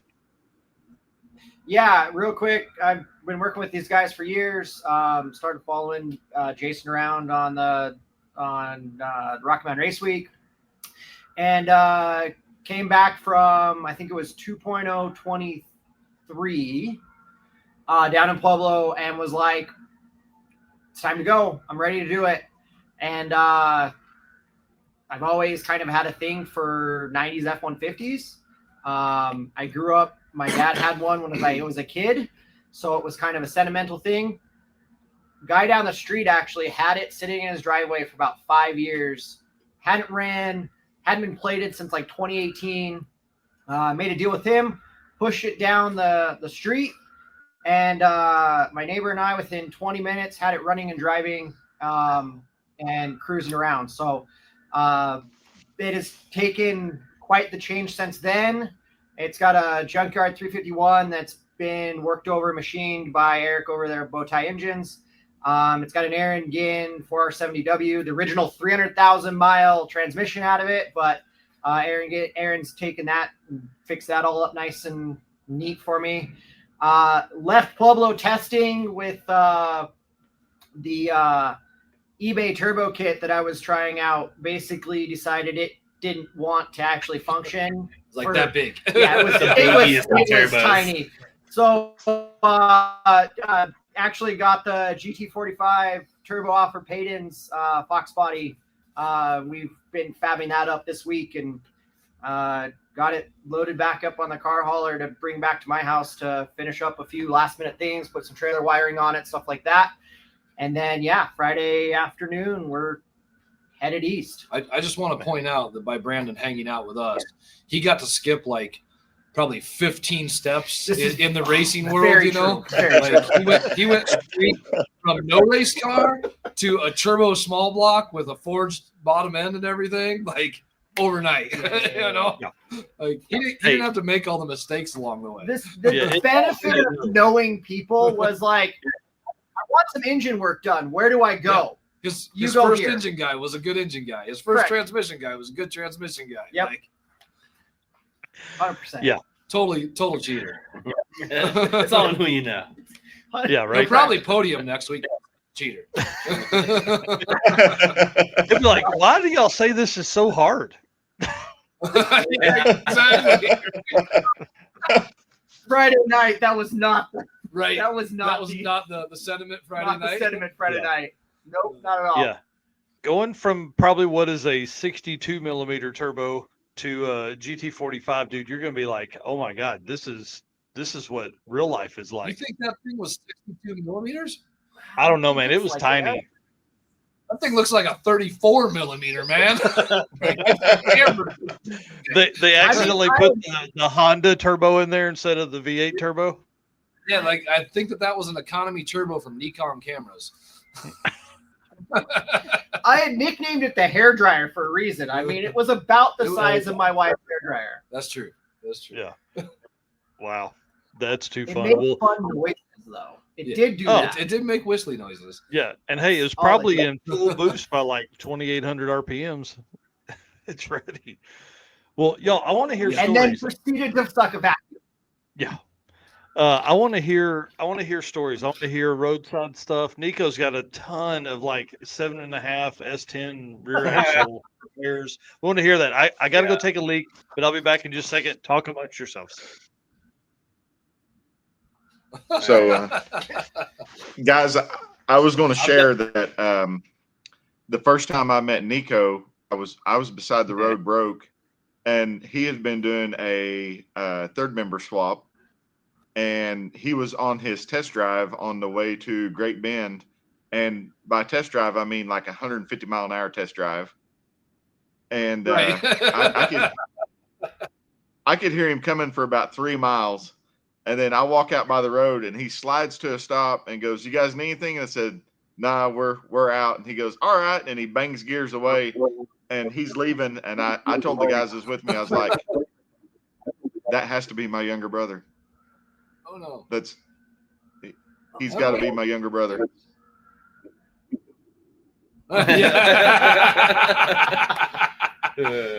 That sounds accurate. That definitely sounds accurate. Yeah. Yeah. I've definitely no been DNA like, test required. He's yeah.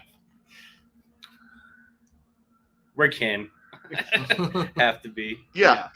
I'm sure of it. Jason's my brother too. I just didn't know Jason at that time. That's fair. I'm pretty sure Nico's killed more 10 bolts than the Dukes of Hazzard killed General Lee. Yeah. So I think I've single-handedly upped the price on 10 bolts to 7.5 10 bolts, but and I've been like, people have come up to me that I didn't know on race week. They're like, "Oh, you're the 10 bolt guy," and I'm like, "Oh, that's no, how I met this guy. That's how I've known. is I've been told that by at people I Great don't Bend, know." he had his the rear end of the Malibu up like 4 feet in the freaking air. I don't even know how he got it that high. And I just see light underneath of it. I walk over and I'm like, "You good, dude?" He's like, "Yeah, I'm all right. I'm just putting this thing back together." I grenaded the 10 bolts again. And I'm like, "All right." Had no idea who he was at that point in time. Little did I know. Yeah, there was 1 year I did it twice. I think I blew up the carrier or something like that. We welded it back together, and then I broke the ring and pinion on it. I'm just and did glad a ring and pinion on it. that you have carried that tradition into 8.8s. Yeah, 8.8s. I mean, I killed the 9-inch one time too. I shot the pinion support flange out of my 9-inch on the Malibu at one point too. It wasn't on race week, but it was like a day or two after coming back from race week. I drove it to work, and coming home from work, it let go on me. So there's that. So I don't think there's anything I can't break as far as rear end wise. I don't know.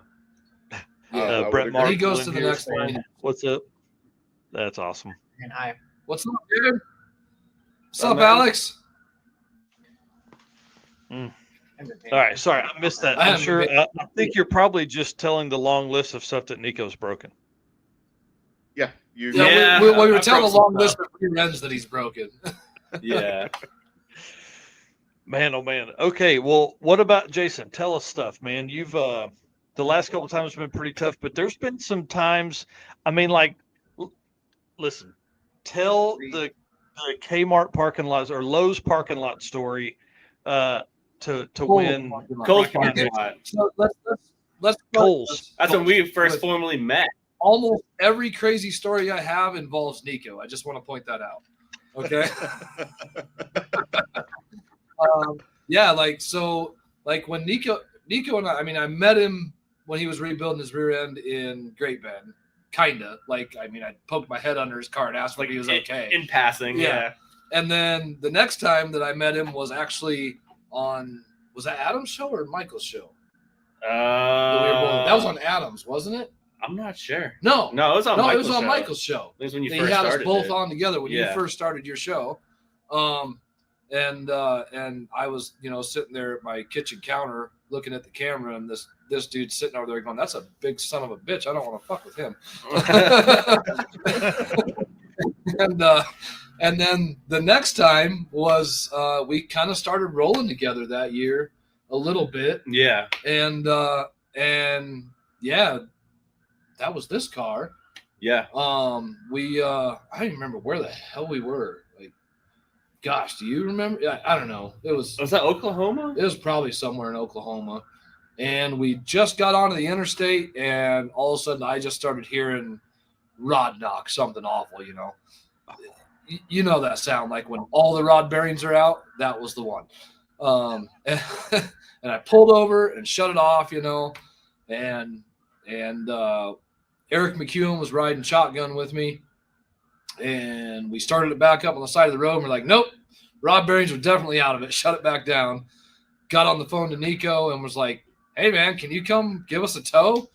Here he comes in the freaking Malibu, just banging gears, towed us into Cole's parking lot, and 6 hours later, freaking with a, couple nearly broken pry bars trying to get an oil pan off. Oh yeah. Yeah, oil pans come off when you have better when they have all the bolts out of it too. Yeah. We were prying, we had two 4-foot pry bars on this oil pan trying to get it separated, and just could not get it to come off.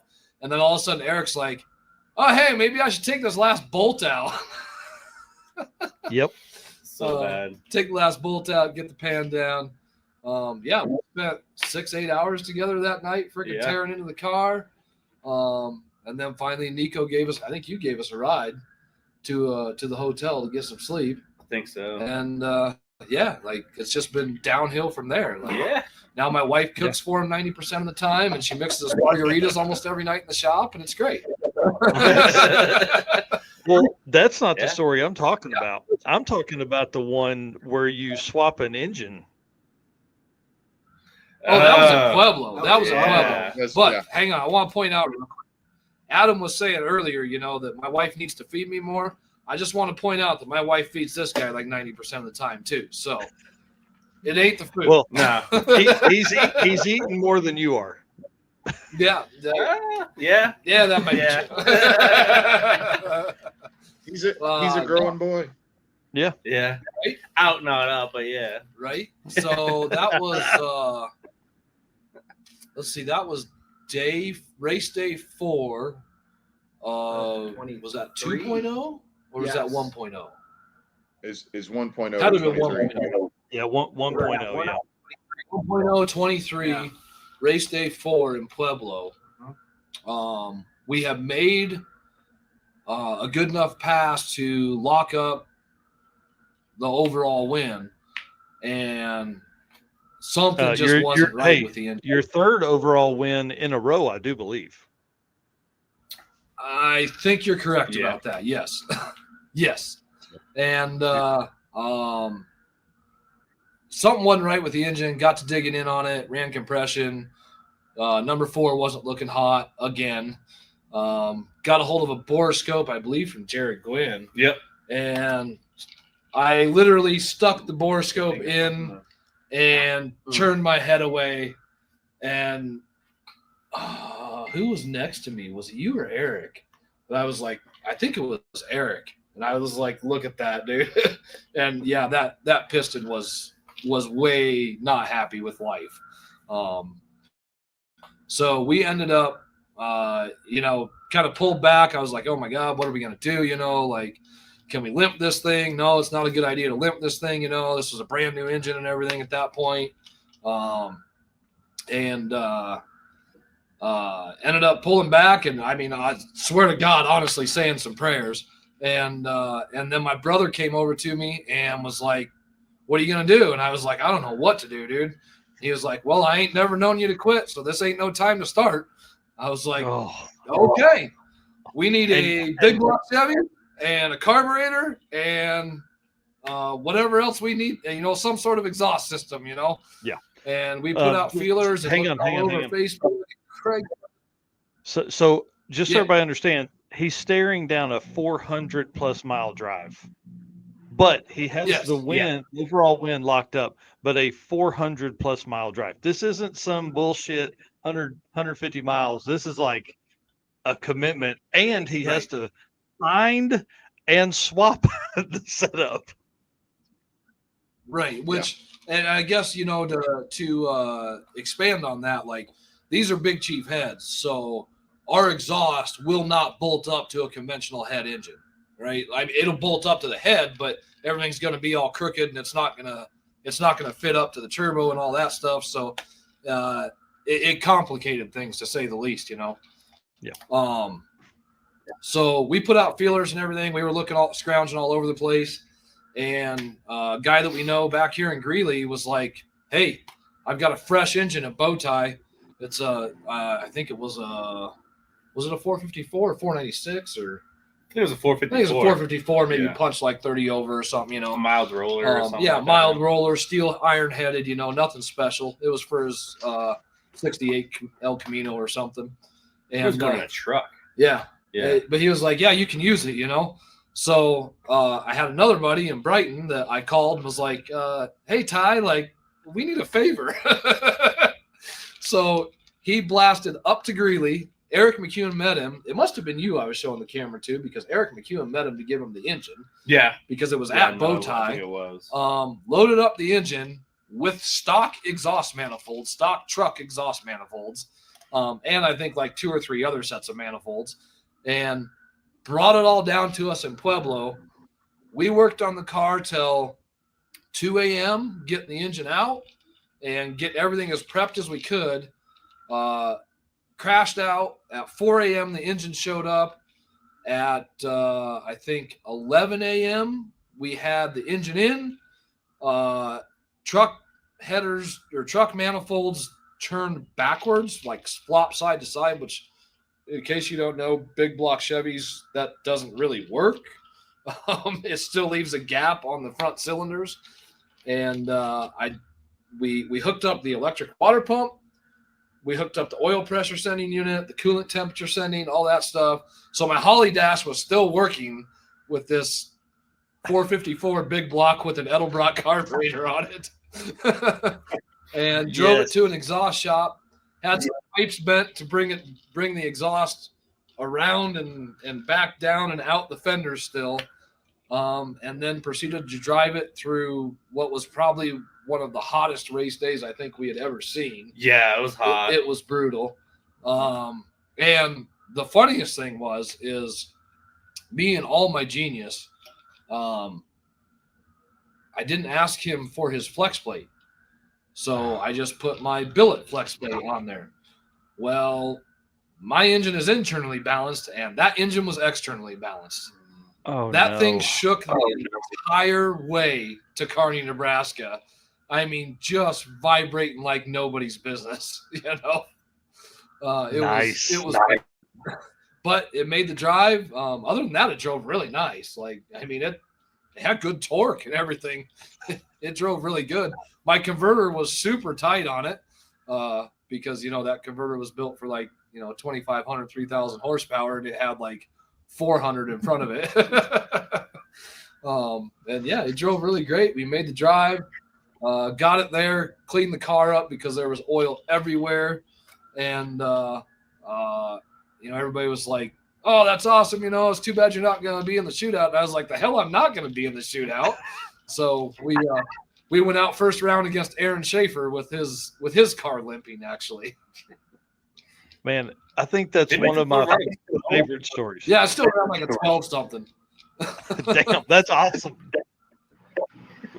How did you get the fuel from? Might have had some. Right? How'd you get the fuel from EFI down to the carb setup?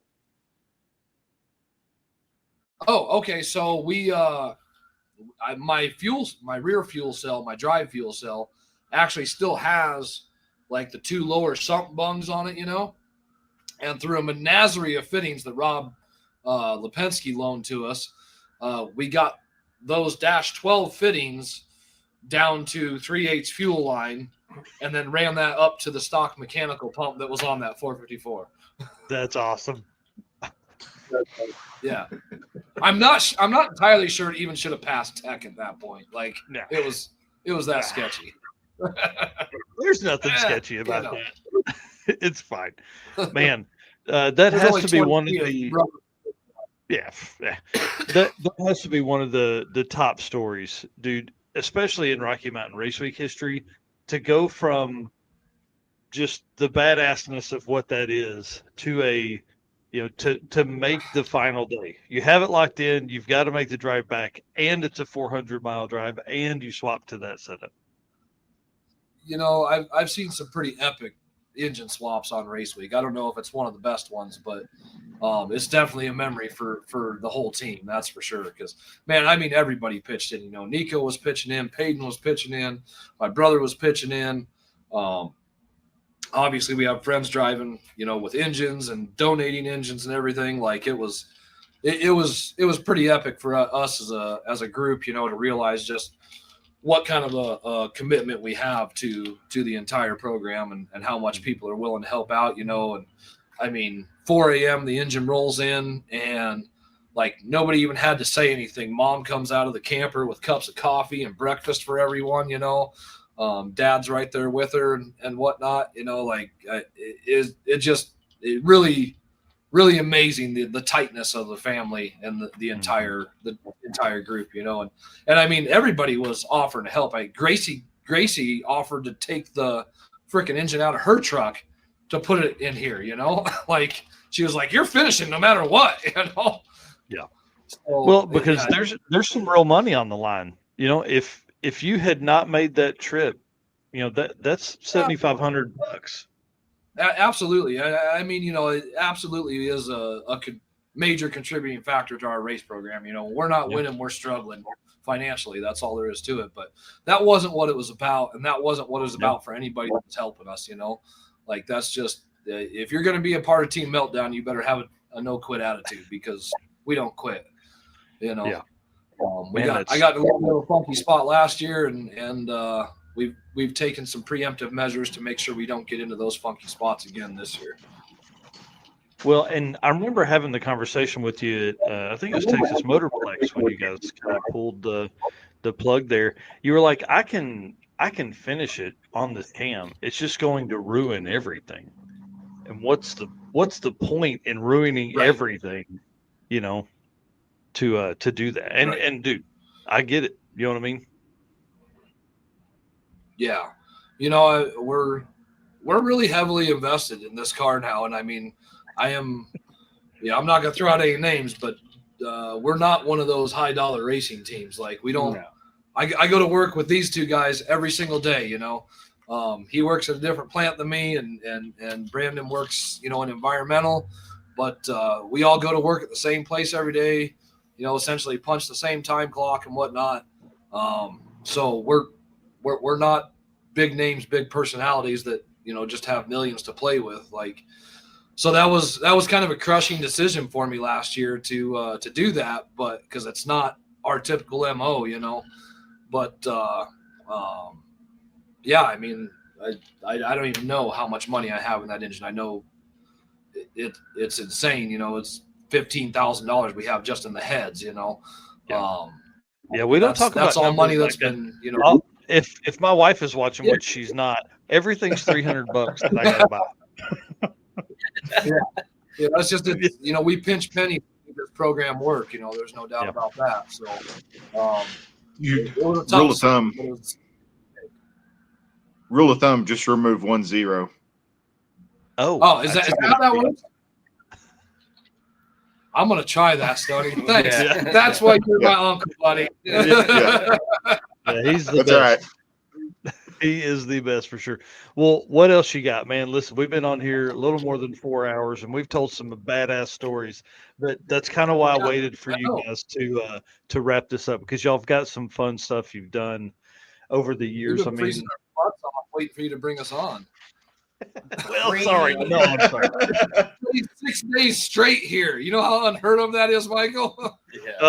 Dude, I'm over it. I'm over it. Like, I walk in my driveway and it's squishy. I'm like, no, please no. So, and especially since I'm bringing the cart, like, I'm nervous we're gonna get damp. Tell the Noble story. Was it around Noble where we were stuck? Peyton lost the distributor gear. Oh, yeah. Red Hat Scotty was with us. I think that was Noble or something like this. Red Hat Scotty wasn't just with us; he was riding shotgun with you. Yeah, right? I had at to like go pick him 150 up. mile an hour. Yeah, well, he didn't know that because he was asleep. But, that was on the way back. That was afterwards. Yeah, I'm at the hotel, and then we're in the group chat, and they need another torch or some way to get this distributor gear on his cam sync, and I had a torch on me, and they had one, but it wasn't enough, and then something to just ream it out to try to get it on the shaft. And Red Hat Scott was like, "Oh, I want to go. Can you pick me up?" Hold up. Remember, and Walt we were broke down. Peyton was broke down. The distributor gear had sheared, or not sheared. It had eaten the teeth off of it on his Mustang, and we're broke down next to this like oil refinery or gas plant, whatever, something like that, in Sketchyville, Noble, Oklahoma, or somewhere in that general facility. Yeah. And gunshots going off in the distance and stuff. Yeah, gunshots going off. There's sketchy trucks driving by like 4 or 5 times. There's cops rolling up. Right. There's cops rolling up on us, literally telling us, "What are you guys doing here? This is not a good place to be." And we're like, "We got no choice, man. We don't want to be here." And who of all people rolls up on us? It's Walter and Catherine Doyle. And this is the night that we met Walt and Kathy. And Walt is just like out of his mind because his trailer hitch had just broke off. Or not his trailer hitch, I think his receiver had broke. So you guys went searching for one of those before you even came to us. That we had me and Scotty had a whole side quest for that, like hitting every Love's, like truck stop, and it was like 1 or 2 a.m. Half of them are closed, the other half they don't have anything like that. We tried paying some guy that worked there to buy the hitch ball off of his truck to come bring it back, and he wouldn't do it, and that was pretty wild. And the whole thing too, Scotty wanted me to pick him up because he was in no shape to drive already. And I was like, yeah, I can do that. But he was like 45 minutes in the wrong direction. So I go pick him up and then go back in the other direction. Did you see what Red Hat says? Dude, Walt scared the hell out of Nico. Now he walked up like some local OKC guy. Yeah. I was like, but, we just tried everything we could. And just like me and Scotty went all over creation, that whole, like probably like a 50-mile radius, that whole like area, trying to find a hitch ball at 150 miles an hour. Oh yeah, in a Malibu that shouldn't have been going 150 miles an hour. No, probably not. Yeah, so like to paint the whole picture, so we're on the side of the road in a sketchy neighborhood next to a gas plant. There's literally trucks rolling by 3 and 4 times. We're with Walt and Catherine Doyle drinking beers with all of our sidearms hanging off of our hips. Cops are rolling up, telling us we shouldn't be there, and there is spiders the size of my head crawling out of the trees right next to the road. Yeah, you look off the side of the road, and it's just a wall of spider webs. And this is just spiders like this. This is every bit of sketchy you can get, man. And then that one local guy, he shows up, and he says that his buddy's got a whole cam sync for SBF or whatever, but like didn't want to sell it to us or let us borrow it, and like he let us borrow it. He wouldn't just sell it to me. And like Peyton had the Summit like up, like with it in the box. He's like, I'll buy this right now and mail it to your address. Yeah, like next day order. Like we'll do it right now. Just let us have this thing. He just would not let it happen. And you're like, come on, man. It's like trying. I don't know how long, like hours. Yeah, trying to get this guy to convince him to just let us have it. I think Peyton had to like give him $100 for him to get it back or something. Like there was some weird like deposit thing going on. Like I'm going to be at the track tomorrow and you got to give it back to me. Like, or we could have just ordered you a brand new one and had it there the next day, but whatever. We tried everything. So Peyton had Or I guess somebody brought us a distributor gear. What did he say? Scotty said, dude, 120 miles an hour in a sketchy G body hitting every GD truck stop for a hitch. He said, I found a beer on the way there, though.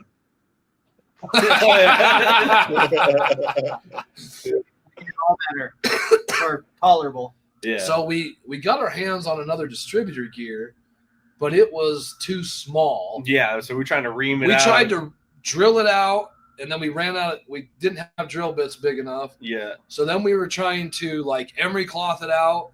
Like we had cut up a screwdriver and put emery cloth around it, to try to ream it out and everything. We were trying to heat it up and hammer it on, and eventually we just destroyed Peyton's cam sync trying to do that. And then luckily found this local guy that was able to get us one, even though it was a way weird deal. Got it all back together. I think we probably left there at like 6 a.m. Yeah, because then we spent another hour trying to figure out how to resync it because he couldn't. Oh, that's right. There was a fire popping out the intake and then out the exhaust and all kinds of stuff trying to get it lined up right. That's right. So we left under sunlight, and I think we broke down at 8:30, 9 p.m. Oh, something like that. Dude, and this was another race week where all I had to do was make it back, right?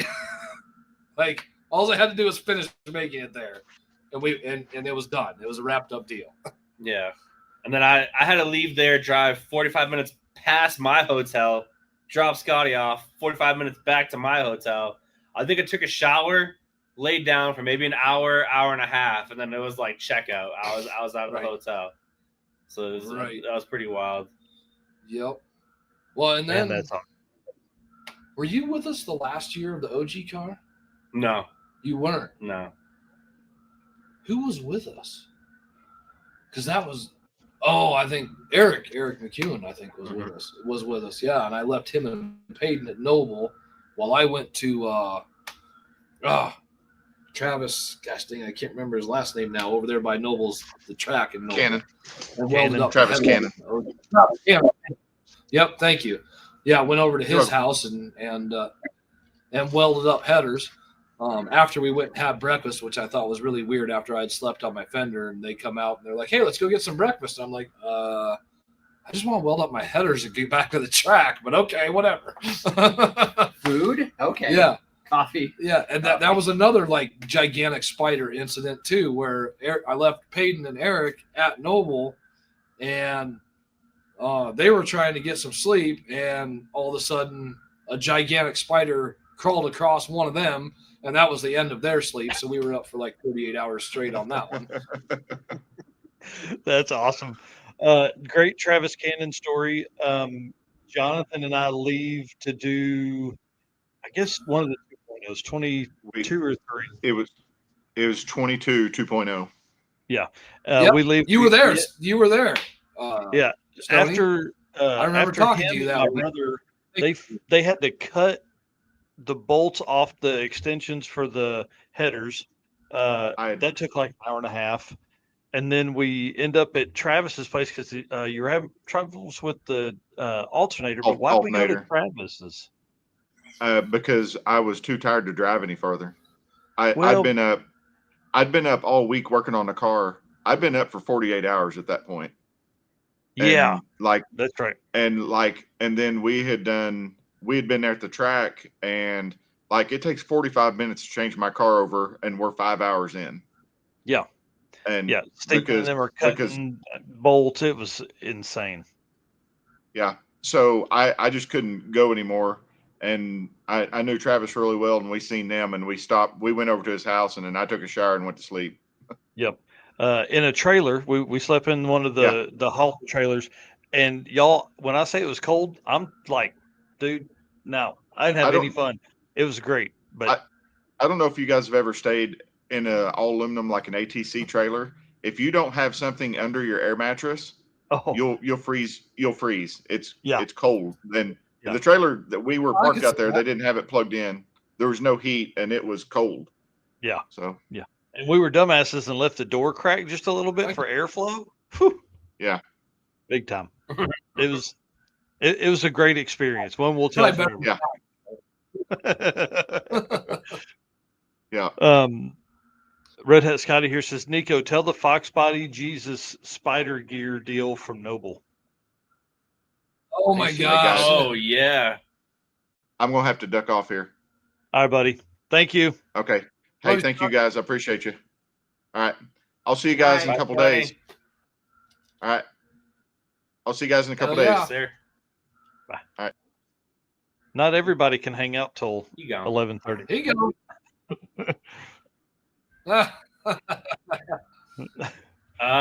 So yeah, Fox Body Jesus story at Noble. So I was already on no sleep because that was right after the camera transmission. Was that 1.0 or 2.0? That was 2.0 after I think that was 2.0. Was that the transmission then? I think that was the transmission. Yeah, I've blown up the transmission. So I remember I stayed as long as I could. Yeah. And finally, when I called it, I was like, just go, dude. Like, Yeah. I'm not going to make it. Just go. So then me and Peyton drove all through the night from Ennis to Noble. I want to point out right there, that's because he's a homie, right? Like, he hangs with me no matter what, and that's freaking awesome. And That's awesome. It's one of those, I mean, we were racing the next morning or whatever, so it wasn't a drive day. We just had to go from Ennis to Noble, and it was already 10-something, 11 when we left there. And so you're not getting a hotel or anything like that. So, it's like, all right, let's just drive. And we drove until pretty much sunup. I think we showed up at the track at like 9 o'clock in the morning or something like that. And same thing, I think we laid around for a little bit. Then we went and we got food and then got the cars ready for racing. And it was when it was super hot. Everyone was showing up, but nobody wanted to run. They're like begging people to make passes. That was on 1.0. That was 1.0. Yep. Yeah. All right. So it was 1.0. But they're like, can anyone free run? That's the only time I heard free run in the afternoon. Like not like at the end of the race. It was at the beginning because it was so hot. Nobody wanted to race. And me being the idiot I am, went up for some passes just to figure out try to get the car dialed in. And it was so greasy, it would like shake the tires really bad. And I did it like 2 times. I'm like, all right, I'm not doing that anymore.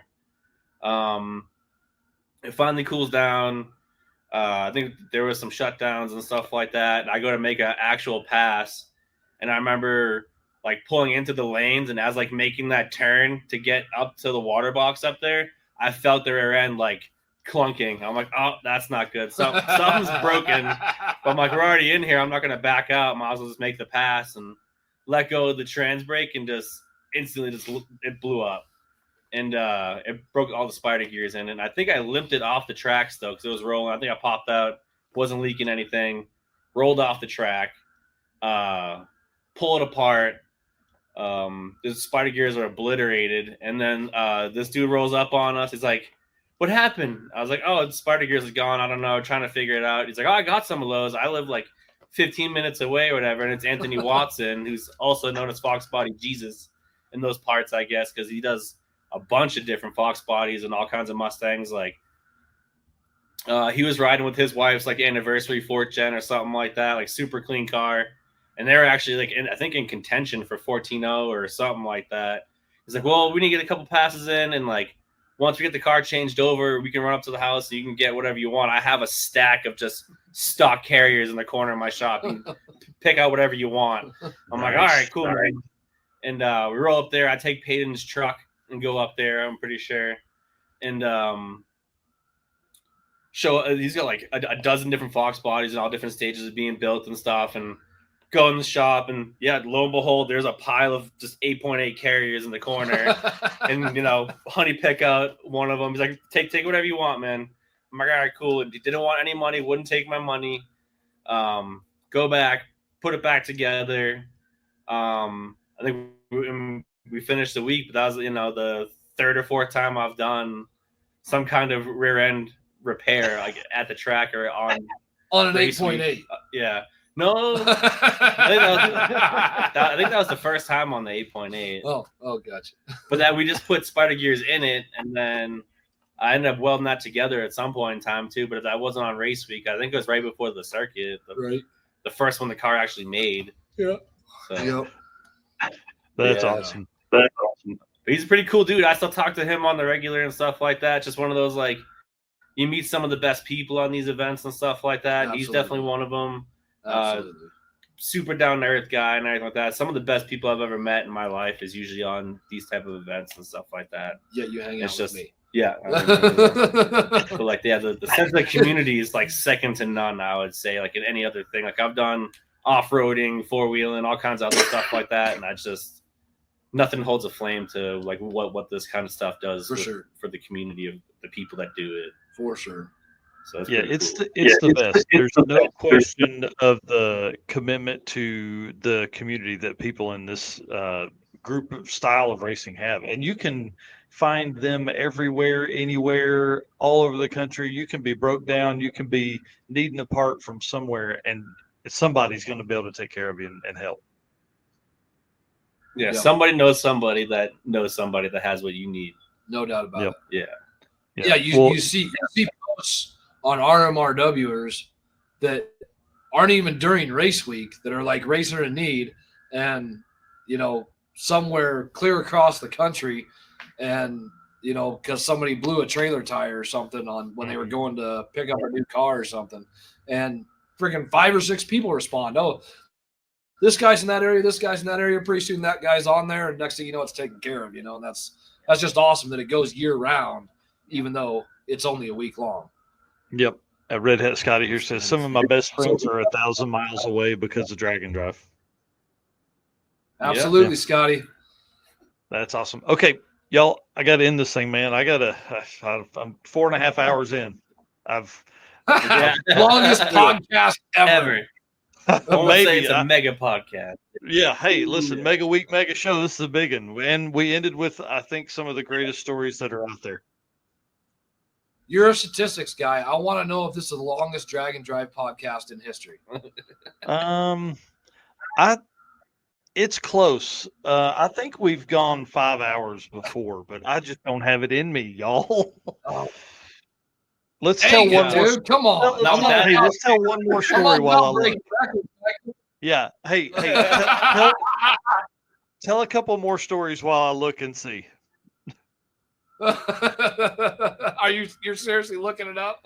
Yeah, I'm gonna look it up. Oh, that's so awesome. That is so awesome.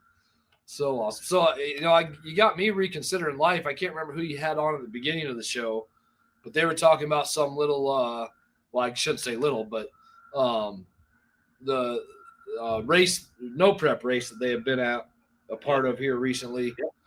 And it was like one of the first things that we heard tonight, where he was like, it was such a grassroots deal, homegrown. There was nobody there with stackers or anything. And I was like, oh, damn, we just been looking at stackers the last couple of weeks.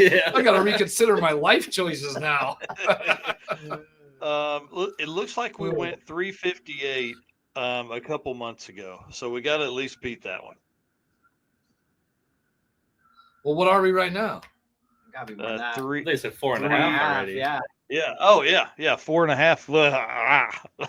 What day is it? Because it started right around 6, and it's 10. So at 4 hours and 36 minutes right now. Nice. Yeesh. Nice. Yeah. Good job, Michael. I'm proud of you. You guys are pretty awesome. I'll tell you that much. The community really, we started off a little sappy earlier in the show about how awesome the community is, but it truly it has changed my life. I mean, like, this was what I was looking for. Like, my dad passed away short story long. My dad passed away in February of 20, and Drag Week canceled then. And then we went, we did Race Week, 2.0 in 20, and I'm telling you, it changed my life. This is the best community of people, of just so welcoming. Everybody does stuff for everybody. It's one of the coolest things that's ever happened to me. Absolutely. Yep. You just look at the circuit, when you had to postpone it this year. I mean, we were already 3 hours from Tulsa, and man, we had a damn good time, didn't we? We sure did. We sure probably did. too much fun. Oh man, for sure. I felt bad for Steven. We drove home. It was like 2 hours to the house. Man, that was dangerous. By the time you guys drove home that night? Oh yeah. Yeah, hey, Oh, the longest live stream we've done was August of 2023, and it was 4 hours on the number. Yes, got the Yeah, new so, record. so we have smoked the record. Wow, Nice. Only insane. Well, potentially be beat next week. you know, at the circuit, it may have taken you 2 hours to drive home, but it probably took us 2 hours to stumble back to the hotel across the street. That's awesome. And hey, that was episode 28, so it's 80 episodes ago. Dang. Dang. Yeah, hold on. Let's go to 5 hours. Let's go another 23 minutes. Red Hat Scotty's back. Enter Scotty. I'm back. Brian So- Ekstrom here saying one more hour, man. Okay, Oh fine, we'll no. talk. No, man, I'll be quick about it. You know, I just want to say, Narcs, thank you, man. Everything you've been doing, amazing. I love it. We talk a lot. I met you in a parking lot in Oklahoma. Oh, dude. Yeah. Crazy. Like, that's what kicked us off. I met Jason Hurley and Peyton Bullock on one of these Rocky Mountain Race Weeks. I met Nico through Jason and Peyton. And y'all are some of my best friends. You know, we're super tight. You know, we keep things together. And we just do the drag and drive thing and became the best of friends. So anybody that's still watching us, man, come out, do the thing, meet people, talk to people. Like, you can't go wrong with it. Yeah. Oh, hey, Sport About Grubau here says first roadside repair complete. Just made it through Phoenix. Nice. Yeah, because he's rolling from LA to go meet Tom in Denton. Yep. Yeah. I Dang. haven't even watched the Tom Bagley one last night with Adam yet. I've got to do that tomorrow. Do a quick write up on that. Yeah, man. And here it's the we are best. complaining that it's not in Colorado anymore. Right. Yeah, that dude and does sick week. And then you heard the story last year. He had to swap engines and almost transmissions on his way across to sick week. Like, it's crazy. Dang. I remember 1.0 Tulsa when we were there. We left late there too, and he was putting a piston in by the old tech Tom? shack in the back there, and I rolled Yeah. up on him. And he didn't eat anything? Yeah. So. Yep. Yeah, with that like guy's a definitely got some commitment. yeah, with like a love Harbor Freight toolkit or something like that. Like Yeah. super Jeez. small So I was like, toolkit. hey, Yeah. You need anything? He's like, nah, I should be all right. I'm like, you sure? Like, you sure? You sure? I'm good. Now I got my Just let chrome me know. vanadium. Yeah. He already had the old one out, so he's going back together. And I was like, all right, man. Yeah. Yeah, he's an animal. I can't wait to hang out with him. He wants to move to the States so bad he can taste it. And then Danny here saying car kept blowing fuses for the running lights. So it's on a toggle switch now. Yep. Man, how We've fun. all done that. Yep. Yeah. Man, I melted a toggle switch one time. I don't know what that meant, but it sure melted it. I was like, Too many amps. Always switch your ground. I was like, oh, that stinks. What is that? Like, look down and it's like smoking. That's not good. Oh Yeah. Well, that was, the first year that we had this car out when we still had the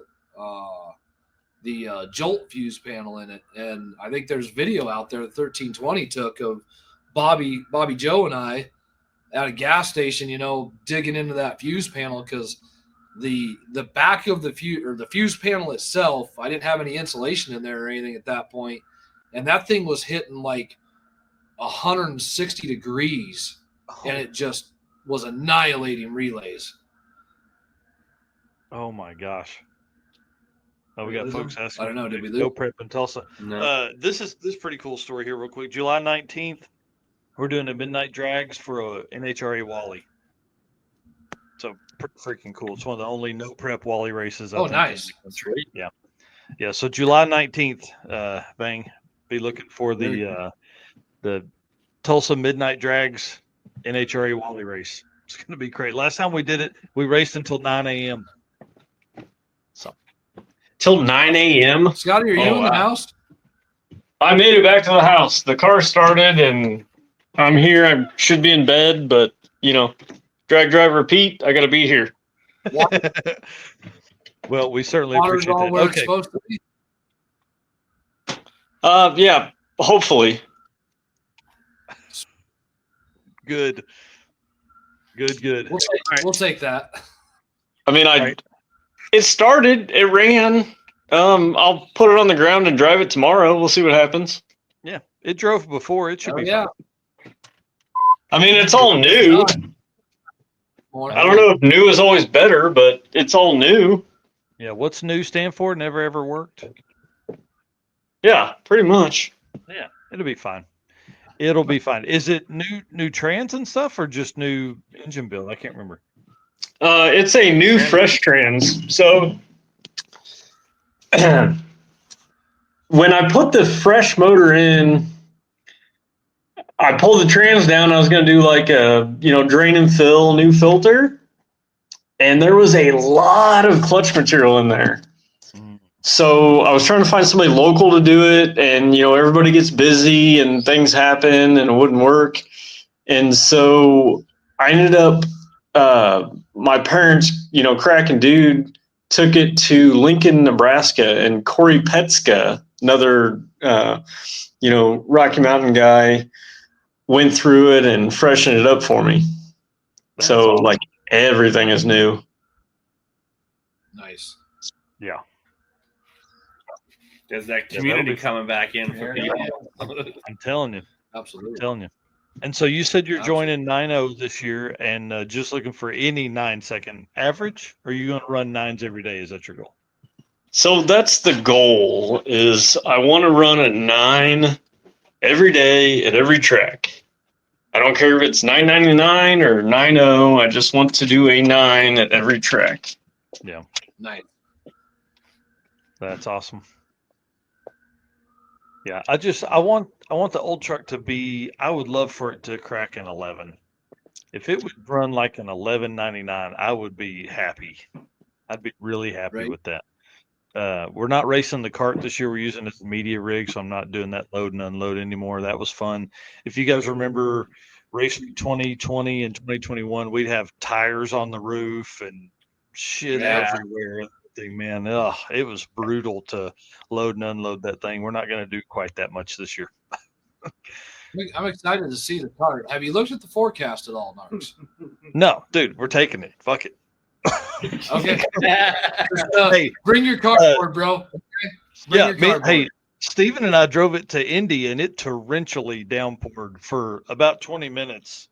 There, we had some side panels built out of it's like a plastic cardboard stuff. I don't know what you call that anymore, but that's what we had. Like, it lined the bottom of between the frame and the window or the bottom of the door bar, and it worked, man. It kept the water off of us. So nice. Well, you might want to go pick some of that up in advance. Just saying. Yeah. Nah, man. Listen, dude, I scoured the forecast yesterday, and it looks like every day we race, it will rain the day before or the day after at that track. Nice. Come on. That's what I'm talking about, man. That's what We're I'm going to talking drive about. through a lot of it. Yeah. Coroplast. That's what it is. Racing hot Thanks. humid. Yeah. And I've got to get tires put on Definitely it. 'cause happy the to put tires the wipers on the Mustang. Yeah. I got to get tires on the cart, at least on the back, because the ones that are on there will not make it out of Tulsa. We're going to do so many things. Not with that attitude. I know. I'm telling you, we're going to destroy them. It's going to be a lot of fun. It's going to be a great week. All right, I'm gonna end the show, guys. It's 4:46. I got to, if we end now, that'll give me something to shoot for with 5 hours. There you go. Okay. It's All right, crazy to think that we've been on and told so many stories. I want to say thanks to everybody that's been on here. Thank you guys for hanging out. Y'all were backstage for like 3 hours. It's crazy. We were thrashing in the background, dude. So I was listening to you while I was on my back fixing trailer lights. So yeah. Still so much work to do. That's awesome. All right, I'm gonna put you guys backstage. Red Scotty, thank you so much, man. I appreciate you coming back on. Dude, you've been on 3 times tonight. He was on once to tell the story, on the second time to start the car, and then on now to have fun. So, all right, I'm putting you guys back there so I can end this thing out. Thank you so much. That's got to be some kind of record too, I'm sure. Oh yeah, 3 times in one show. Yeah. All right, hang on. All right, guys, listen, thank y'all so much for hanging out. It's been absolutely crazy night. When I told you 4 hours and 47 minutes ago that we were going to do a mega show for Mega Week, you didn't think I was serious, but now you know. I don't play around. This ain't no joke around here. When we talk about a big show, we definitely got one. I just want to say thank you so much for being our race car friends. We've had huge numbers tonight. Lots of people have been watching. A lot of folks are on their way or packing up their cars or working in the shop to get their cars ready. Thank you so much for the comments tonight. Thank you so much for all the stuff that you guys do. Our race car friends are the best thing that's ever happened to me, I promise. And thank you so much to our sponsors, y'all. This has been a crazy show. Can't wait to see what the number count is tomorrow for views. It's crazy to think we've been on here almost 5 hours live, running through, talking to so many different racers. But thank you so much to Summit Racing, who's going to be at Mega Week. Can't wait to hang out with them. Deechworks, going to stop by there when we come through Oklahoma City. Molly Motorsports, make sure you make it by and say hi to Eric Grillo. Driven Racing Oil, they're going to have a team there with oil on site. And some dudes that answer questions. Howard's Cams, J-Wire Solutions, WAF Racing, Performer Built Transmissions, Car Chains 3D, Power Tube TV, Sweet Patina with the best hand cleaning wipe out there. You got to have that if you're going to be in this drag and drive game. The TKO hand cleaning wipe is the way to go. And if you're needing parts, the Racing Junk Classifieds may be the way to go for this next month. We have an absolutely crazy 12 events over the next 5 weeks. It's going to be nuts. If you're needing stuff or even a car, Racing Junk Classifieds is great for your pre-owned stuff, and Summit and all these other brands for that stuff. So again, if you're spending some money, please try and spend it with folks that spend it with us. All right, we'll see you guys soon.